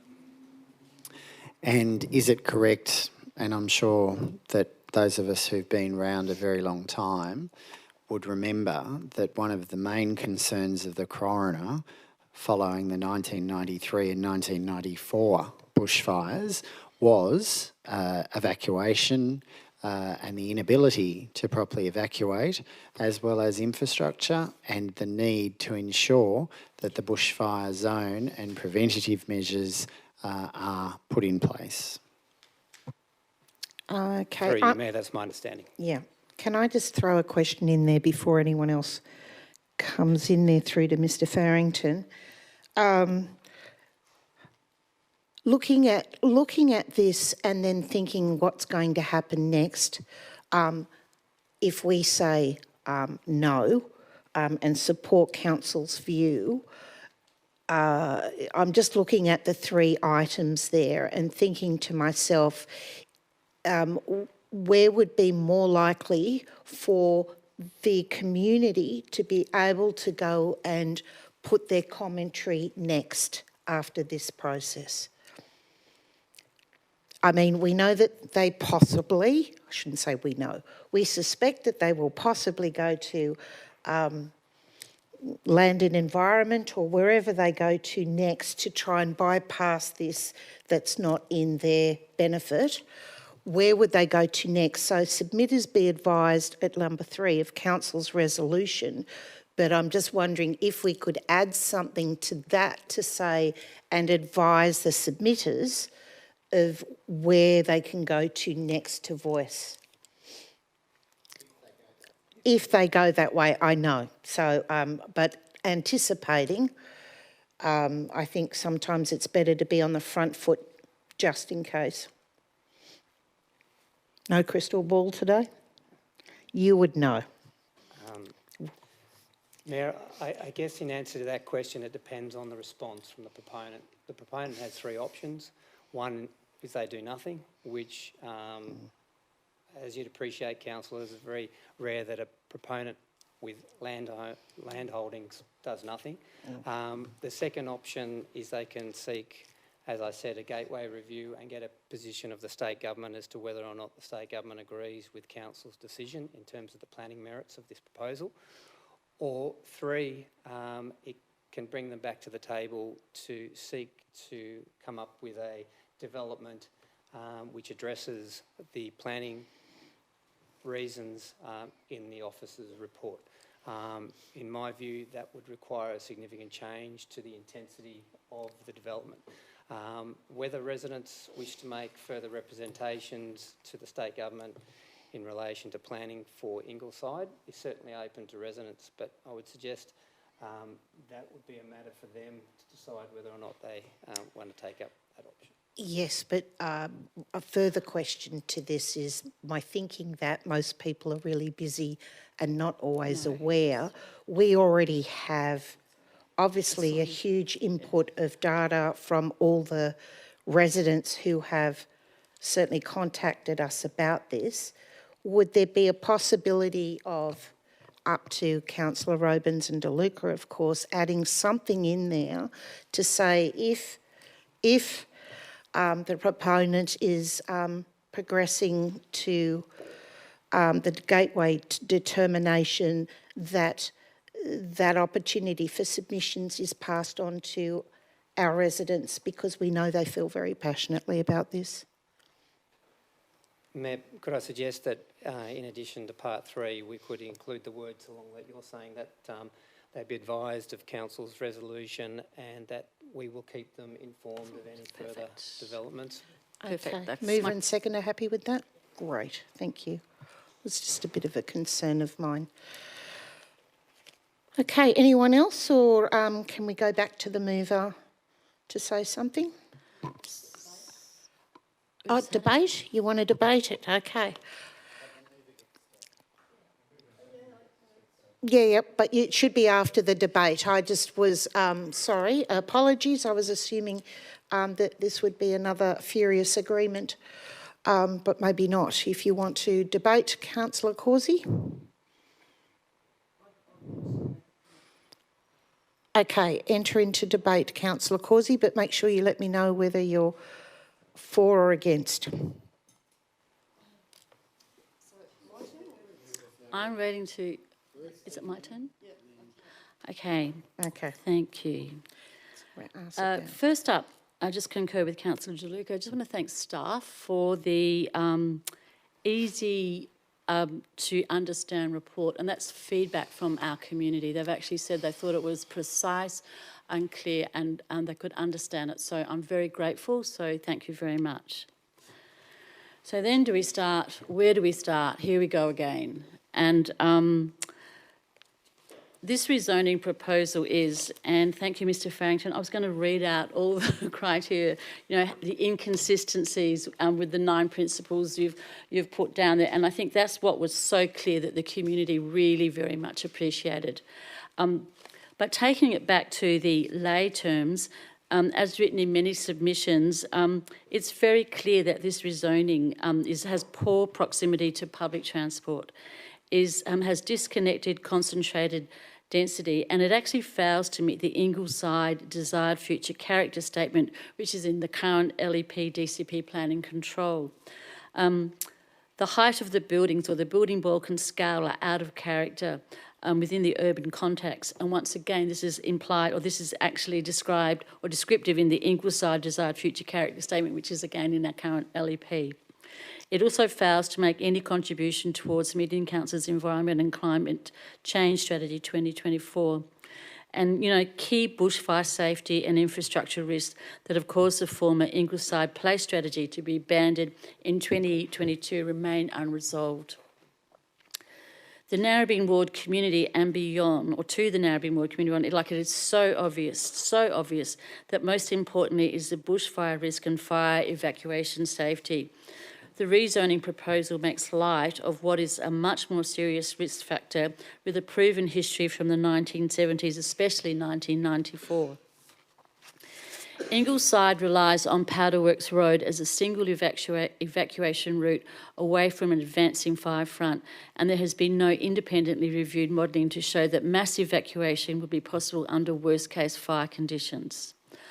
I've heard my local community's fundamental support for the need for additional housing. They don't disagree in this area. And I've also heard of their willingness to participate through engagement with Council and the New South Wales Planning, Housing and Infrastructure. Residents support housing growth that is safe for both existing and future residents, well located in keeping with the character of the local area and supported by adequate infrastructure, including public transport. And, you know, lastly, I mean, I could keep going on and on, but I won't. But I would like to lastly acknowledge the advocacy of the Residents Against Ingleside Development RAID and the Eleanor Heights Residents Association, who have tirelessly emphasised the total unsuitability of this development to their community and worked really hard to advocate for them. Thank you very much. Councillor De Luca. Thanks, Madam Mayor. This is an issue that concerns deeply the residents of Ingleside, but also Warriewood, as we're all aware, because in 1993-94, the fires went all that far.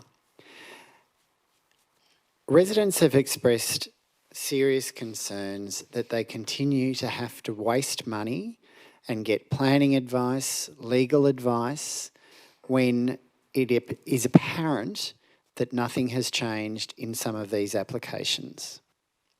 And we see, as elucidated and outlined by Councillor Robins and Mr Farrington, the issues of objection and the issues of rejection are not new. So why then do developers continue to subject our community to such proposals and put it to such expense and anxiety?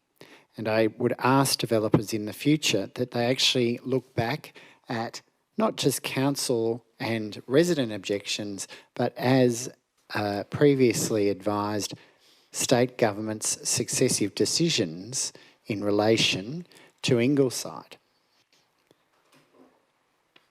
They should also be looking at the coronial report and how serious the matter raised at that inquiry, or the matters raised at that inquiry were. And yet we still have the same infrastructure. And until that infrastructure is improved for existing development in both Ingleside and Eleanora Heights, there is no way that Powderworks Road can be an evacuation point. Indeed, I was up there the other day on a tree matter, and council staff and I just witnessed how dangerous the new pedestrian crossing and roundabout is. So I do believe that the recommendation of council staff is sound, based on planning principles and what is expected with the character statement of Ingleside. But also importantly, it protects our community from, I think, potential death, because those fires were exceptionally frightening.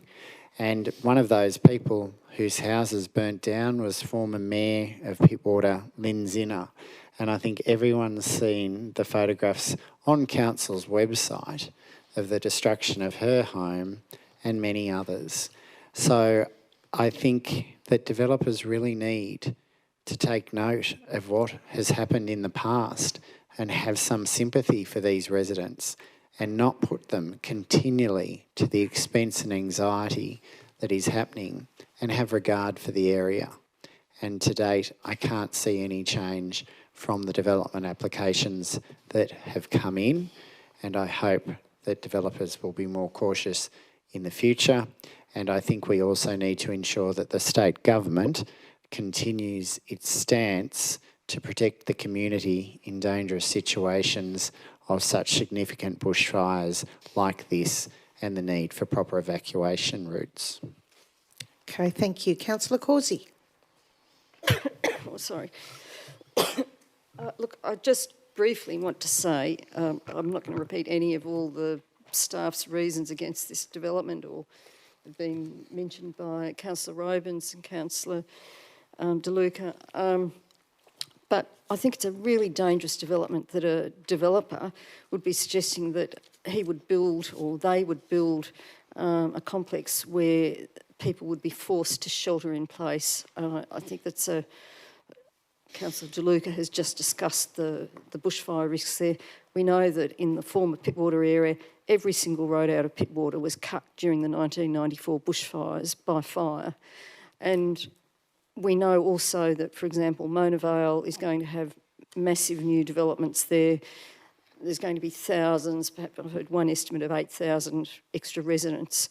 How we're going to evacuate those people when those roads were jam-packed, they were at a standstill in 1994, I don't know. So I think it's totally irresponsible that a developer would suggest that they would build units or properties where residents would be forced to shelter in place, irrespective of their age or, you know, whether they're old or young. So that's it. Madam Mayor, I move the motion be put. We've had 3 speakers for. Clearly, the rest of the councillors are also speaking for. I suggest the motion be put. Second that.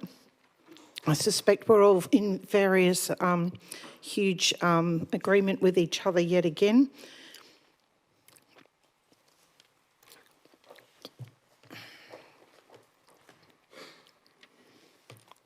Okay, and vote on that. All those in favour? We're voting on the motion be put. Thank you. It's unanimous, carried. Now we're back to the motion.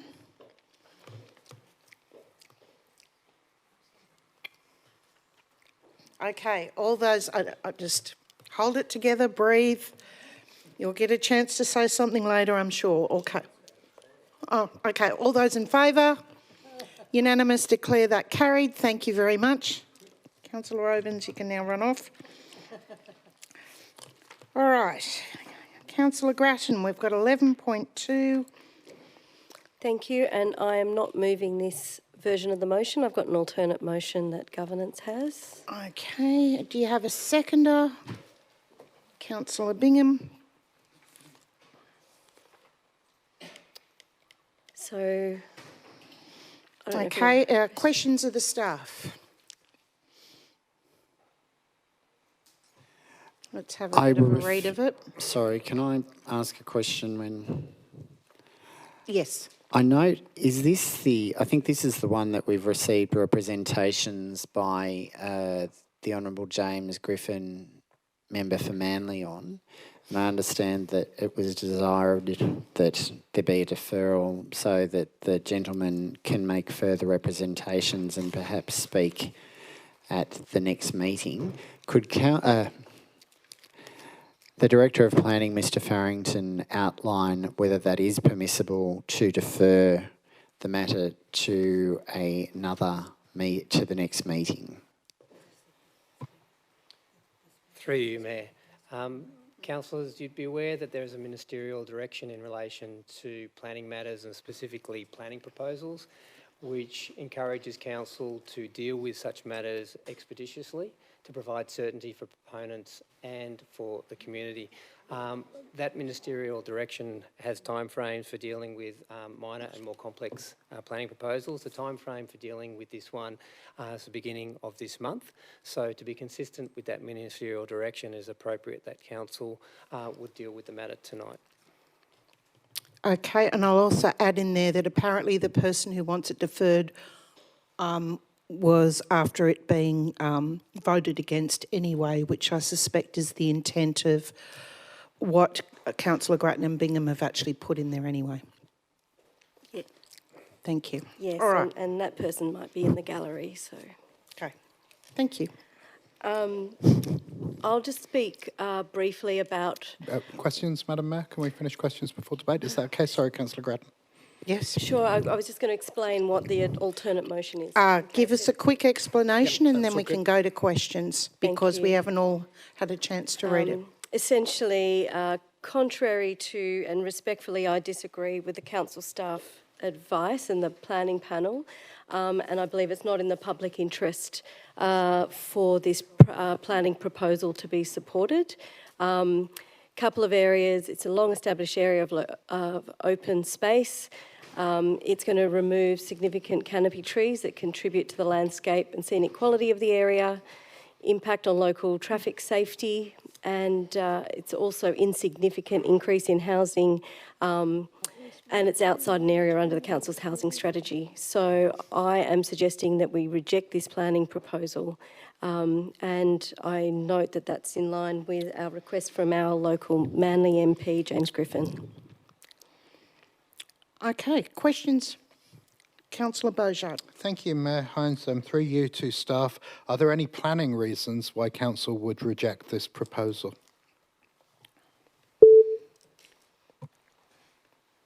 Through you, Mayor. That is a question now for the council to determine. The officer's report recommends that the planning proposal has strategic merit. Oh, thank you. One more question. I noticed there's a number of mature trees on the property. I believe council has a policy for replanting of trees if we remove them. If someone was to build here, would there be a requirement on them to replant trees or create coverage of any type? Or do we just lose canopy?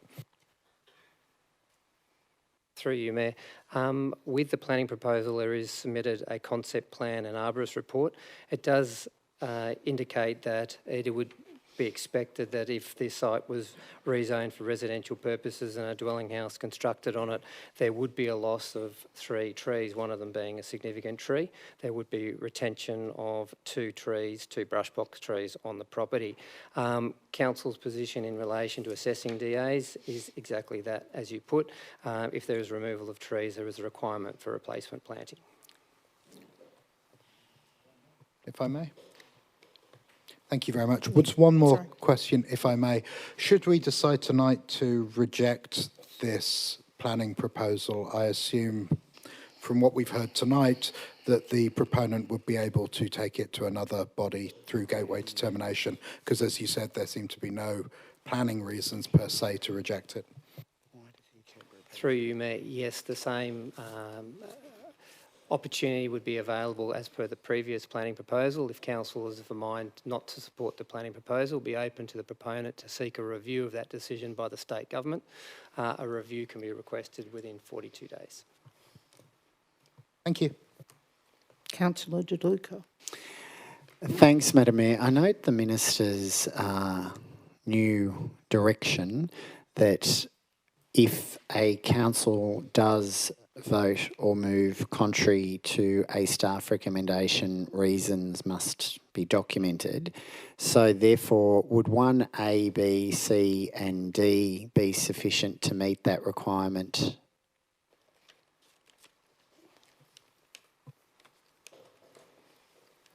Hello.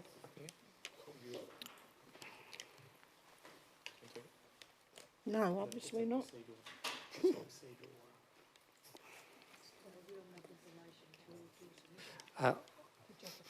Through you, Mayor, I would say the answer, in my view, would be yes.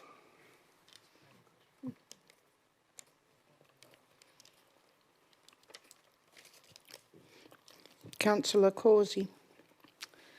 I just have one question. I noticed in, I think it was the Northern Beaches Advocate this week, there was a story about an electricity substation catching on fire. I realised there was, I think it was an Ausgrid person there at the time, but I'm just wondering what risk there is to from these substations catching on fire.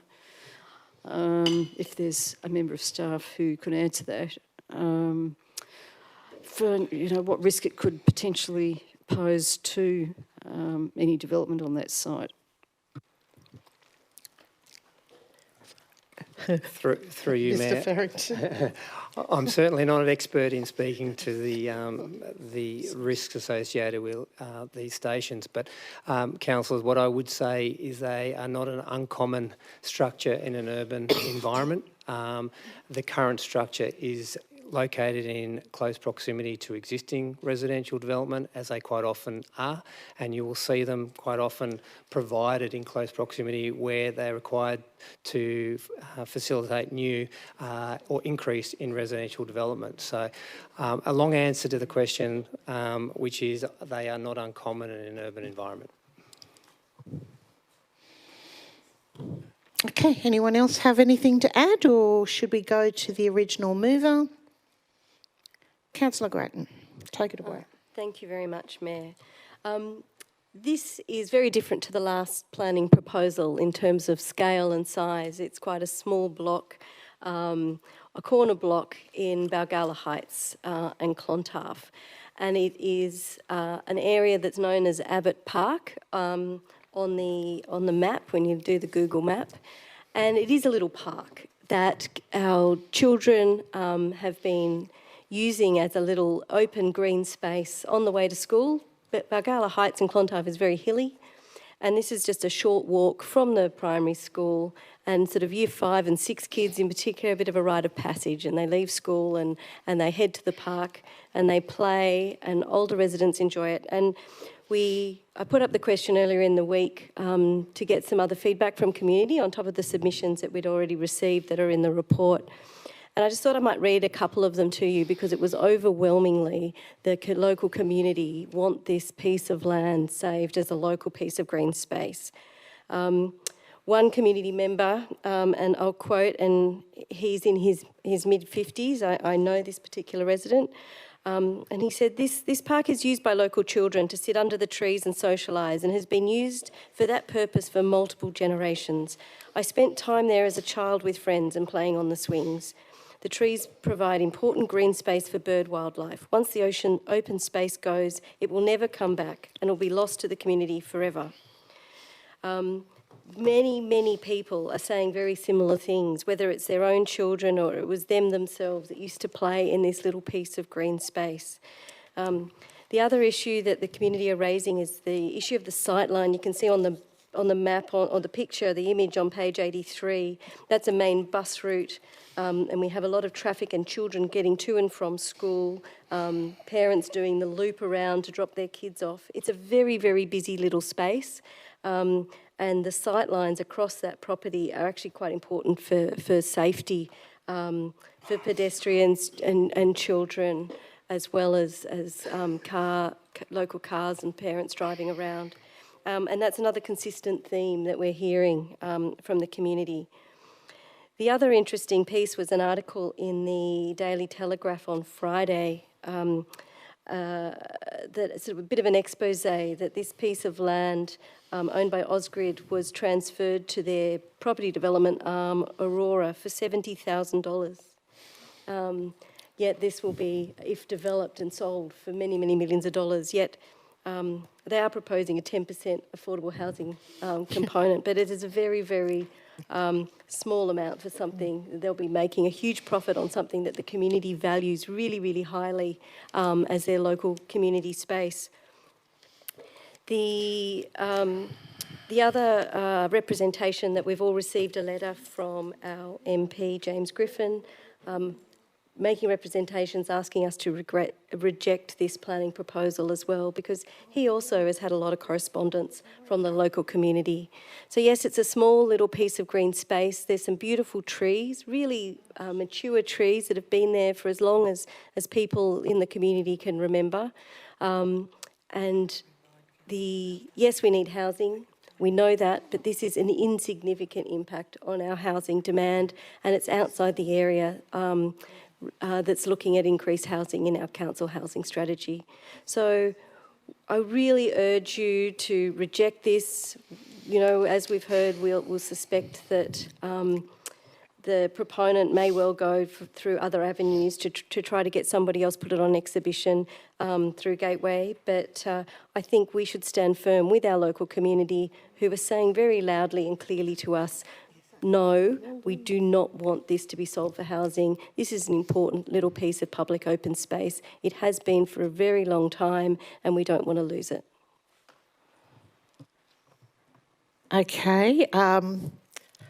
Thoughts going through my mind, but I'll keep them to myself. Councillor Glanville, you're next. Thanks. A brief observation. It's sort of sad to see that public land, which was once owned by the public when we owned all of Ausgrid before it was privatised, is now considered sort of excess land to be liquidated by its current corporate owners. And I just wanted to second some of those observations from Councillor Grattan about the value of public space. Okay, great. We'll take that as a 4. Councillor Beaujard. Mayor, to reject is not to reject. I feel awful about what happened with our residents in Freshwater who came to us and asked us to reject a similar small change.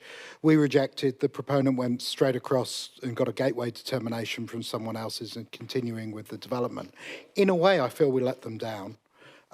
We felt better about it at the time. It was a nice little win, but in the end, it wasn't. My fear here is if we turn around and reject this proposal, we don't make any difference at all except to lose control of the planning process. The proponent will still go ahead. There don't seem to be any planning reasons why they wouldn't be successful. They'll go through to gateway determination. They'll get their change of use. They'll build their building. Because it's run through a state process, we'll lose a certain amount of control. Conversely, should we actually endorse the proposal, it keeps it within the council planning system, and we actually own a little bit more of what's going to change. The real nub of this is, as Councillor Glanville said, this is not public open space. This isn't owned by council. This is not Crown land. This is land owned by Ausgrid, where someone somewhere has sold it off to a corporation who sold it for 70k to another bit of the corporation, which is making a bunch of money out of it. And while that's really, really disappointing, that's outside of our hands and our control. So conversely, optically, the best thing to do is to reject it. We say, we don't want this to happen, and it goes off and happens anyway. The best thing, I think, for our residents is to endorse the proposal, keep it within the council planning system, and exert a level of control over a development which, in my mind and from what I've heard, unfortunately, is almost guaranteed to happen. Okay, thank you. Councillor De Luca. Thanks, Madam Mayor. So we're in debate now, no more questions, we're right? Just asking. I wasn't going to enter the affray on this, but in view of those comments, I think I have to. I support the motion of Councillor Grattan and Councillor Bingham because we are responding to what the community wants. I reject that the motion lacks proper planning considerations for rejection. And I would remind councillors that both court after court and particularly commissioners have always had regard to what is in the public interest. And it is clear that the community do not think this is in the public interest and they want it refused by its local authority, and that is what Councillor Grattan and Bingham, I think, are appropriately trying to do, and I hope the majority of this council will do. To just throw in the towel and say that it will go to another body and will be automatically passed, I don't agree with. I do think there's significant issues in relation to the site that would support a refusal, and it depends sometimes on the determining body of the day. I don't think it completely takes council out of the equation.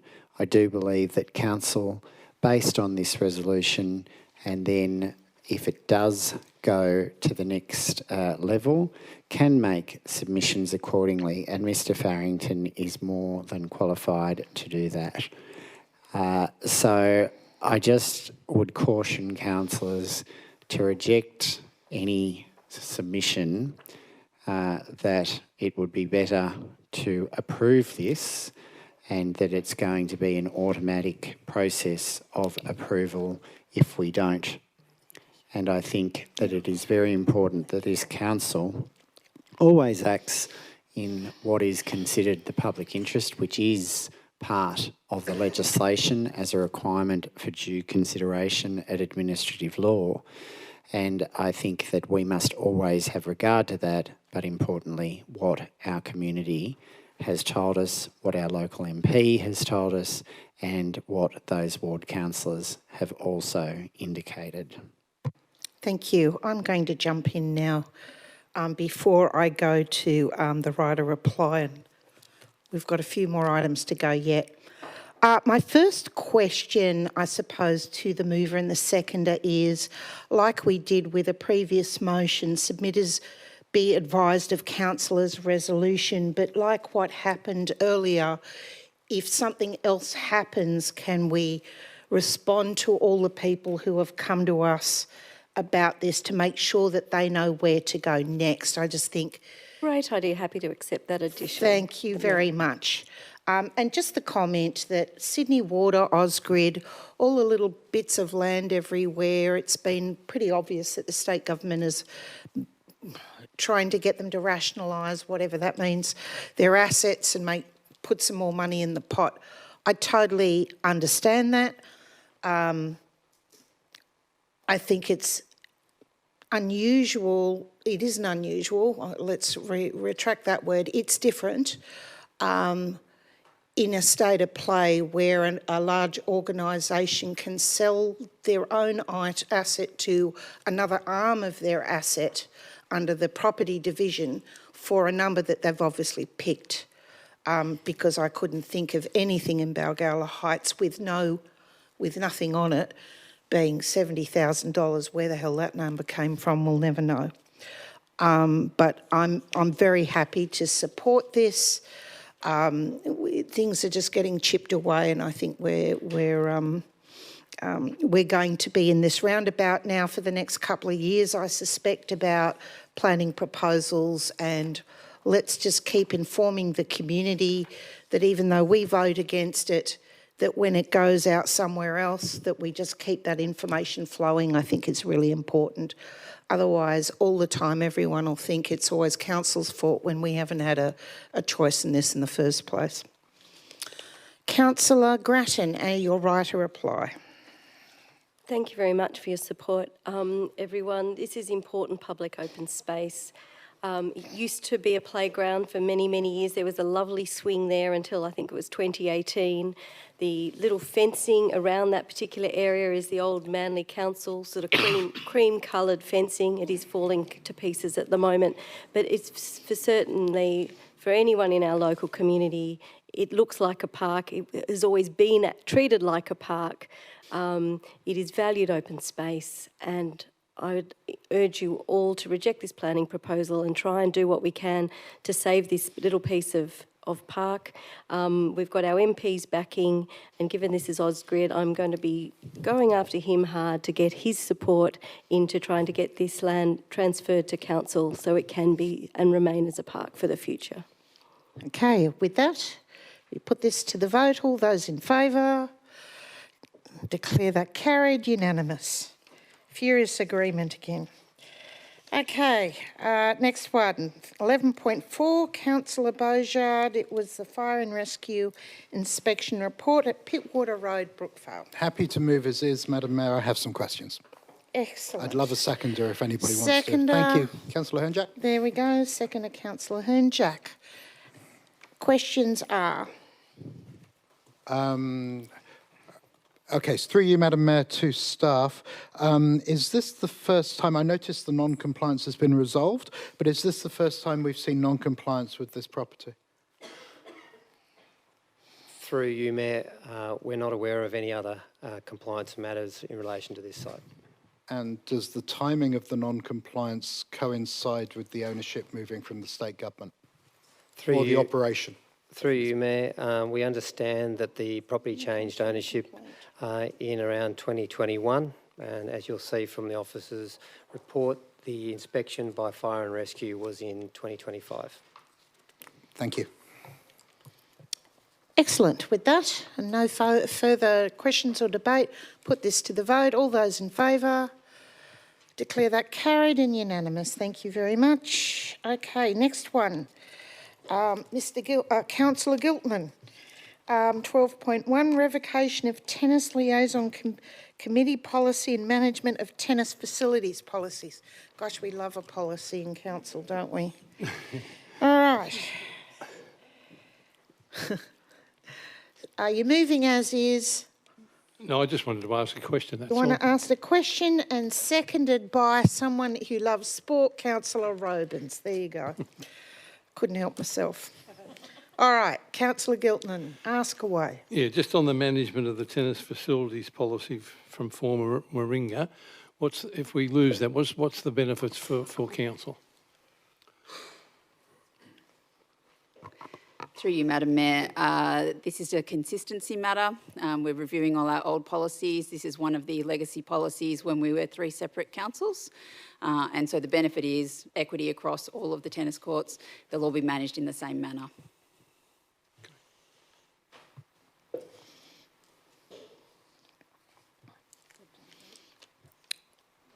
Okay, any other questions? Happy to put it to the vote. Happy to support it as is?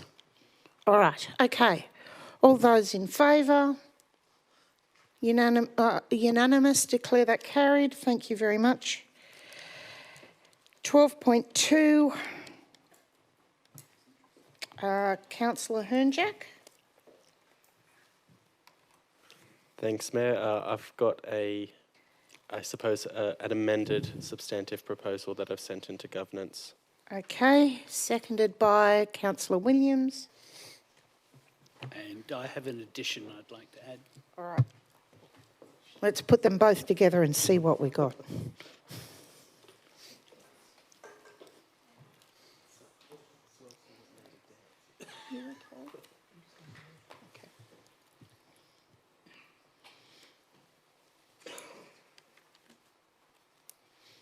Yeah.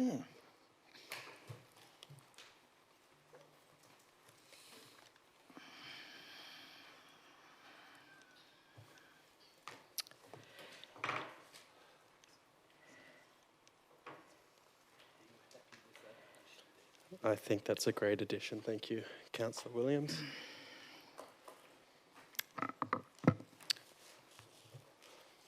Okay, so let's invite questions first before the mover and the seconder say anything. Any questions? Councillor De Luca. Thanks, Madam Mayor. The last time I attended up here in that particular area was for a show, which I paid for to attend myself.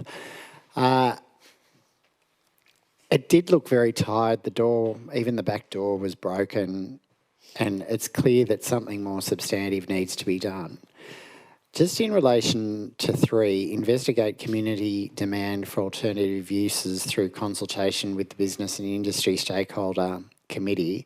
Could that actually be expanded to the entire community? Because it was interesting that the people that attended that event actually had some very interesting feedback on what they could do. So is that amenable to the mover and the seconder that it be widened to include the community? Maybe the theatre users, since it makes sense that they're the people who use it. Both the mover and the seconder are okay with that? Could I just clarify if what we're considering is like a stock standard community consultation period? I'm happy with that. We could do a straw poll of other councillors, but happy to add that now, and we can change it if there isn't support for the whole motion.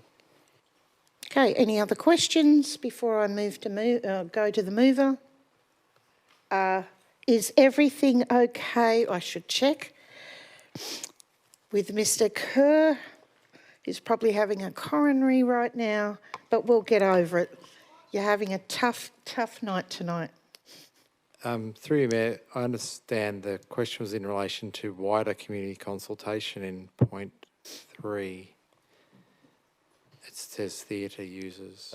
Perhaps it should say and conduct community consultation. Or maybe it should be an item 4, since item 3 is about using our existing business and industry committee, who are great at coming up with viable, creative solutions for things. Yep, I think point 4 And would be yeah, sensible. and then probably the next step is, with those ideas, probably go to the community theatre users to see how they feel about those thoughts, knowing full well and taking on Councillor Glanville's thoughts that obviously there's an opportunity out there from a whole heap of sport users from the sporting fields right next door. We need some new ideas, and we need to know what the community want.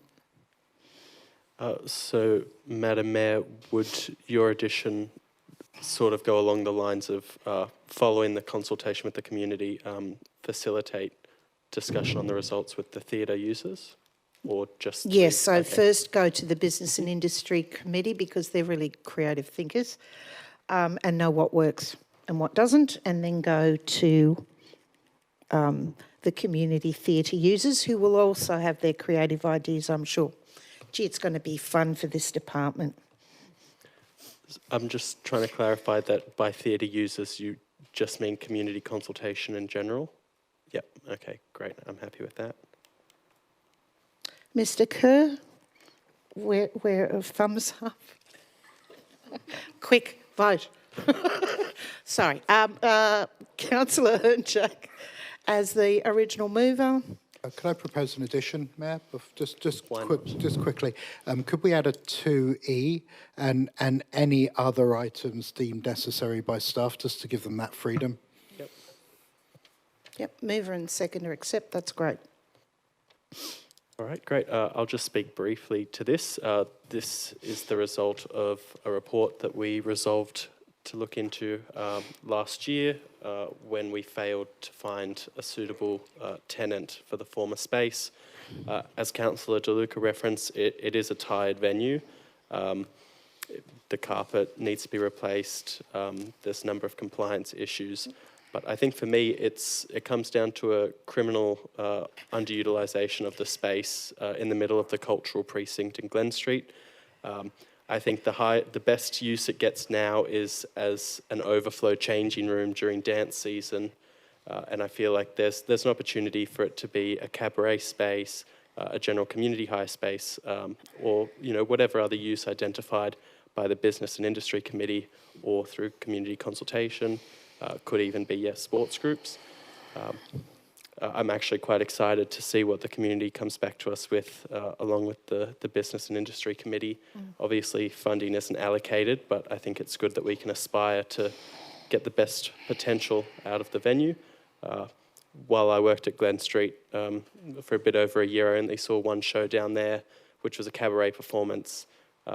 It was very well done, but the main barrier to users at the moment is a higher cost for what is really quite a rundown space. So I think if we can beautify it, increase the appeal of it, we'll see an increase in the hire by our local community and hopefully even bring back youth theatre and the like to Glen Street.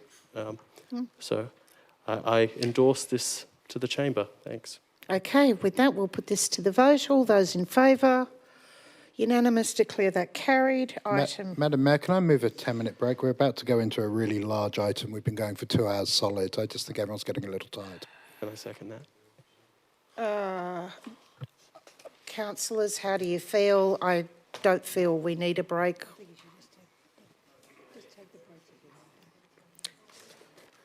Councillors, all those in favour of a 10-minute break now? Councillor Cawsey, Councillor Beaujard, Councillor Harvey, Councillor Hernjack and Councillor Glanville. All those for keep on going. Councillor Bingham, Councillor Singh, Councillor De Luca, Councillor Giltnan, Councillor Robins, Councillor Williams, Councillor Grattan and myself. Declare that lost. Keep on keeping on.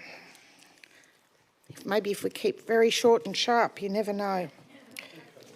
Okay, 12.2, Councillor Cawsey. Are you moving as is? No, I'm moving with an amendment that I've sent to... and you have a seconder? Can we wait till it comes up on the screen? And I don't think you're moving it as a substantive motion, not an amendment. Yes. No, because no one's moved it. All right, so we need a seconder for this one. Councillor Harvey. So I will foreshadow the original motion. Okay, and we'll foreshadow the original motion.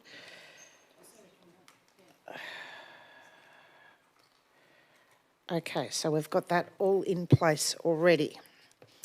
Now, let's just have a quick read.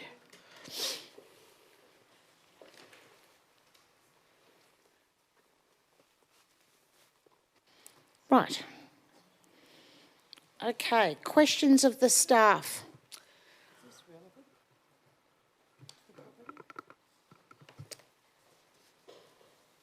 I'll just ask one. She wants to defer it. Sorry. Sorry, Councillor De Luca, trying to... Could I just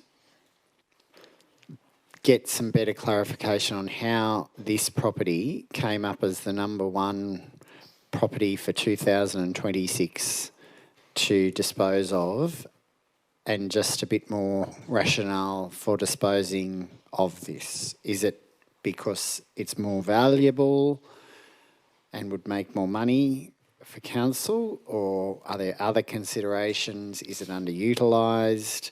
I've read the report and I just think we need to be very clear on the reasons that this has come about.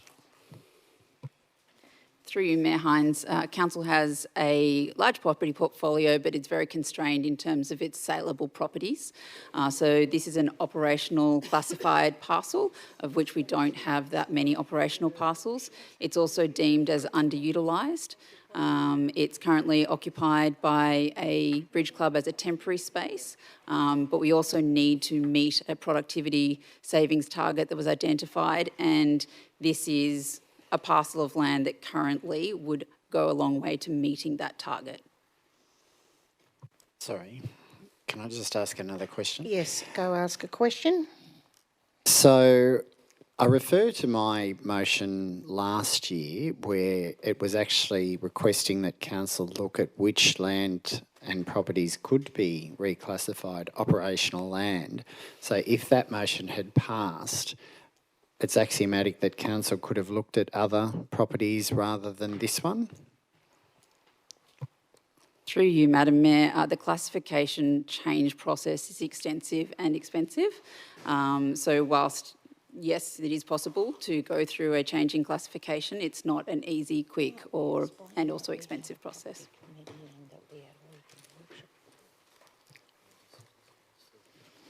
Okay. Councillor, so with Councillor Causey, you've already asked your question. No, I've got, I haven't asked any questions, and I've Okay. got a number of questions. All right, because I've got you, I've got, I've got Councillor Dillon, and I also have Councillor Beaujard. All right, so starting off with Councillor Causey. Look, I think some of my questions I'm not sure if can be answered in open session. But the first one is how much could each section of the site be let for separately? So I'm not sure we can even do that in open. Okay, so Councillor Causey, the reason that this is in the public agenda and we had a confidential session, please correct me if I'm wrong, Mr. CEO, was because the details of property values and all of that, we obviously can't show that publicly. So that's in our confidential papers, but we're not going into confidential session except for the questions of whichever item it was that we agreed that we would go into confidential about. Okay, well, I mean, if that's the case, I feel like we need to go into confidential because that question wasn't answered. The question I was about to ask wasn't answered at the workshop on this issue, and it's not in the paper. So I do have a number of questions that I would really like to get answers to, but I mean, one of the questions is, do we have a register of requests from community groups for community spaces and showing whether those requests have been fulfilled or unfulfilled? Secondly, how many of them haven't been fulfilled? We have 53 community centres. Through you, Madam Mayor. We do have a register of requests from both community groups and commercial operators. No, you need to speak into the microphone because we can't. Through you, Madam Mayor. Yeah, perfect. We do have a register of interested groups from both community groups and commercial operators. Okay, so can you tell us then how many of those requests are on that list at the moment and which groups are looking for accommodation currently? Through you, Madam Mayor. The exact number of people on that list changes from time to time, so there are several key active ones at the moment. I'm sure Councillor Causey, you're aware of the Pittwater Men's shed that they are seeking space. But because we have so many approaches for council and community lands, also from commercial entities such as gymnastics operators that run a for-profit business, we don't spend the same prioritisation and have a list saying there are 3 of these or 6 of those. So it's kind of, I can tell you there's half a dozen of an active community type group, but there are lots of people that approach us regularly. So I guess that was my question is, and it sounds like we don't actually have a list. Sorry, we do have a list. How many there are, and can you identify who is on that list, which groups are looking for accommodation?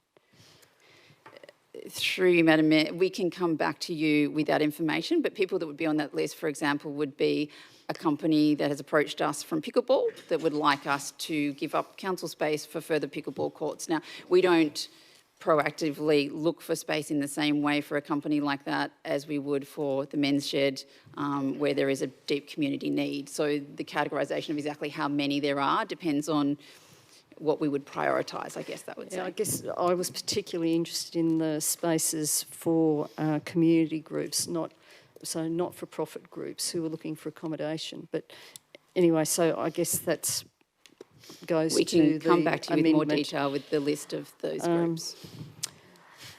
So my next question is, when was the last time an audit was carried out of our properties, including location, condition and full records of usage for community use? Through you, Madam Mayor. You may recall back in 2017, I think it was, Hill PDA did some work for us on all of our land parcels, including our buildings. Since that point in time, under the Property Management Framework, we do an annual review of our buildings and their utilisation, the purpose and all those sorts of things. Okay. I actually was hoping that I could get a report on how many actual community centres that we have and their usage, which again goes to one point in my amendment, because, well, not because, I'm just, is it possible? Do you have a listing like that? I think I sent a question to one of the staff yesterday, going to that issue. So through you, Mayor, do we have a register, or can you provide councillors with information indicating basically what properties we have that are occupied and unoccupied, the suitable for community activities, showing when bookings were made for each community centre each week and the length of bookings for each week? Through you, Mayor Hines, there's a difference between a leased and licensed property and a community centre that is hired. We do have data on our leased and licensed property that is presented to the council through the ARIC and a further report provided in a memo. But in terms of every individual hirer, that's not something that would take an extreme amount of staff resourcing to put together. I wasn't asking about hirers. I was actually asking about the usage. Mr. CEO, can you give some clarification here? No, not at all. No, Mr. Evans. Devon's Doing a wonderful job? Yes, fantastic. I think it should be mentioned that we have over 50 community centres, and they're constantly being booked out for different groups. So I'm not sure what you're asking, Councillor Causey. I'd like to know the statistics on what those bookings are, where the gaps are, all those sorts of things. Through you, Madam Mayor, that's actually a community centre piece of work rather than a property lease licence piece of work. So when we have a building that we share, say, with different sporting groups, they're under a licence arrangement and they share at various different times of the season, whereas it sounds like you're looking more for times people are in and out within one day on an hourly or type basis, which is more the way that our community centres are hired. That's true. That's what I would like to know. But that's just one of the questions, because what I'm trying to establish is what is the demand for our community centres, and in that sense, what is the demand, potential demand on this centre or this building? Okay, so we'll put that through to Mr Kerr. Thank you, Mayor. Council has an adopted community centres strategy which identifies future demand and indicates that there is a need to provide additional community space as our population continues to grow. However, to identify each user of each centre when centres have 10 or 12 rooms potentially in them would be a significant piece of work, and it would take the staff some time to provide that. It's not relevant. You finished with your questions? Because I've got Councillor De Luca next. Will do. Thank you. Okay, Councillor De Luca. Oh, okay, we'll go to Councillor Dillon. I know that feeling. Sorry, Councillor De Luca. We'll come back to Councillor De Luca after the questions from Councillor Dillon. So, Madam Mayor, through you, I'd like to ask some Councillor Causey, could you turn your light off? Be great. clarity questions to staff. Yep. So to go back to the original item, the proposed sale of council property Unit 9-5 Huco Place, Warriewood,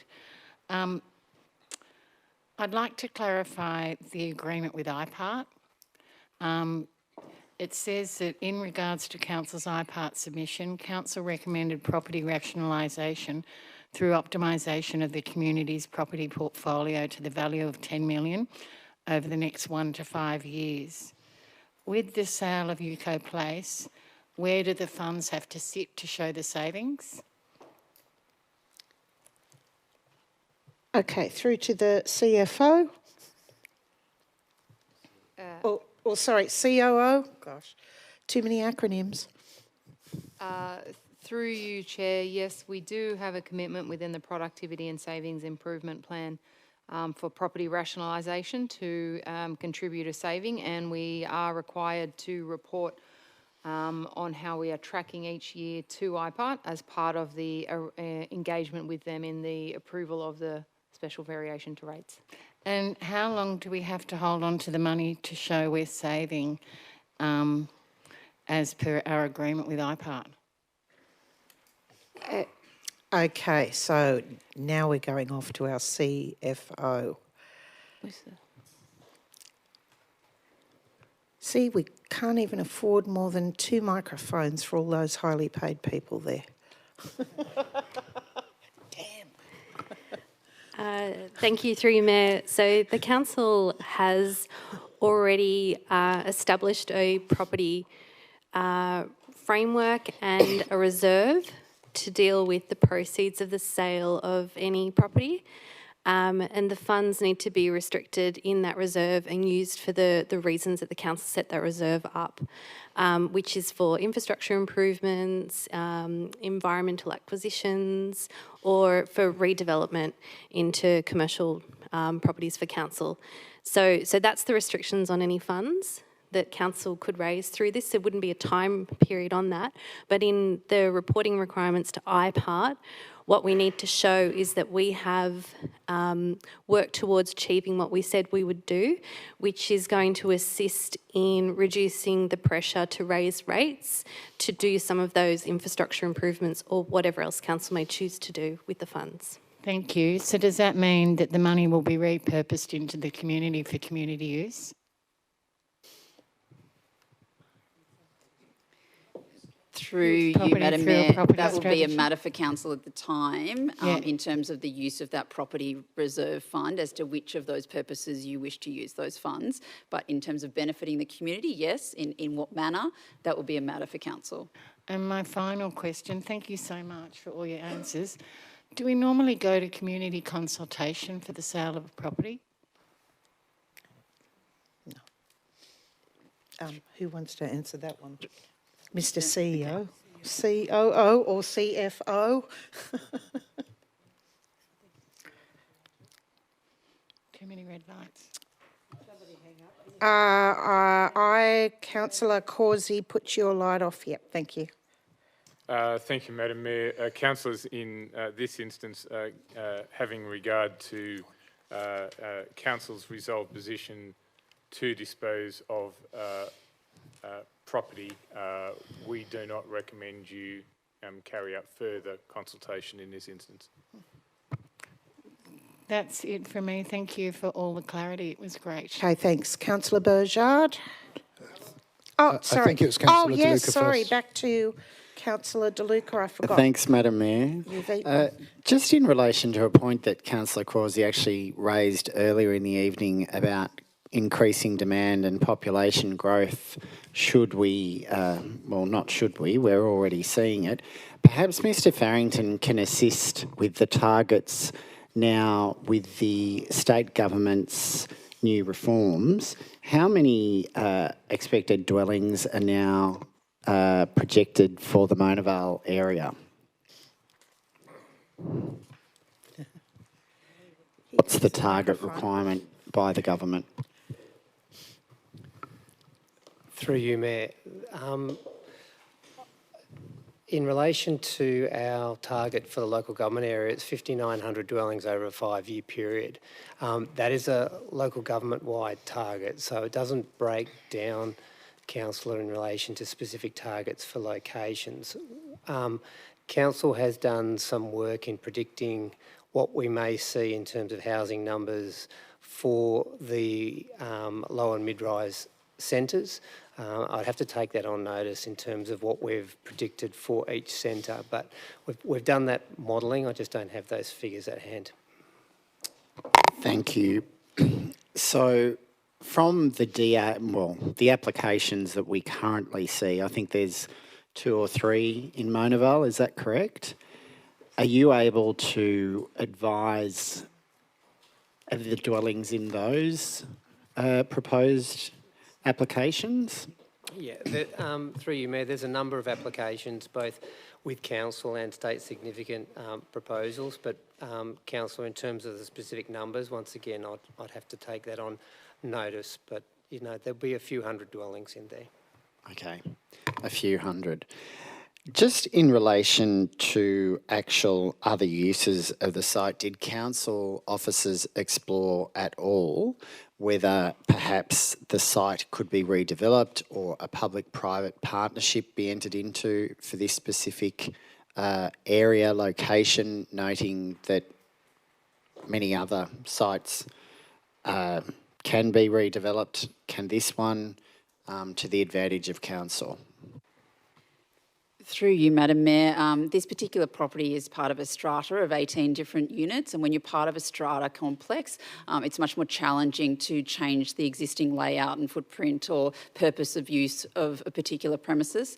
So that was not deemed as an appropriate pathway for this particular property. And how many council staff are currently housed there? There's currently no council staff in Unit 9, so we're only proposing the sale of Unit 9, which was used prior to amalgamation for council staff of the former Pittwater Council in the past. It has been used as ad hoc space since that point in time. Is this the same unit that the Electoral Commission have used, or is it different? Through you, Madam Mayor, yes, that's correct. It's the same premises. Councillor Beauchard. Thank you very much. So my question is kind of a follow-on from everybody else. I'll start with the easy one. Apart from the Bridge Club, which I know are relocating to the soon-to-be-opened Warriewood Community Centre, any other residents going to be impacted by this sale? Through you, Madam Mayor, not directly in terms of active use of the space, no. Got it. And just to understand the space itself, I noticed walking distance from Unit 9 Vuko Place is a brand new, soon-to-be-opened, custom-built U-Butte community centre. If you had a choice, would number 9 Vuko Place be a suitable location for a community centre? Through you, Madam Mayor, if we had a choice, it would definitely be the New Butte Community Centre, as you say.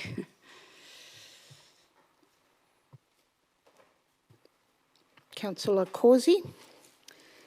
Look, just one more question.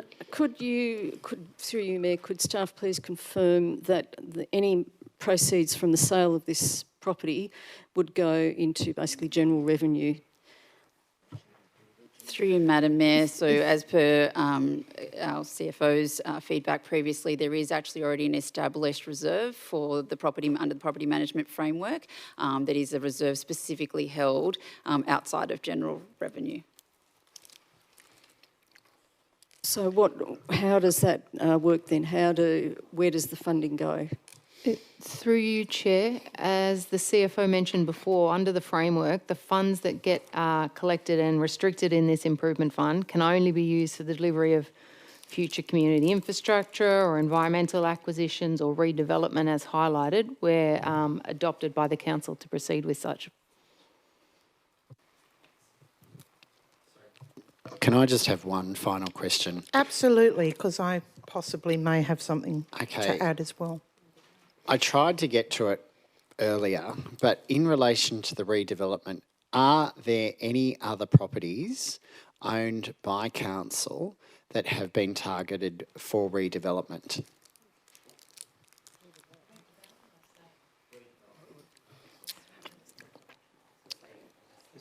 Okay.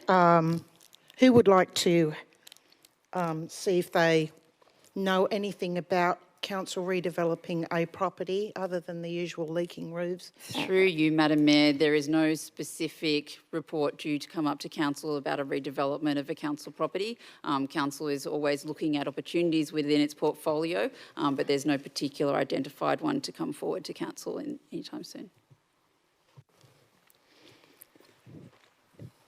To just add to that comment, within the productivity and in savings improvement plan, there were 3 properties identified and listed in there as part of the potential property rationalisation, and this was one of them. Okay, silence is kind of the deadly reply here. I might add, before we go back to Councillor Causey for her right of reply. Oh, sorry, we haven't gone into debate. Sorry, I thought that might have happened while I was out the back there. Okay,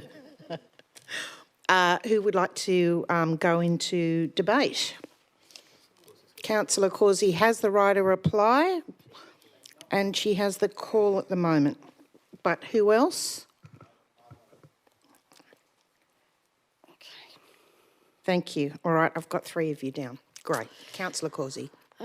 Okay, so first of all, I want to make clear that I'm not totally opposed to the sale of this building. It is a warehouse with 2 floors of office space.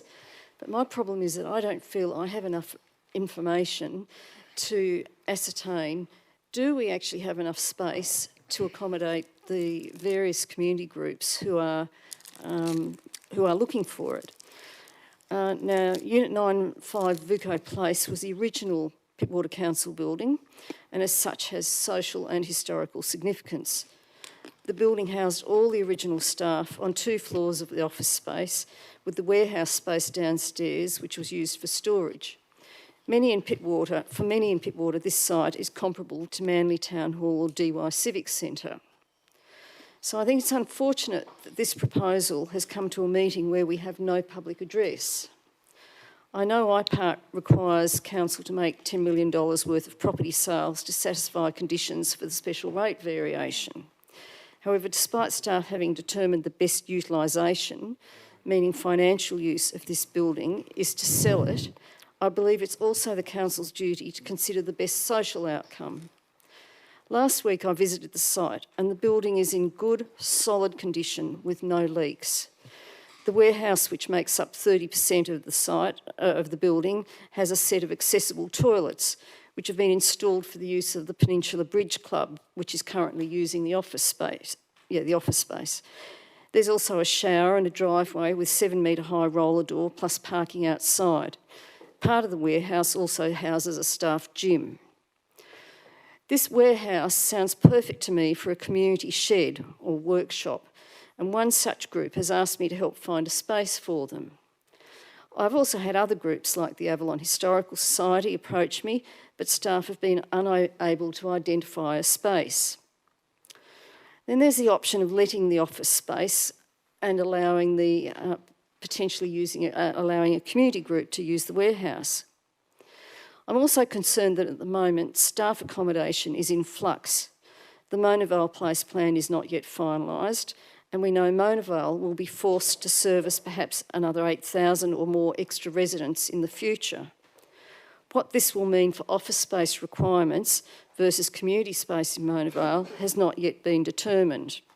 Selling a site at this stage seems to me to be jumping the gun.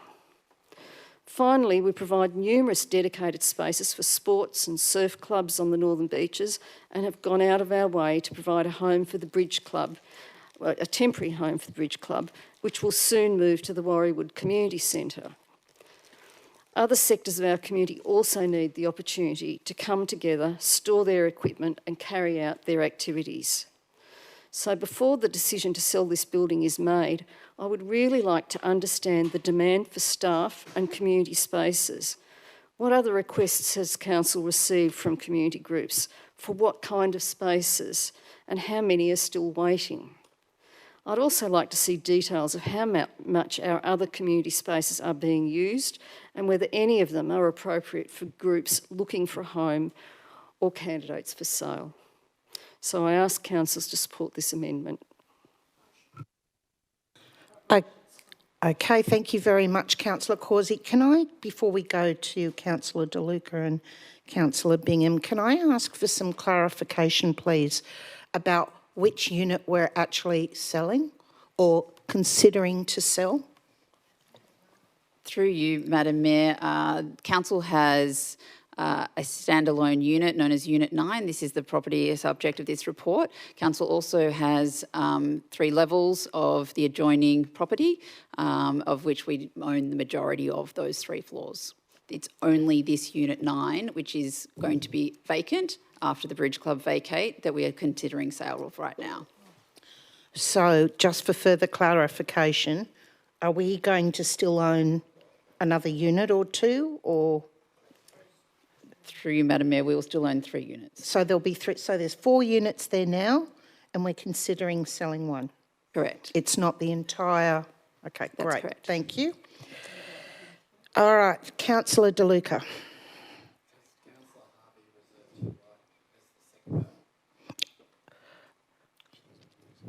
Reserve my right. Thank you. Thank you. Councillor De Luca. Thanks, Madam Mayor.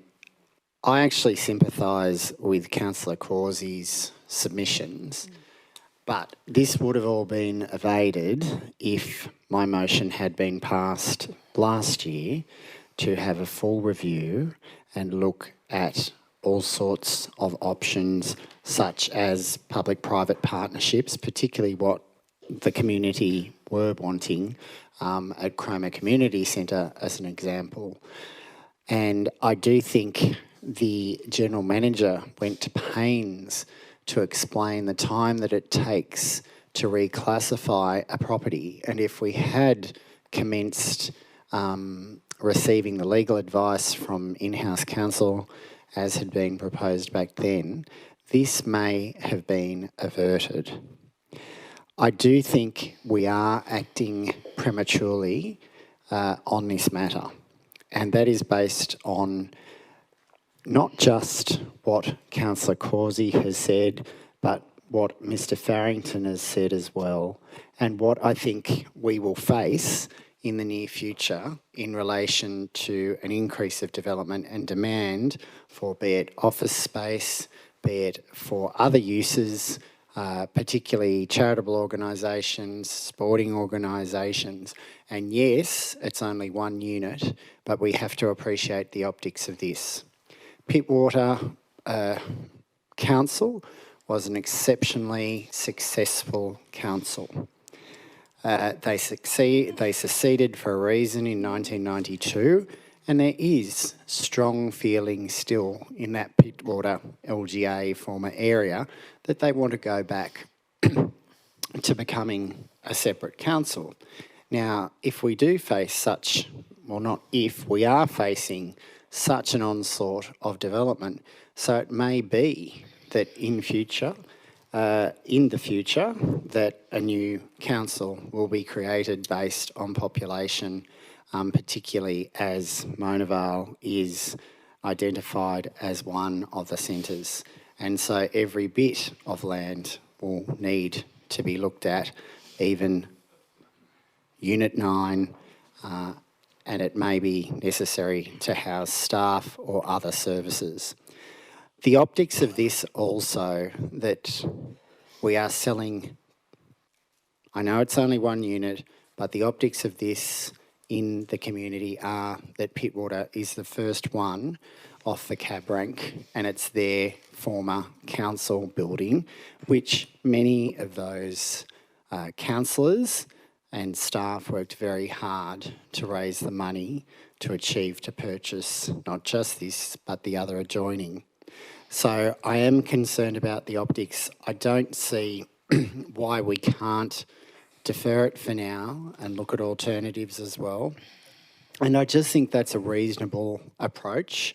And I think we would, you know, we've had extensive motions on the Manly Council Chamber, and that's still there. And we've looked at repurposing, and I've supported those motions that looking at repurposing and not selling it off in its entirety.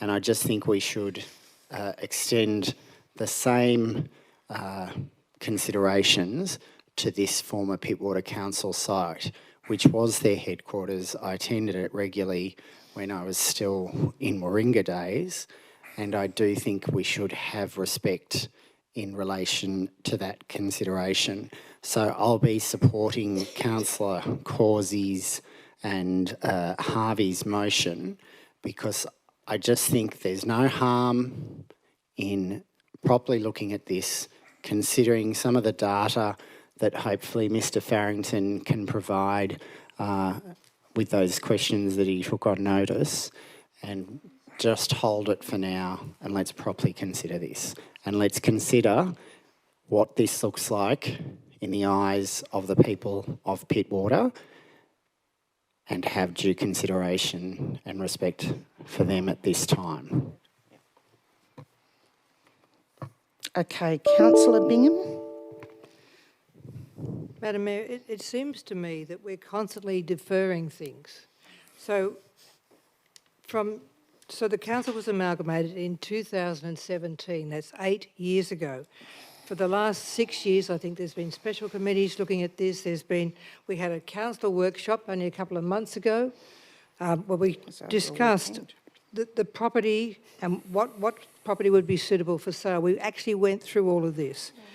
The trouble is that, you know, obviously the Warriewood Community Centre will be opening very soon, so there's lots of space in that.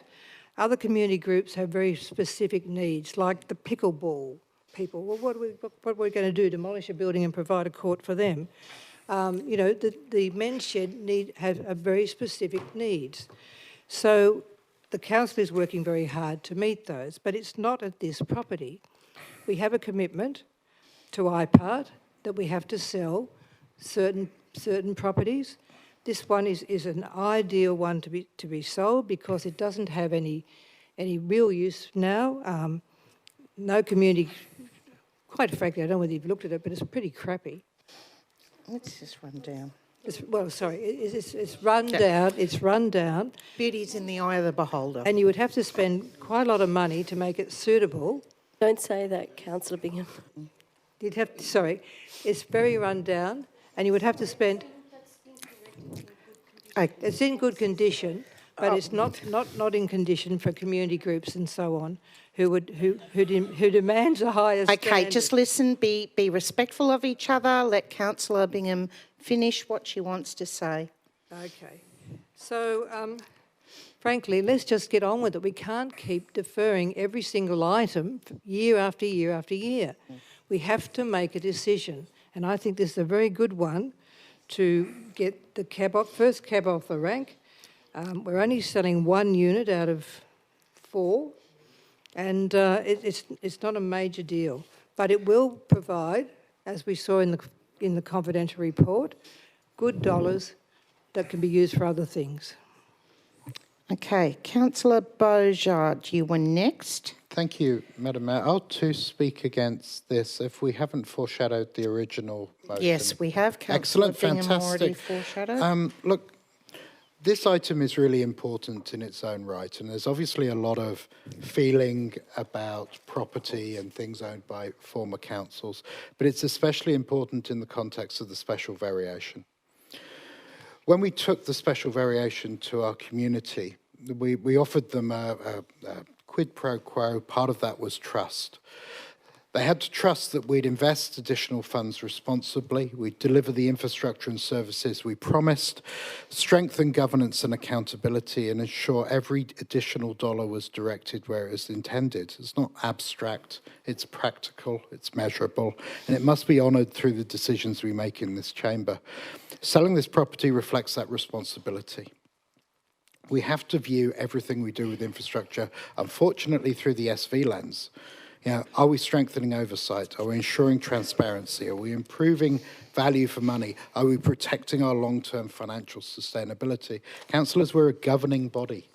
We have to look at governing the council and improving its position for the residents of the Northern Beaches. And by approving a special variation, it was approved on the basis that we'd improve our asset renewal ratios, maintenance standards, and long-term infrastructure planning, exactly the areas that that fund is designed for. We can't just accept additional ratepayer contributions and then keep all the property we had and just continue business as usual. We have to actually go and make some differences, and some of them we knew were going to be painful. Selling a quarter of our properties at Vuko Place, I believe, is one of those. And I know Vuko Place well. I struggle to compare it architecturally to Manly Town Hall or even the brutality of the DY Civic Centre, but I understand the emotion that goes behind it. But we didn't support the SV just simply to raise revenue. We supported it to see tangible improvements in roads, in footpaths, in community facilities, in asset maintenance and the way council operates. And that means tightening our belts where necessary, and it means selling properties when we have to.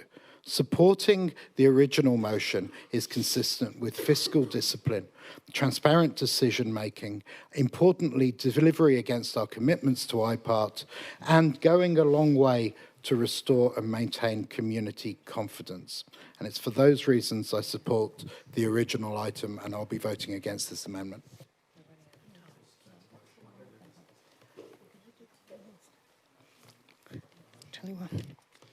Okay, thank you very much.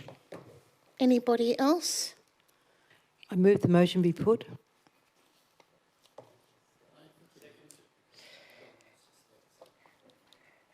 Sorry, I didn't hear. Oh, was it? Okay. No, no one else does have their light on to speak, though. I was just going to add a little bit to what Councillor Beaujard was saying. And I, too, I think we all around this table understand the emotional attachment to a place of where you used to work and how that feels seeing it sold off. And we're in, I suppose, an impasse here. Our community expects us to be very frugal and raise money where we can. So we, you know, there were certainly lots of suggestions last year of how we could save money and what we could sell, coming left, right and centre. Now the rubber hits the road and we have to make a decision. Do we sell something or not? And I honestly believe that if we have trouble selling an industrial unit in an industrial estate without any worry about the environment or anything else, then we're never going to be able to come to a decision selling anything. This isn't even actually, as was mentioned, utilised until we're building a beautiful community centre. Hopefully one day we'll be actually opening it soon, she says, rolling her eyes, having seen how many times we've changed the date. But, you know, that means that the Bridge Club's going to have a beautiful space to be in. And we were lucky enough to have that space, but we've got other spaces too. I mean, like this is one of 4 units. I honestly think if we have trouble with this, we're never going to sell anything, in all honesty. And we need to do something. We need to show people. And I'm sorry that it's in Narrabeen Ward. No, it's in Narrabeen Ward. I think people forget that. That's where Warriewood is. It's in Warriewood, is in Narrabeen Ward. And, yeah, I would like to say that I will be supporting the foreshadowed motion. Okay. I now move the motion be put, Madam. Yes. No, we've already been through that. It's just getting it in. Do I get a right of reply? You do get a right of reply. Sorry I said anything now. Go for it. Look, I just want to make clear that I think that fiscal responsibility is very important, and it was one of the reasons that I actually voted for the SRV. However, this building is not run down, despite what we've been told. The report actually clearly states it's in good condition. I've seen it myself, and it's a warehouse. And it looks the way warehouses look. I'm not suggesting we don't necessarily sell it, but I'm saying that we don't. I certainly don't have the information that I can say this building is unneeded. We know Warriewood Community Centre is going to open soon, but it certainly doesn't have a space where you could put. Well, as far as I know, it doesn't have a space where you could put a workshop. And I've asked staff about a site for the men's shed, and they've said there's nothing available. So I believe there are potential uses for this building, and I would really like to have the information to ascertain, to be able to make a reasoned decision on. Okay, with that, we'll put this to the vote. All those in favour? Councillor Singh, Councillor De Luca, Councillor Causey, Councillor Harvey, Councillor Hernjack. Those against? I did get you. Oh, sorry, and Councillor Glanville? Yes or no? Okay, and those against? Councillor Bingham, Councillor Giltnan, Councillor Robins, Councillor Dillon, Councillor Beaujard, Councillor Williams, Councillor Grattan and myself. Declare that lost. So now we go to the foreshadowed original motion.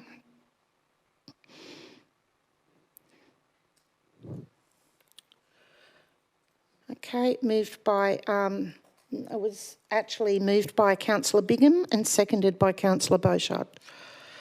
Councillor Bingham moved it first.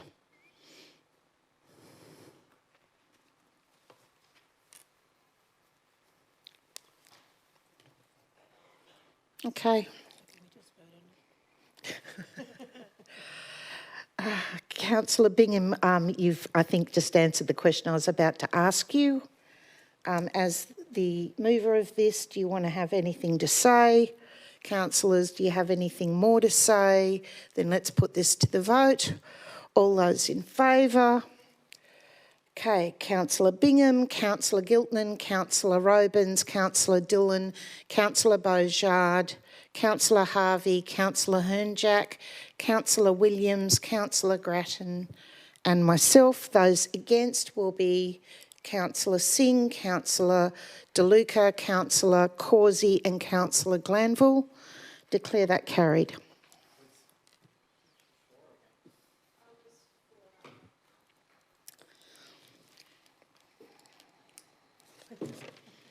Okay, well now we're up to 13.3, Councillor Bingham. This is erecting a plaque honouring the Save the Little Manly Foreshore group. Everyone's trying to fight each other over who seconds it, but I think, yeah, Councillor Harvey will be seconding it. I think 13.1 was first, wasn't it? No, that wasn't pulled out by anyone. That was okay. already Okay, good. went Okay. through with full approval of everybody. Okay, well, this is very, very straightforward. Sorry?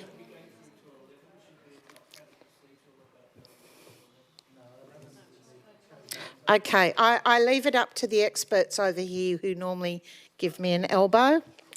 I'm happy to keep going. I'm happy to move in accordance with clause 19.3 that we extend the meeting till 11:30. We have Excellent. confidential Seconded items. by who? Councillor Bingham. All those in favour? Doesn't matter. Great. Looks like we've got it. Okay, Councillor Bingham.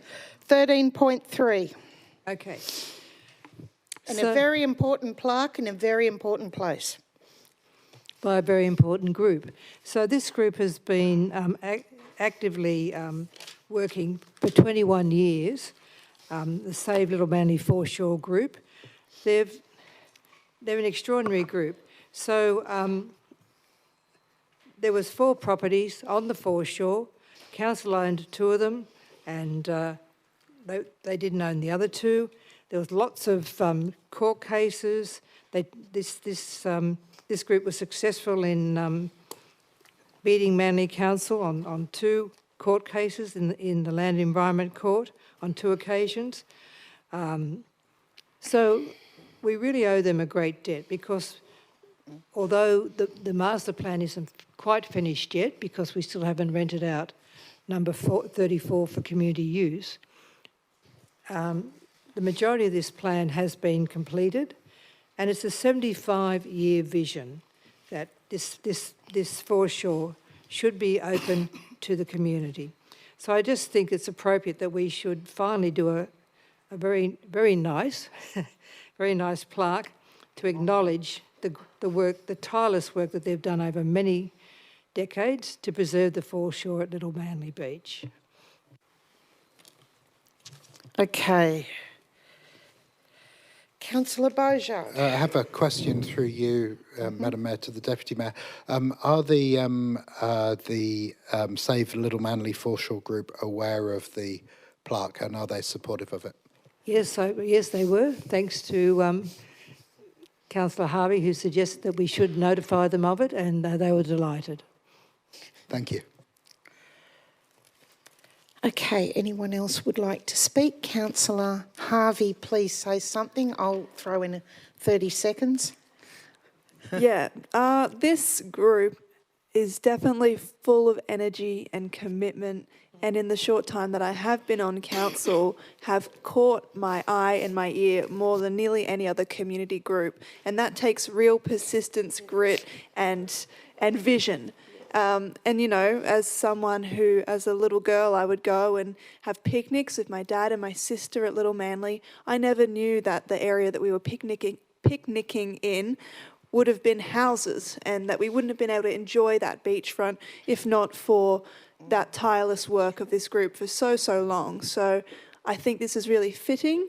I think in recent months there's been greater and greater cooperation between myself, ward councillors and the mayor with the Save Little Manly Foreshore group to complete the precious master plan that they have shepherded over, and I think that this plaque is a very fitting celebration of their efforts. So thank you, Councillor Bingham, for arranging this, and look forward to seeing it.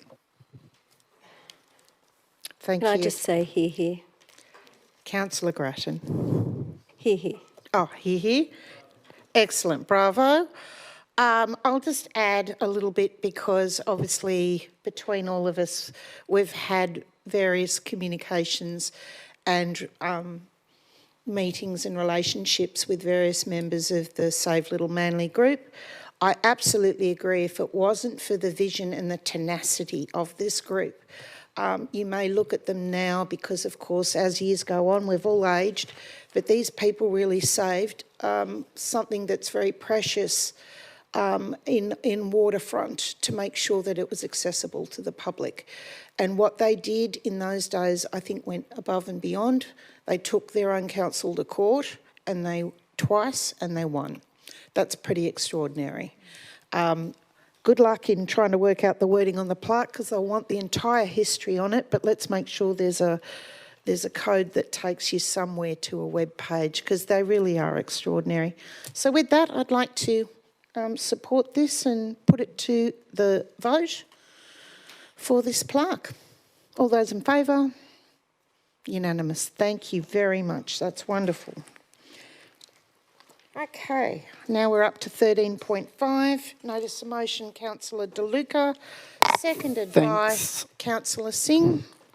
Thanks, Madam Mayor. I've been contacted by Jackie Scrooby, the Honourable Member for Pittwater, who would appreciate us adding as G that we reaffirm Council's support for the private members' bill of the Member for Pittwater, Jackie Scrooby, to implement a licensing, registration and insurance scheme.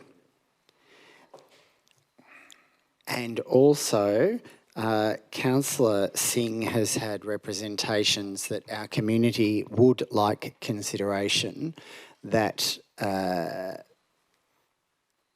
the state government consider prohibiting e-bikes on footpaths. So if we could add as H that we ask the state government to consider prohibiting e-bikes on footpaths.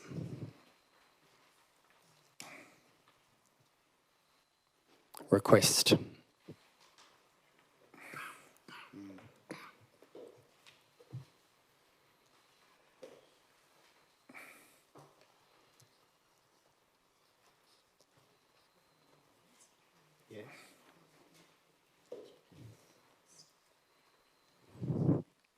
So just on the clause G, that council reaffirms its support for the private members' bill of the Member for Pittwater, Jackie Scrooby,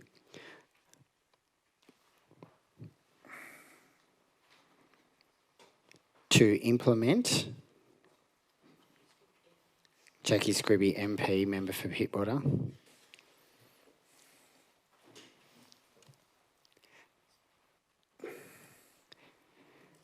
to implement a licensing, registration and insurance scheme, and that is what's provided for in this motion.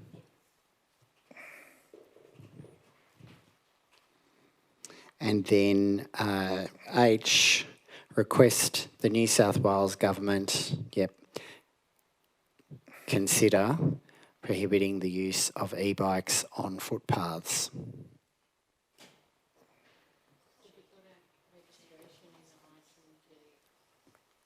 Sorry, say again. Implement a licensing,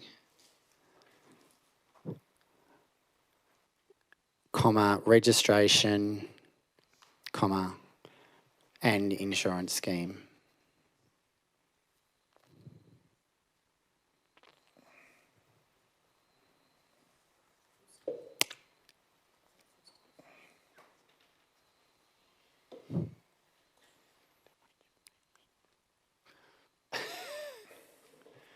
Okay. Open to questions.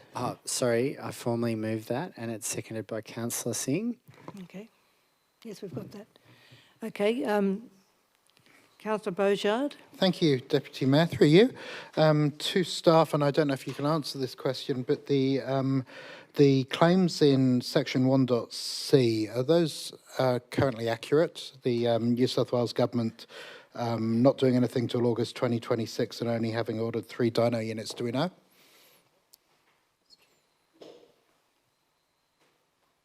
Thank you, Madam Mayor. Just looking around the room, I don't think any staff are aware of that one way or the other. Sorry, I can assist the chamber with that. That was actually asked in Parliament. And published in the media subsequently. Okay, Councillor Dillon. So with, question to Vince, with removing the e-bikes from footpaths, are they going to go on the road? Councillor Dillon, through the chair. Oh, sorry. Right, Madam so Mayor, to yeah. me, Councillor De Luca will answer. Thanks, Madam Mayor, and I thank Councillor Dillon for her question. Yes, as you would be aware, both the state government and councillors too have received an enormous amount of representations pointing out that e-bikes are a lot more heavier than normal bikes and that they pose a serious safety risk if on footpaths. So we're just responding in that motion for the state government to consider that. They might come back saying, okay, no, or yes, or even insisting on a lesser weight of bike to be allowed on footpaths. Thank you. Okay, Councillor Bingham and then Councillor Grattan. I'm just wondering if you would consider, through you, Madam Mayor, I'm wondering if the mover and seconder would consider deleting 2C because so many of these bikes are used by parents who have two kids on board, and so this one will automatically wipe them out. I again thank you for your question, but that was aimed at, we've seen a lot of video and photos of kids particularly carrying 3 passengers with no helmet and no shoes. So would you restrict that to adults being able to carry? We could specify that only relate to people under the age of 18 or 16.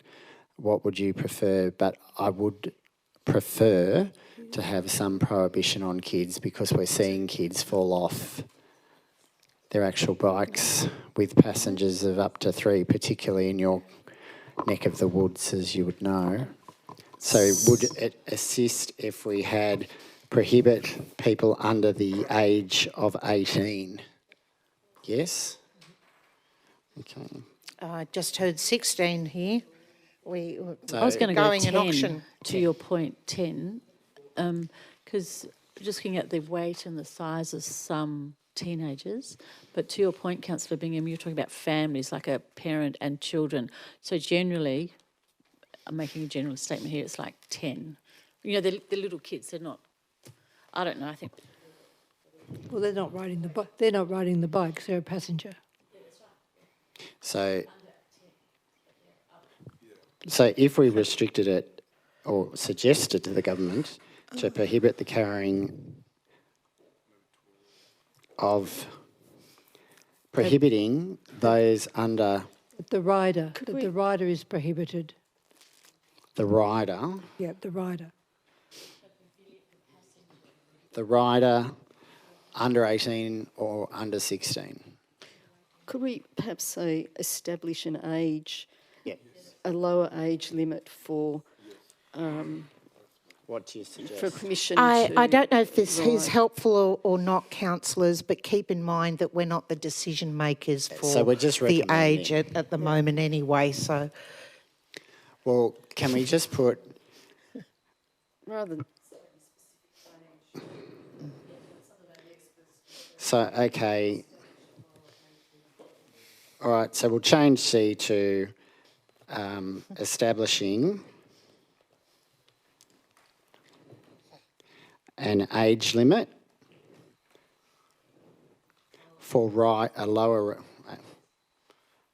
establishing a lower age limit for riders to carry passengers. Yes? Yes, do we have an agreement on the wording here? Those who wanted to change to 2C? Lower isn't the right Reduce. word.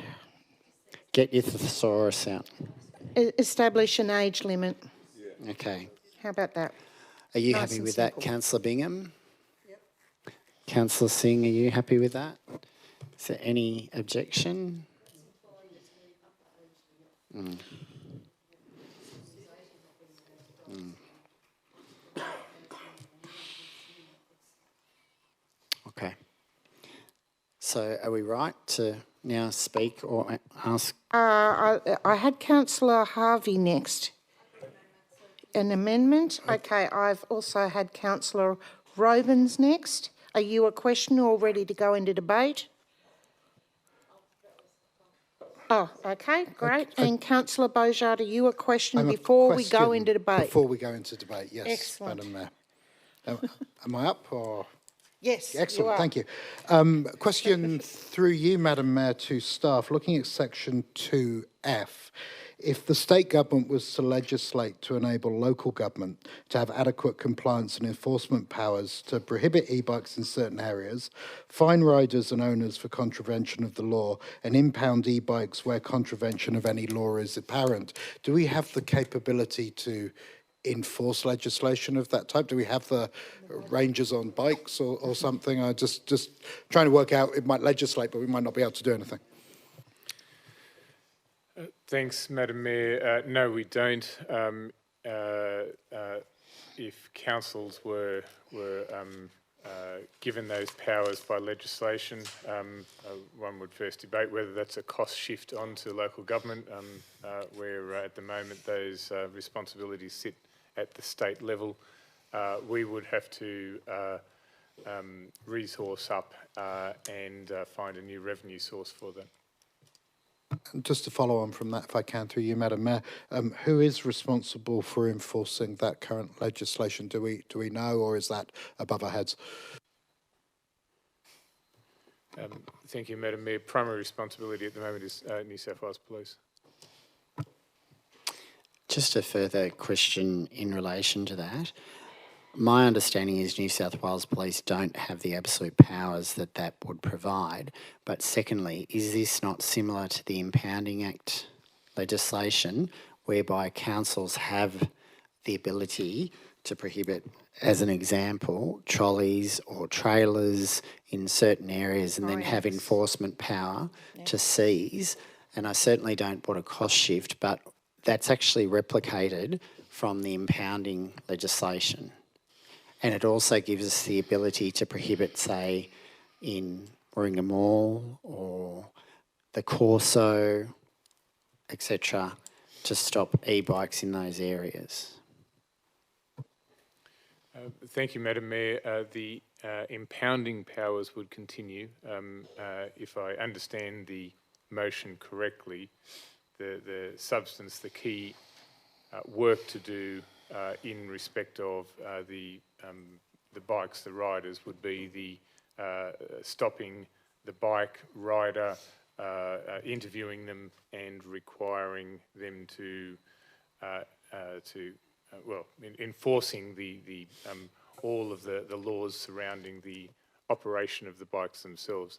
The impounding is the least of our concerns, in the sense that it would only involve us dealing with the bike itself, not the rider. Okay, so in view of your answer and your point regarding cost shifting, I'm happy to withdraw that provision if the seconder is happy as well. So just a very wee follow-on question from all of that. Councillor De Luca mentioned Warringah Mall. I'd assume we can only enforce things on council property. So. Yep. On the state road. Yes. Okay. Bikes are everywhere. Could we just go back So to we're deleting point F, C? are we? We're deleting F, is that right? F of Fred? Yeah.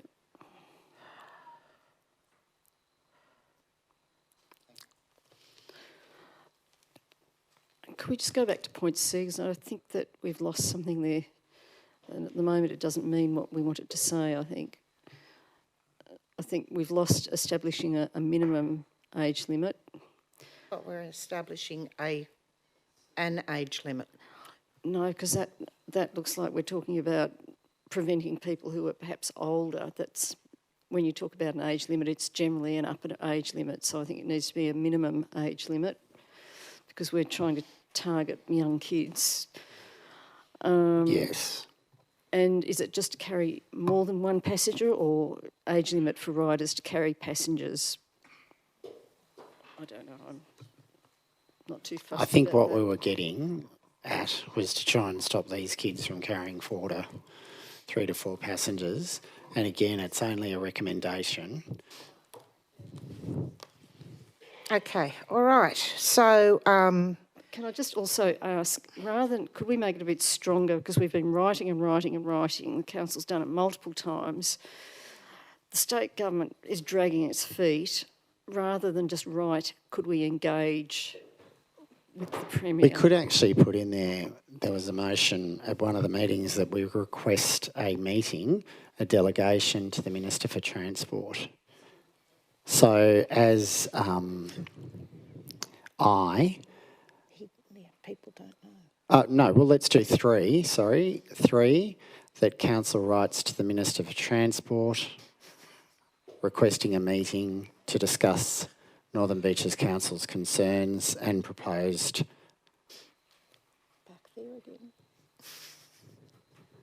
and proposals in this resolution.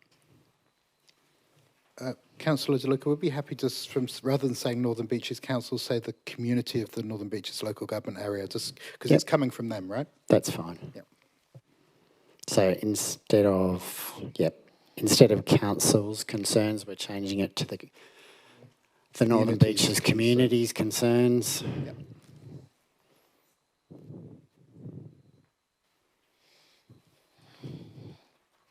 Okay, we're about to go into debate.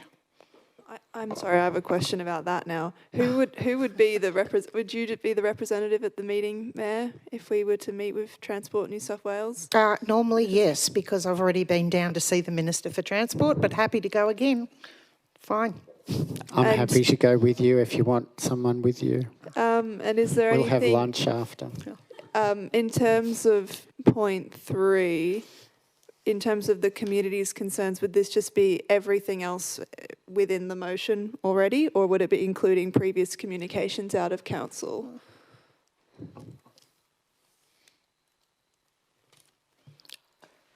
Your Councillor De Luca, are you accepting a suggestion from Councillor Harvey, or Have we had suggestion? What are the previous communications from council that have been sent on this issue? I think we had one on education.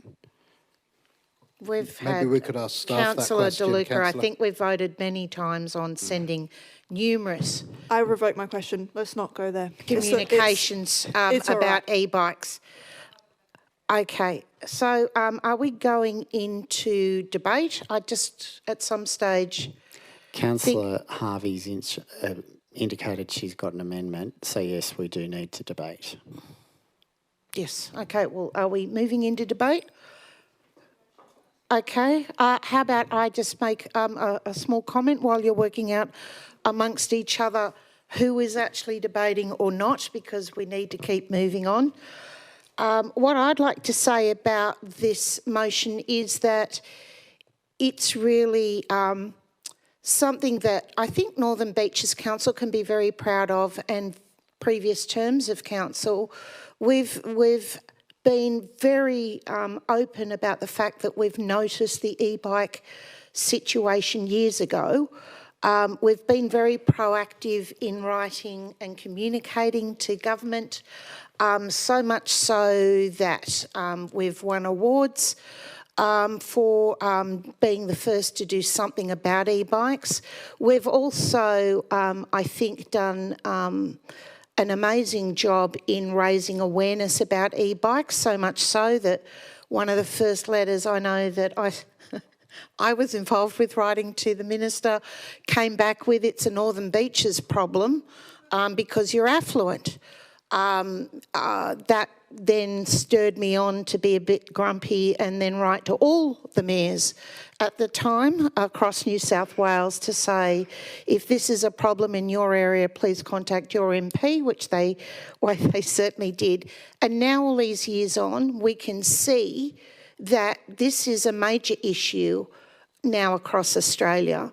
Some places, obviously, it is probably easier to get around. The fact that we are a very busy area, we have lots of traffic, we have lots of pedestrians, we are an ageing demographic here.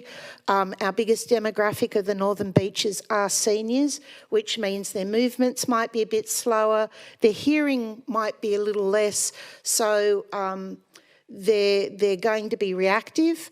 I do believe the Northern Beaches is the canary in the coal mine, that when you see something going wrong on the Northern Beaches and you're told, don't worry, it's just the Northern Beaches, it's actually a litmus of what's going to happen, and it's been proven time and time again, and the e-bikes is definitely one of them. So we can keep writing to the ministers, because we certainly have written plenty of letters, I agree. It is frustrating, but you know what, I look at it now and go, there is some movement. Now the state government have their eyes wide open. The fact that they're looking at removal of bikes, there's talk about what kind of engine power.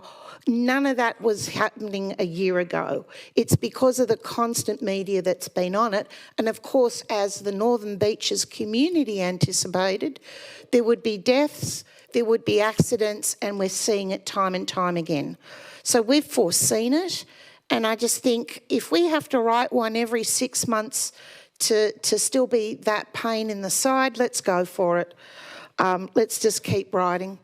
And I hope, and I'm very aware that from the public forum that was held up in Pittwater by our 2 Pittwater representatives up there, that was a real learning curve to hear from the people who were involved in the importation, to hear about how 7 years ago the legislation changed and was open slather that you could import anything, I think was a big mistake that was done, but we can't put the cat back in the box, so to speak. So let's just keep advocating whichever way, as many ways as we want. So, sorry, you can see I got a bit passionate there. Please, anyone else wants to go to debate, please do. Thanks, Madam Mayor. You took most of my points, but never mind. There you go. This is an extremely serious issue, which we do continue to see significant injuries, particularly to pedestrians and those who I call the innocent. To see that poor elderly lady with so much bruising and broken bones was extremely distressing when that photo not only ended up on television, but also across the media. We've seen the Northern Beaches Advocate report so many accidents, and particularly that last one at North Kirkcaldy, whereby the helicopter had to come for that poor girl and the passenger. And I think enough is enough. While the state government has introduced the crushing of bikes and the dyno machines, unfortunately it has been confirmed that that will not be implemented until August, and that there are only 3 machines ordered for the entire state. Now that's clearly not enough. Police continue to tell me, as they do other members in this chamber, that they simply don't have the power to even identify some of these offenders. Now, we saw the gang of youths rip up Longreef Golf Course the other day. We've seen them parade due to the Manly Observer's video coverage, and I think our online person is here tonight from the Observer, and just how scary that was when that group went through Manly to Dee Why. They were going in front of vehicles, they were ripping into the pedestrian crossings, not even observing it. And the amount of times I think we've all been driving along and we see e-bikes going in front of cars, going through red lights. It is clear enough is enough, and that the state government has to legislate. These poor people who have been injured have no remedy, because often the offender is not identified because there's no registration or licences, And also, unfortunately, there is no insurance scheme.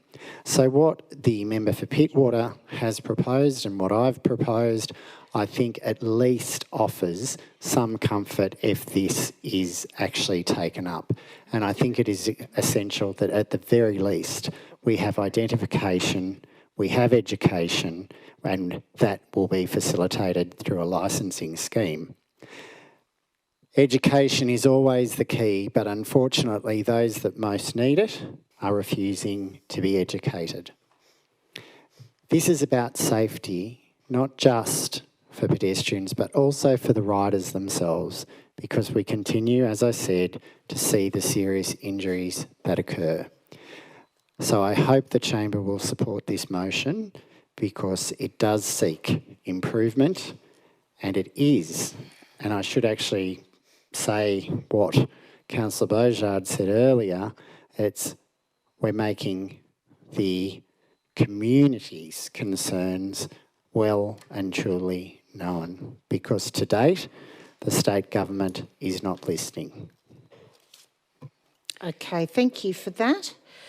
Councillor Beaujard and then Councillor Harvey, or your lights keep going on and off, so I'm not sure who wants to do it in which order. Not to disturb anyone. I'm happy if you want to go first. Councillor Harvey? I moved that I wanted to move an amendment quite a while ago, so maybe we could look at that now and just keep cracking.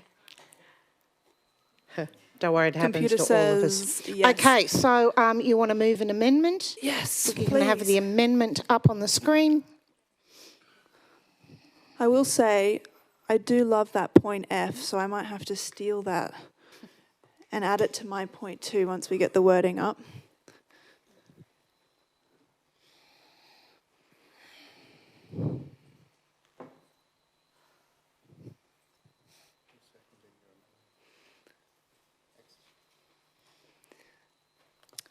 Seconded by Councillor Hernjack.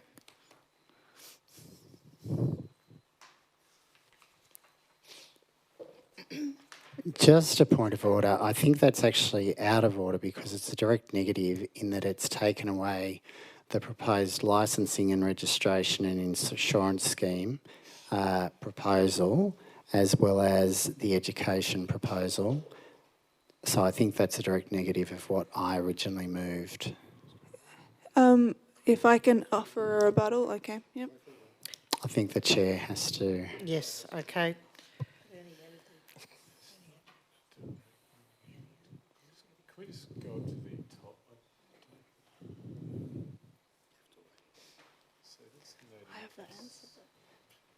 So if you look at Mr. General Manager, if you look at to A, B, C, D, E, and then even G, the amendment is a direct negative of those proposals. They're trying to say the same.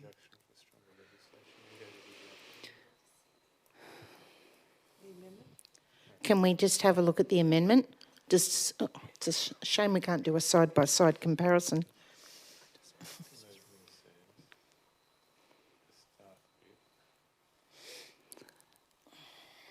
I'd like to note, Councillor DeLuca, I'm very happy to incorporate that. I think it was point F with the support for Jackie Scrooby's motion, what do you call it, in state government, and also to keep the point about meeting with the Minister for Transport. No, I want A, B, C, D, E. It's very important. Okay, we'll wait for the ruling then. Thank you.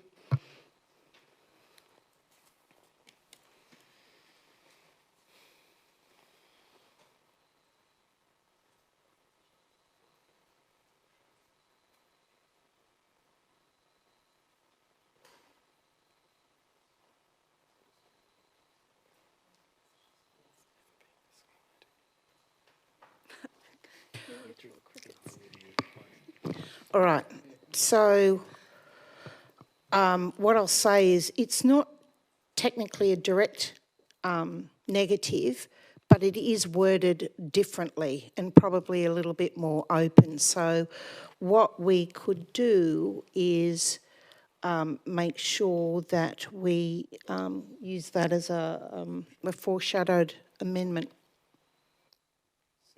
So we vote on Vince's first. If that gets up, then that's substantive because it is, and if it fails, then we go to the foreshadowed amendment. Can you please repeat that? Yeah. Sorry, I'm confused. Don't worry, we all are at this time of night. That's pretty usual. So what I'm saying is this will be a foreshadowed amendment. We'll vote. Or if there's some of the things that Yep. Councillor DeLuca's motion's brought in. Do you want to meld them? Well, it might still be an amendment, but it's Yeah, it depends what you want to bring across, I suppose. whether it's incorporated or an amendment. No, this is an amendment, and like I said, there's a couple of things I'd love to incorporate from his original motion. And since Councillor DeLuca So doesn't... what would you like to... what I'd like to incorporate, if you If could we just can scroll back up. I think the correspondence in point F is really important to include, so perhaps if you could copy paste that and then add it to the end of point 3.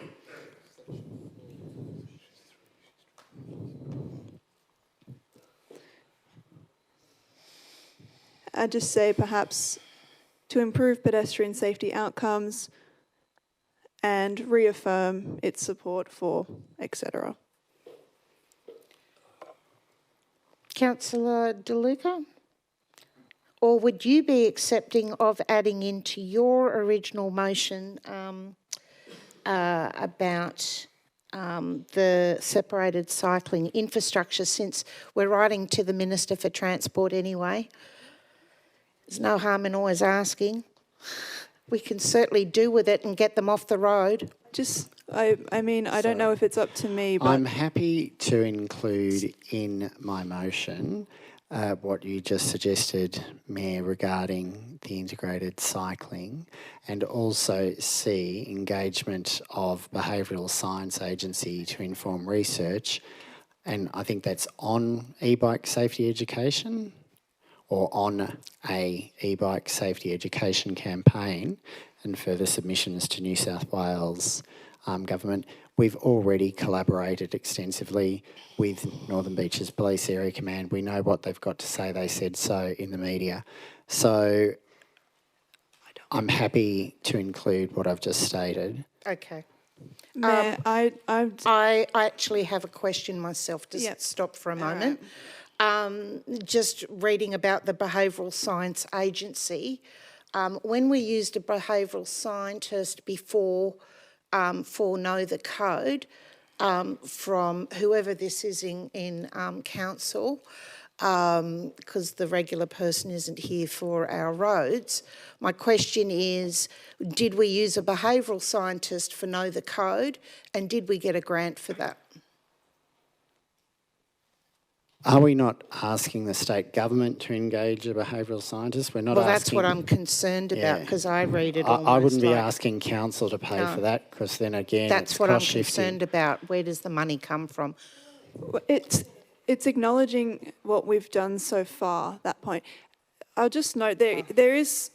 I would disagree that my amendment is a direct negative, but it definitely does reframe and approach e-bike policy in a different way to Councillor DeLuca, so I don't think it's going to be very helpful trying to amalgamate the two, because my amendment distinctly doesn't call for specific regulation of e-bikes. Okay, so we will use it as an amendment. Thank you.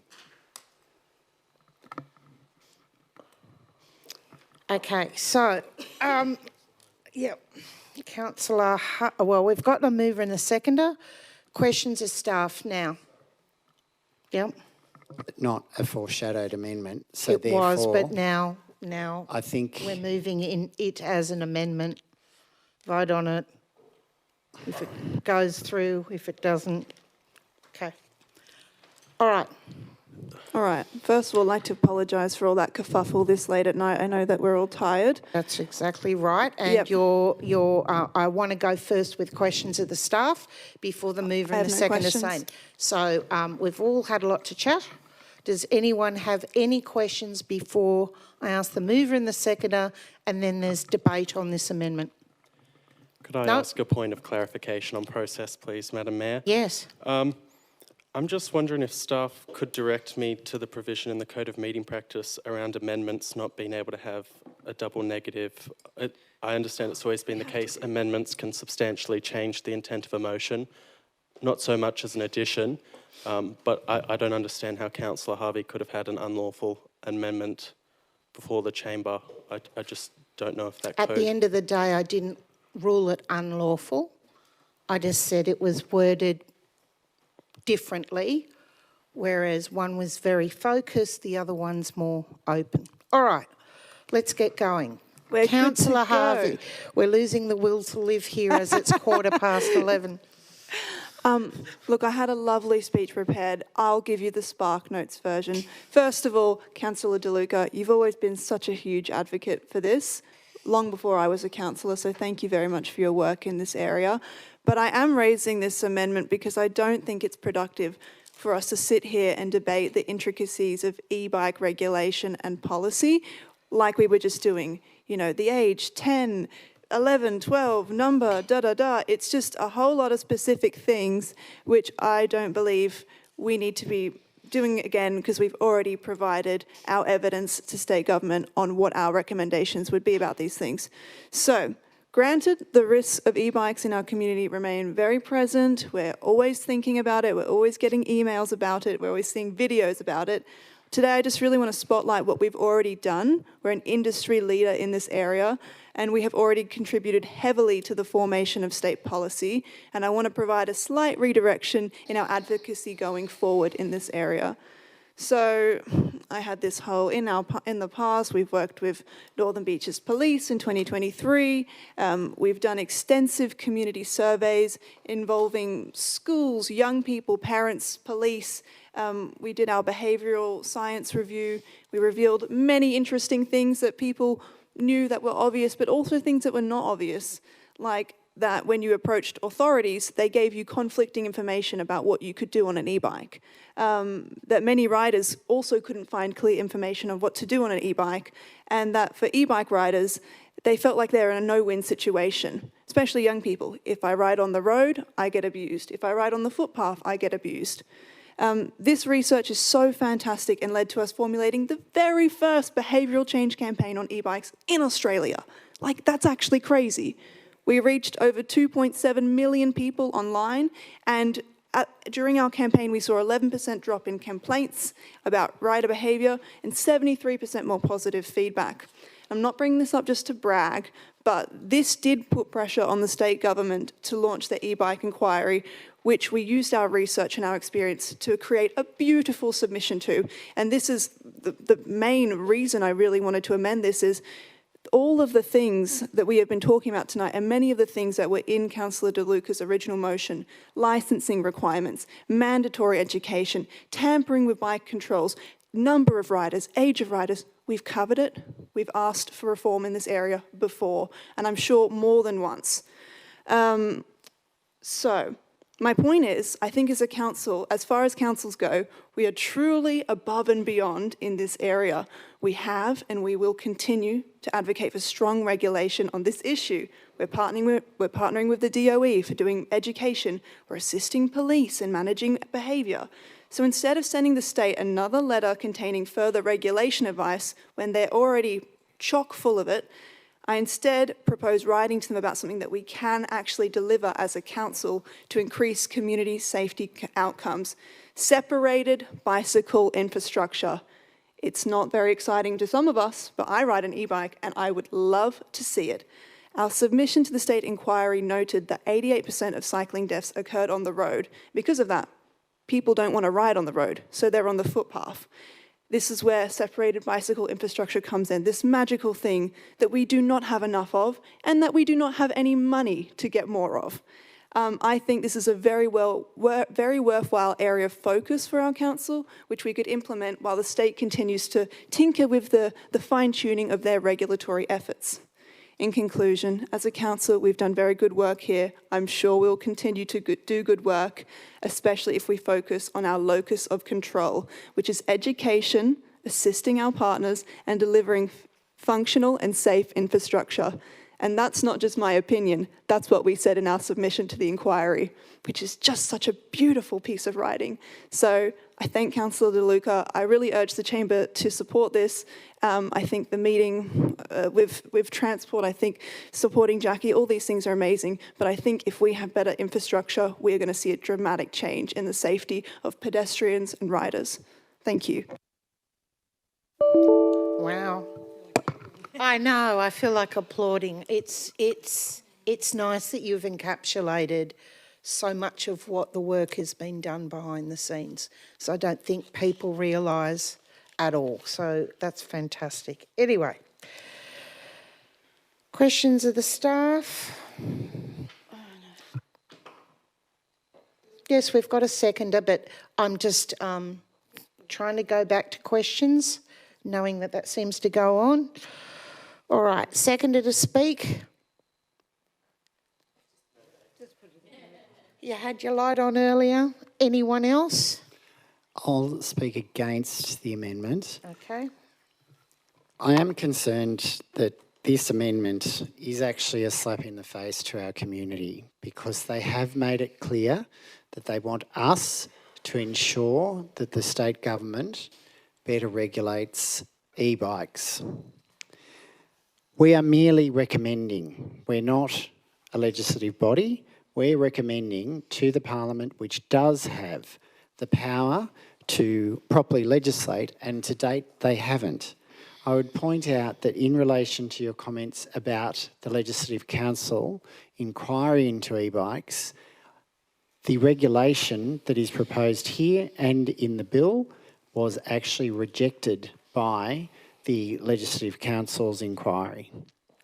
There was a dissenting report authored by the Honourable Natalie Ward, MLC, with similar points of both the member for Pittwater and what I have moved previously in the chamber and what we see tonight. The state government to date, through the parliamentary inquiry as well as numerous representations, has rejected the need for proper regulation. All it's come out with now is the crushing of bikes and 3 dyno machines across the state. That is not effective legislative provision, nor is it in the interests of our community. I ask councillors to support my substantive motion. As Councillor Beaujard amended in my motion, we are representing the concerns of the community, and that's what we are elected to do. But this situation has gotten so bad that we must keep on the government to ensure this proper regulation. And as Mayor Hines said, we must not rest on this. And whether it's every 6 months, every 3 months, we need to keep our voices heard. It's not just a Northern Beaches issue. It has now become statewide and it's become a national safety issue. And we must do all possible to encourage this state government to properly legislate. And that is what is expected of us from our community. Okay, Councillor Causey. I don't like to take a different track to Councillor Harvey, but on this occasion I think that Councillor De Luca's motion is stronger. I would love to see the last point about the cycling infrastructure included in Councillor De Luca's motion.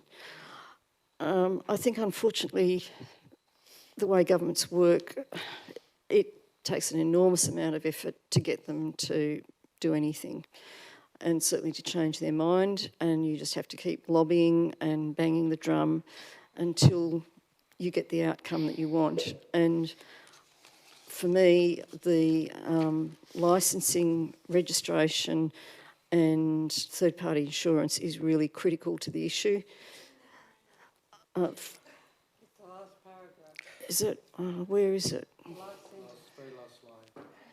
Which one? Oh, yes. Well, sorry, it's getting a bit late. But I still feel like there is no harm in actually stating exactly what we want and repeating it to the government. And I'll say I've just this week had an email from an elderly couple in Avalon who are terrified now just going to the local Woolworths store because, and I know it because I go past there many afternoons in the week, there are kids on e-bikes mainly from the high school, some from the primary school, who are wobbling around all over the place, and it's not the older people who are responsible riders who are the problem. It is the young kids is the major issue. And so, yeah, I'm sorry I'm going to let you down and support Councillor De Luca on this one. Okay, Councillor Harvey, would you like a right or reply on this amendment, even though we don't really need one on this, but knowing full well that so let's just go bedtime's coming. And can I just confirm I'm happy to include the cycleway issue like I indicated earlier. That's terrific. Okay. All right, so we're voting on the amendment. All those in favour? Councillor Bingham, Councillor Beaujard, Councillor Harvey, Councillor Hernjack, Councillor Williams, Councillor Grattan. Those against? Councillor Singh, Councillor De Luca, Councillor Giltnan, Councillor Robins, Councillor Dillon, Councillor Causey and myself. Got no idea what that's going to be. Must be close. Lost. There we go. So now we're back to the original motion, but noting full well that that Councillor De Luca had said he'd put in the separated bike paths. Sorry, Councillor, if you do that, that would be awesome. That would, I think, would make a positive difference. I said that 10 minutes ago that I'd include it. It's getting late. I think we've said that once or twice before. And I'm happy that the motion be put immediately. I don't require any further debate from myself. All right. And I don't think the so seconder let me just does double either. check that we've got it right on the screen first. I will ask, noting that we have other matters on the agenda though, and it is going on 11:30. Yes. Whether you could, when you're adjourning the meeting, that we consider the rest of the agenda next Tuesday night if possible.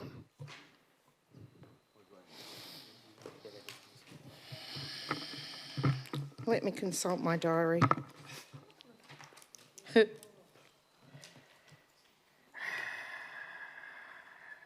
No.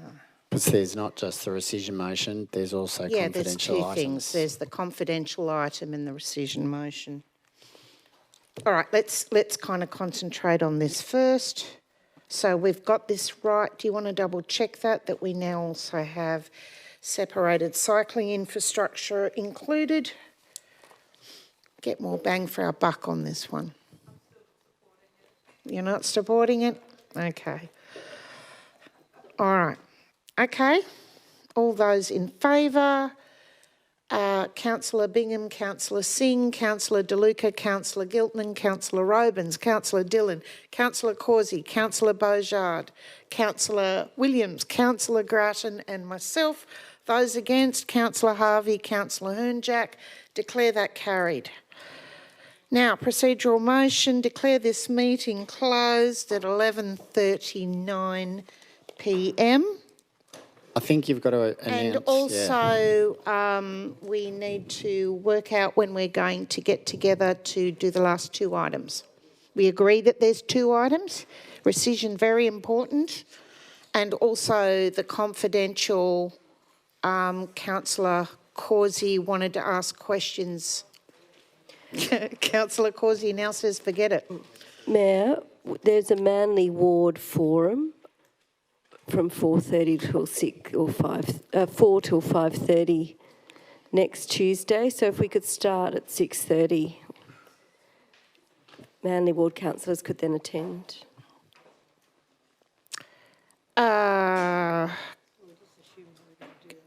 No, that's the problem. As we convene at the Manly Town Hall. Yeah, there's a thought. Oh, they'd love that.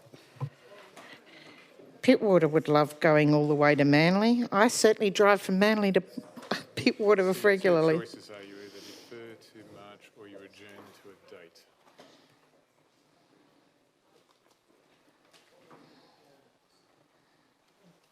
Hang on, just let me get my diaries out here.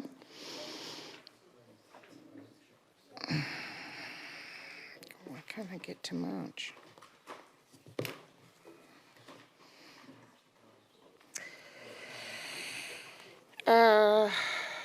What have you got in for March 3rd? So it can't be at 6:30 on the next Tuesday night?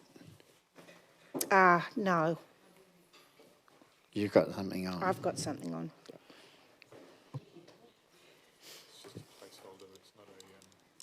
Excellent. March 3rd it is, 6 p.m.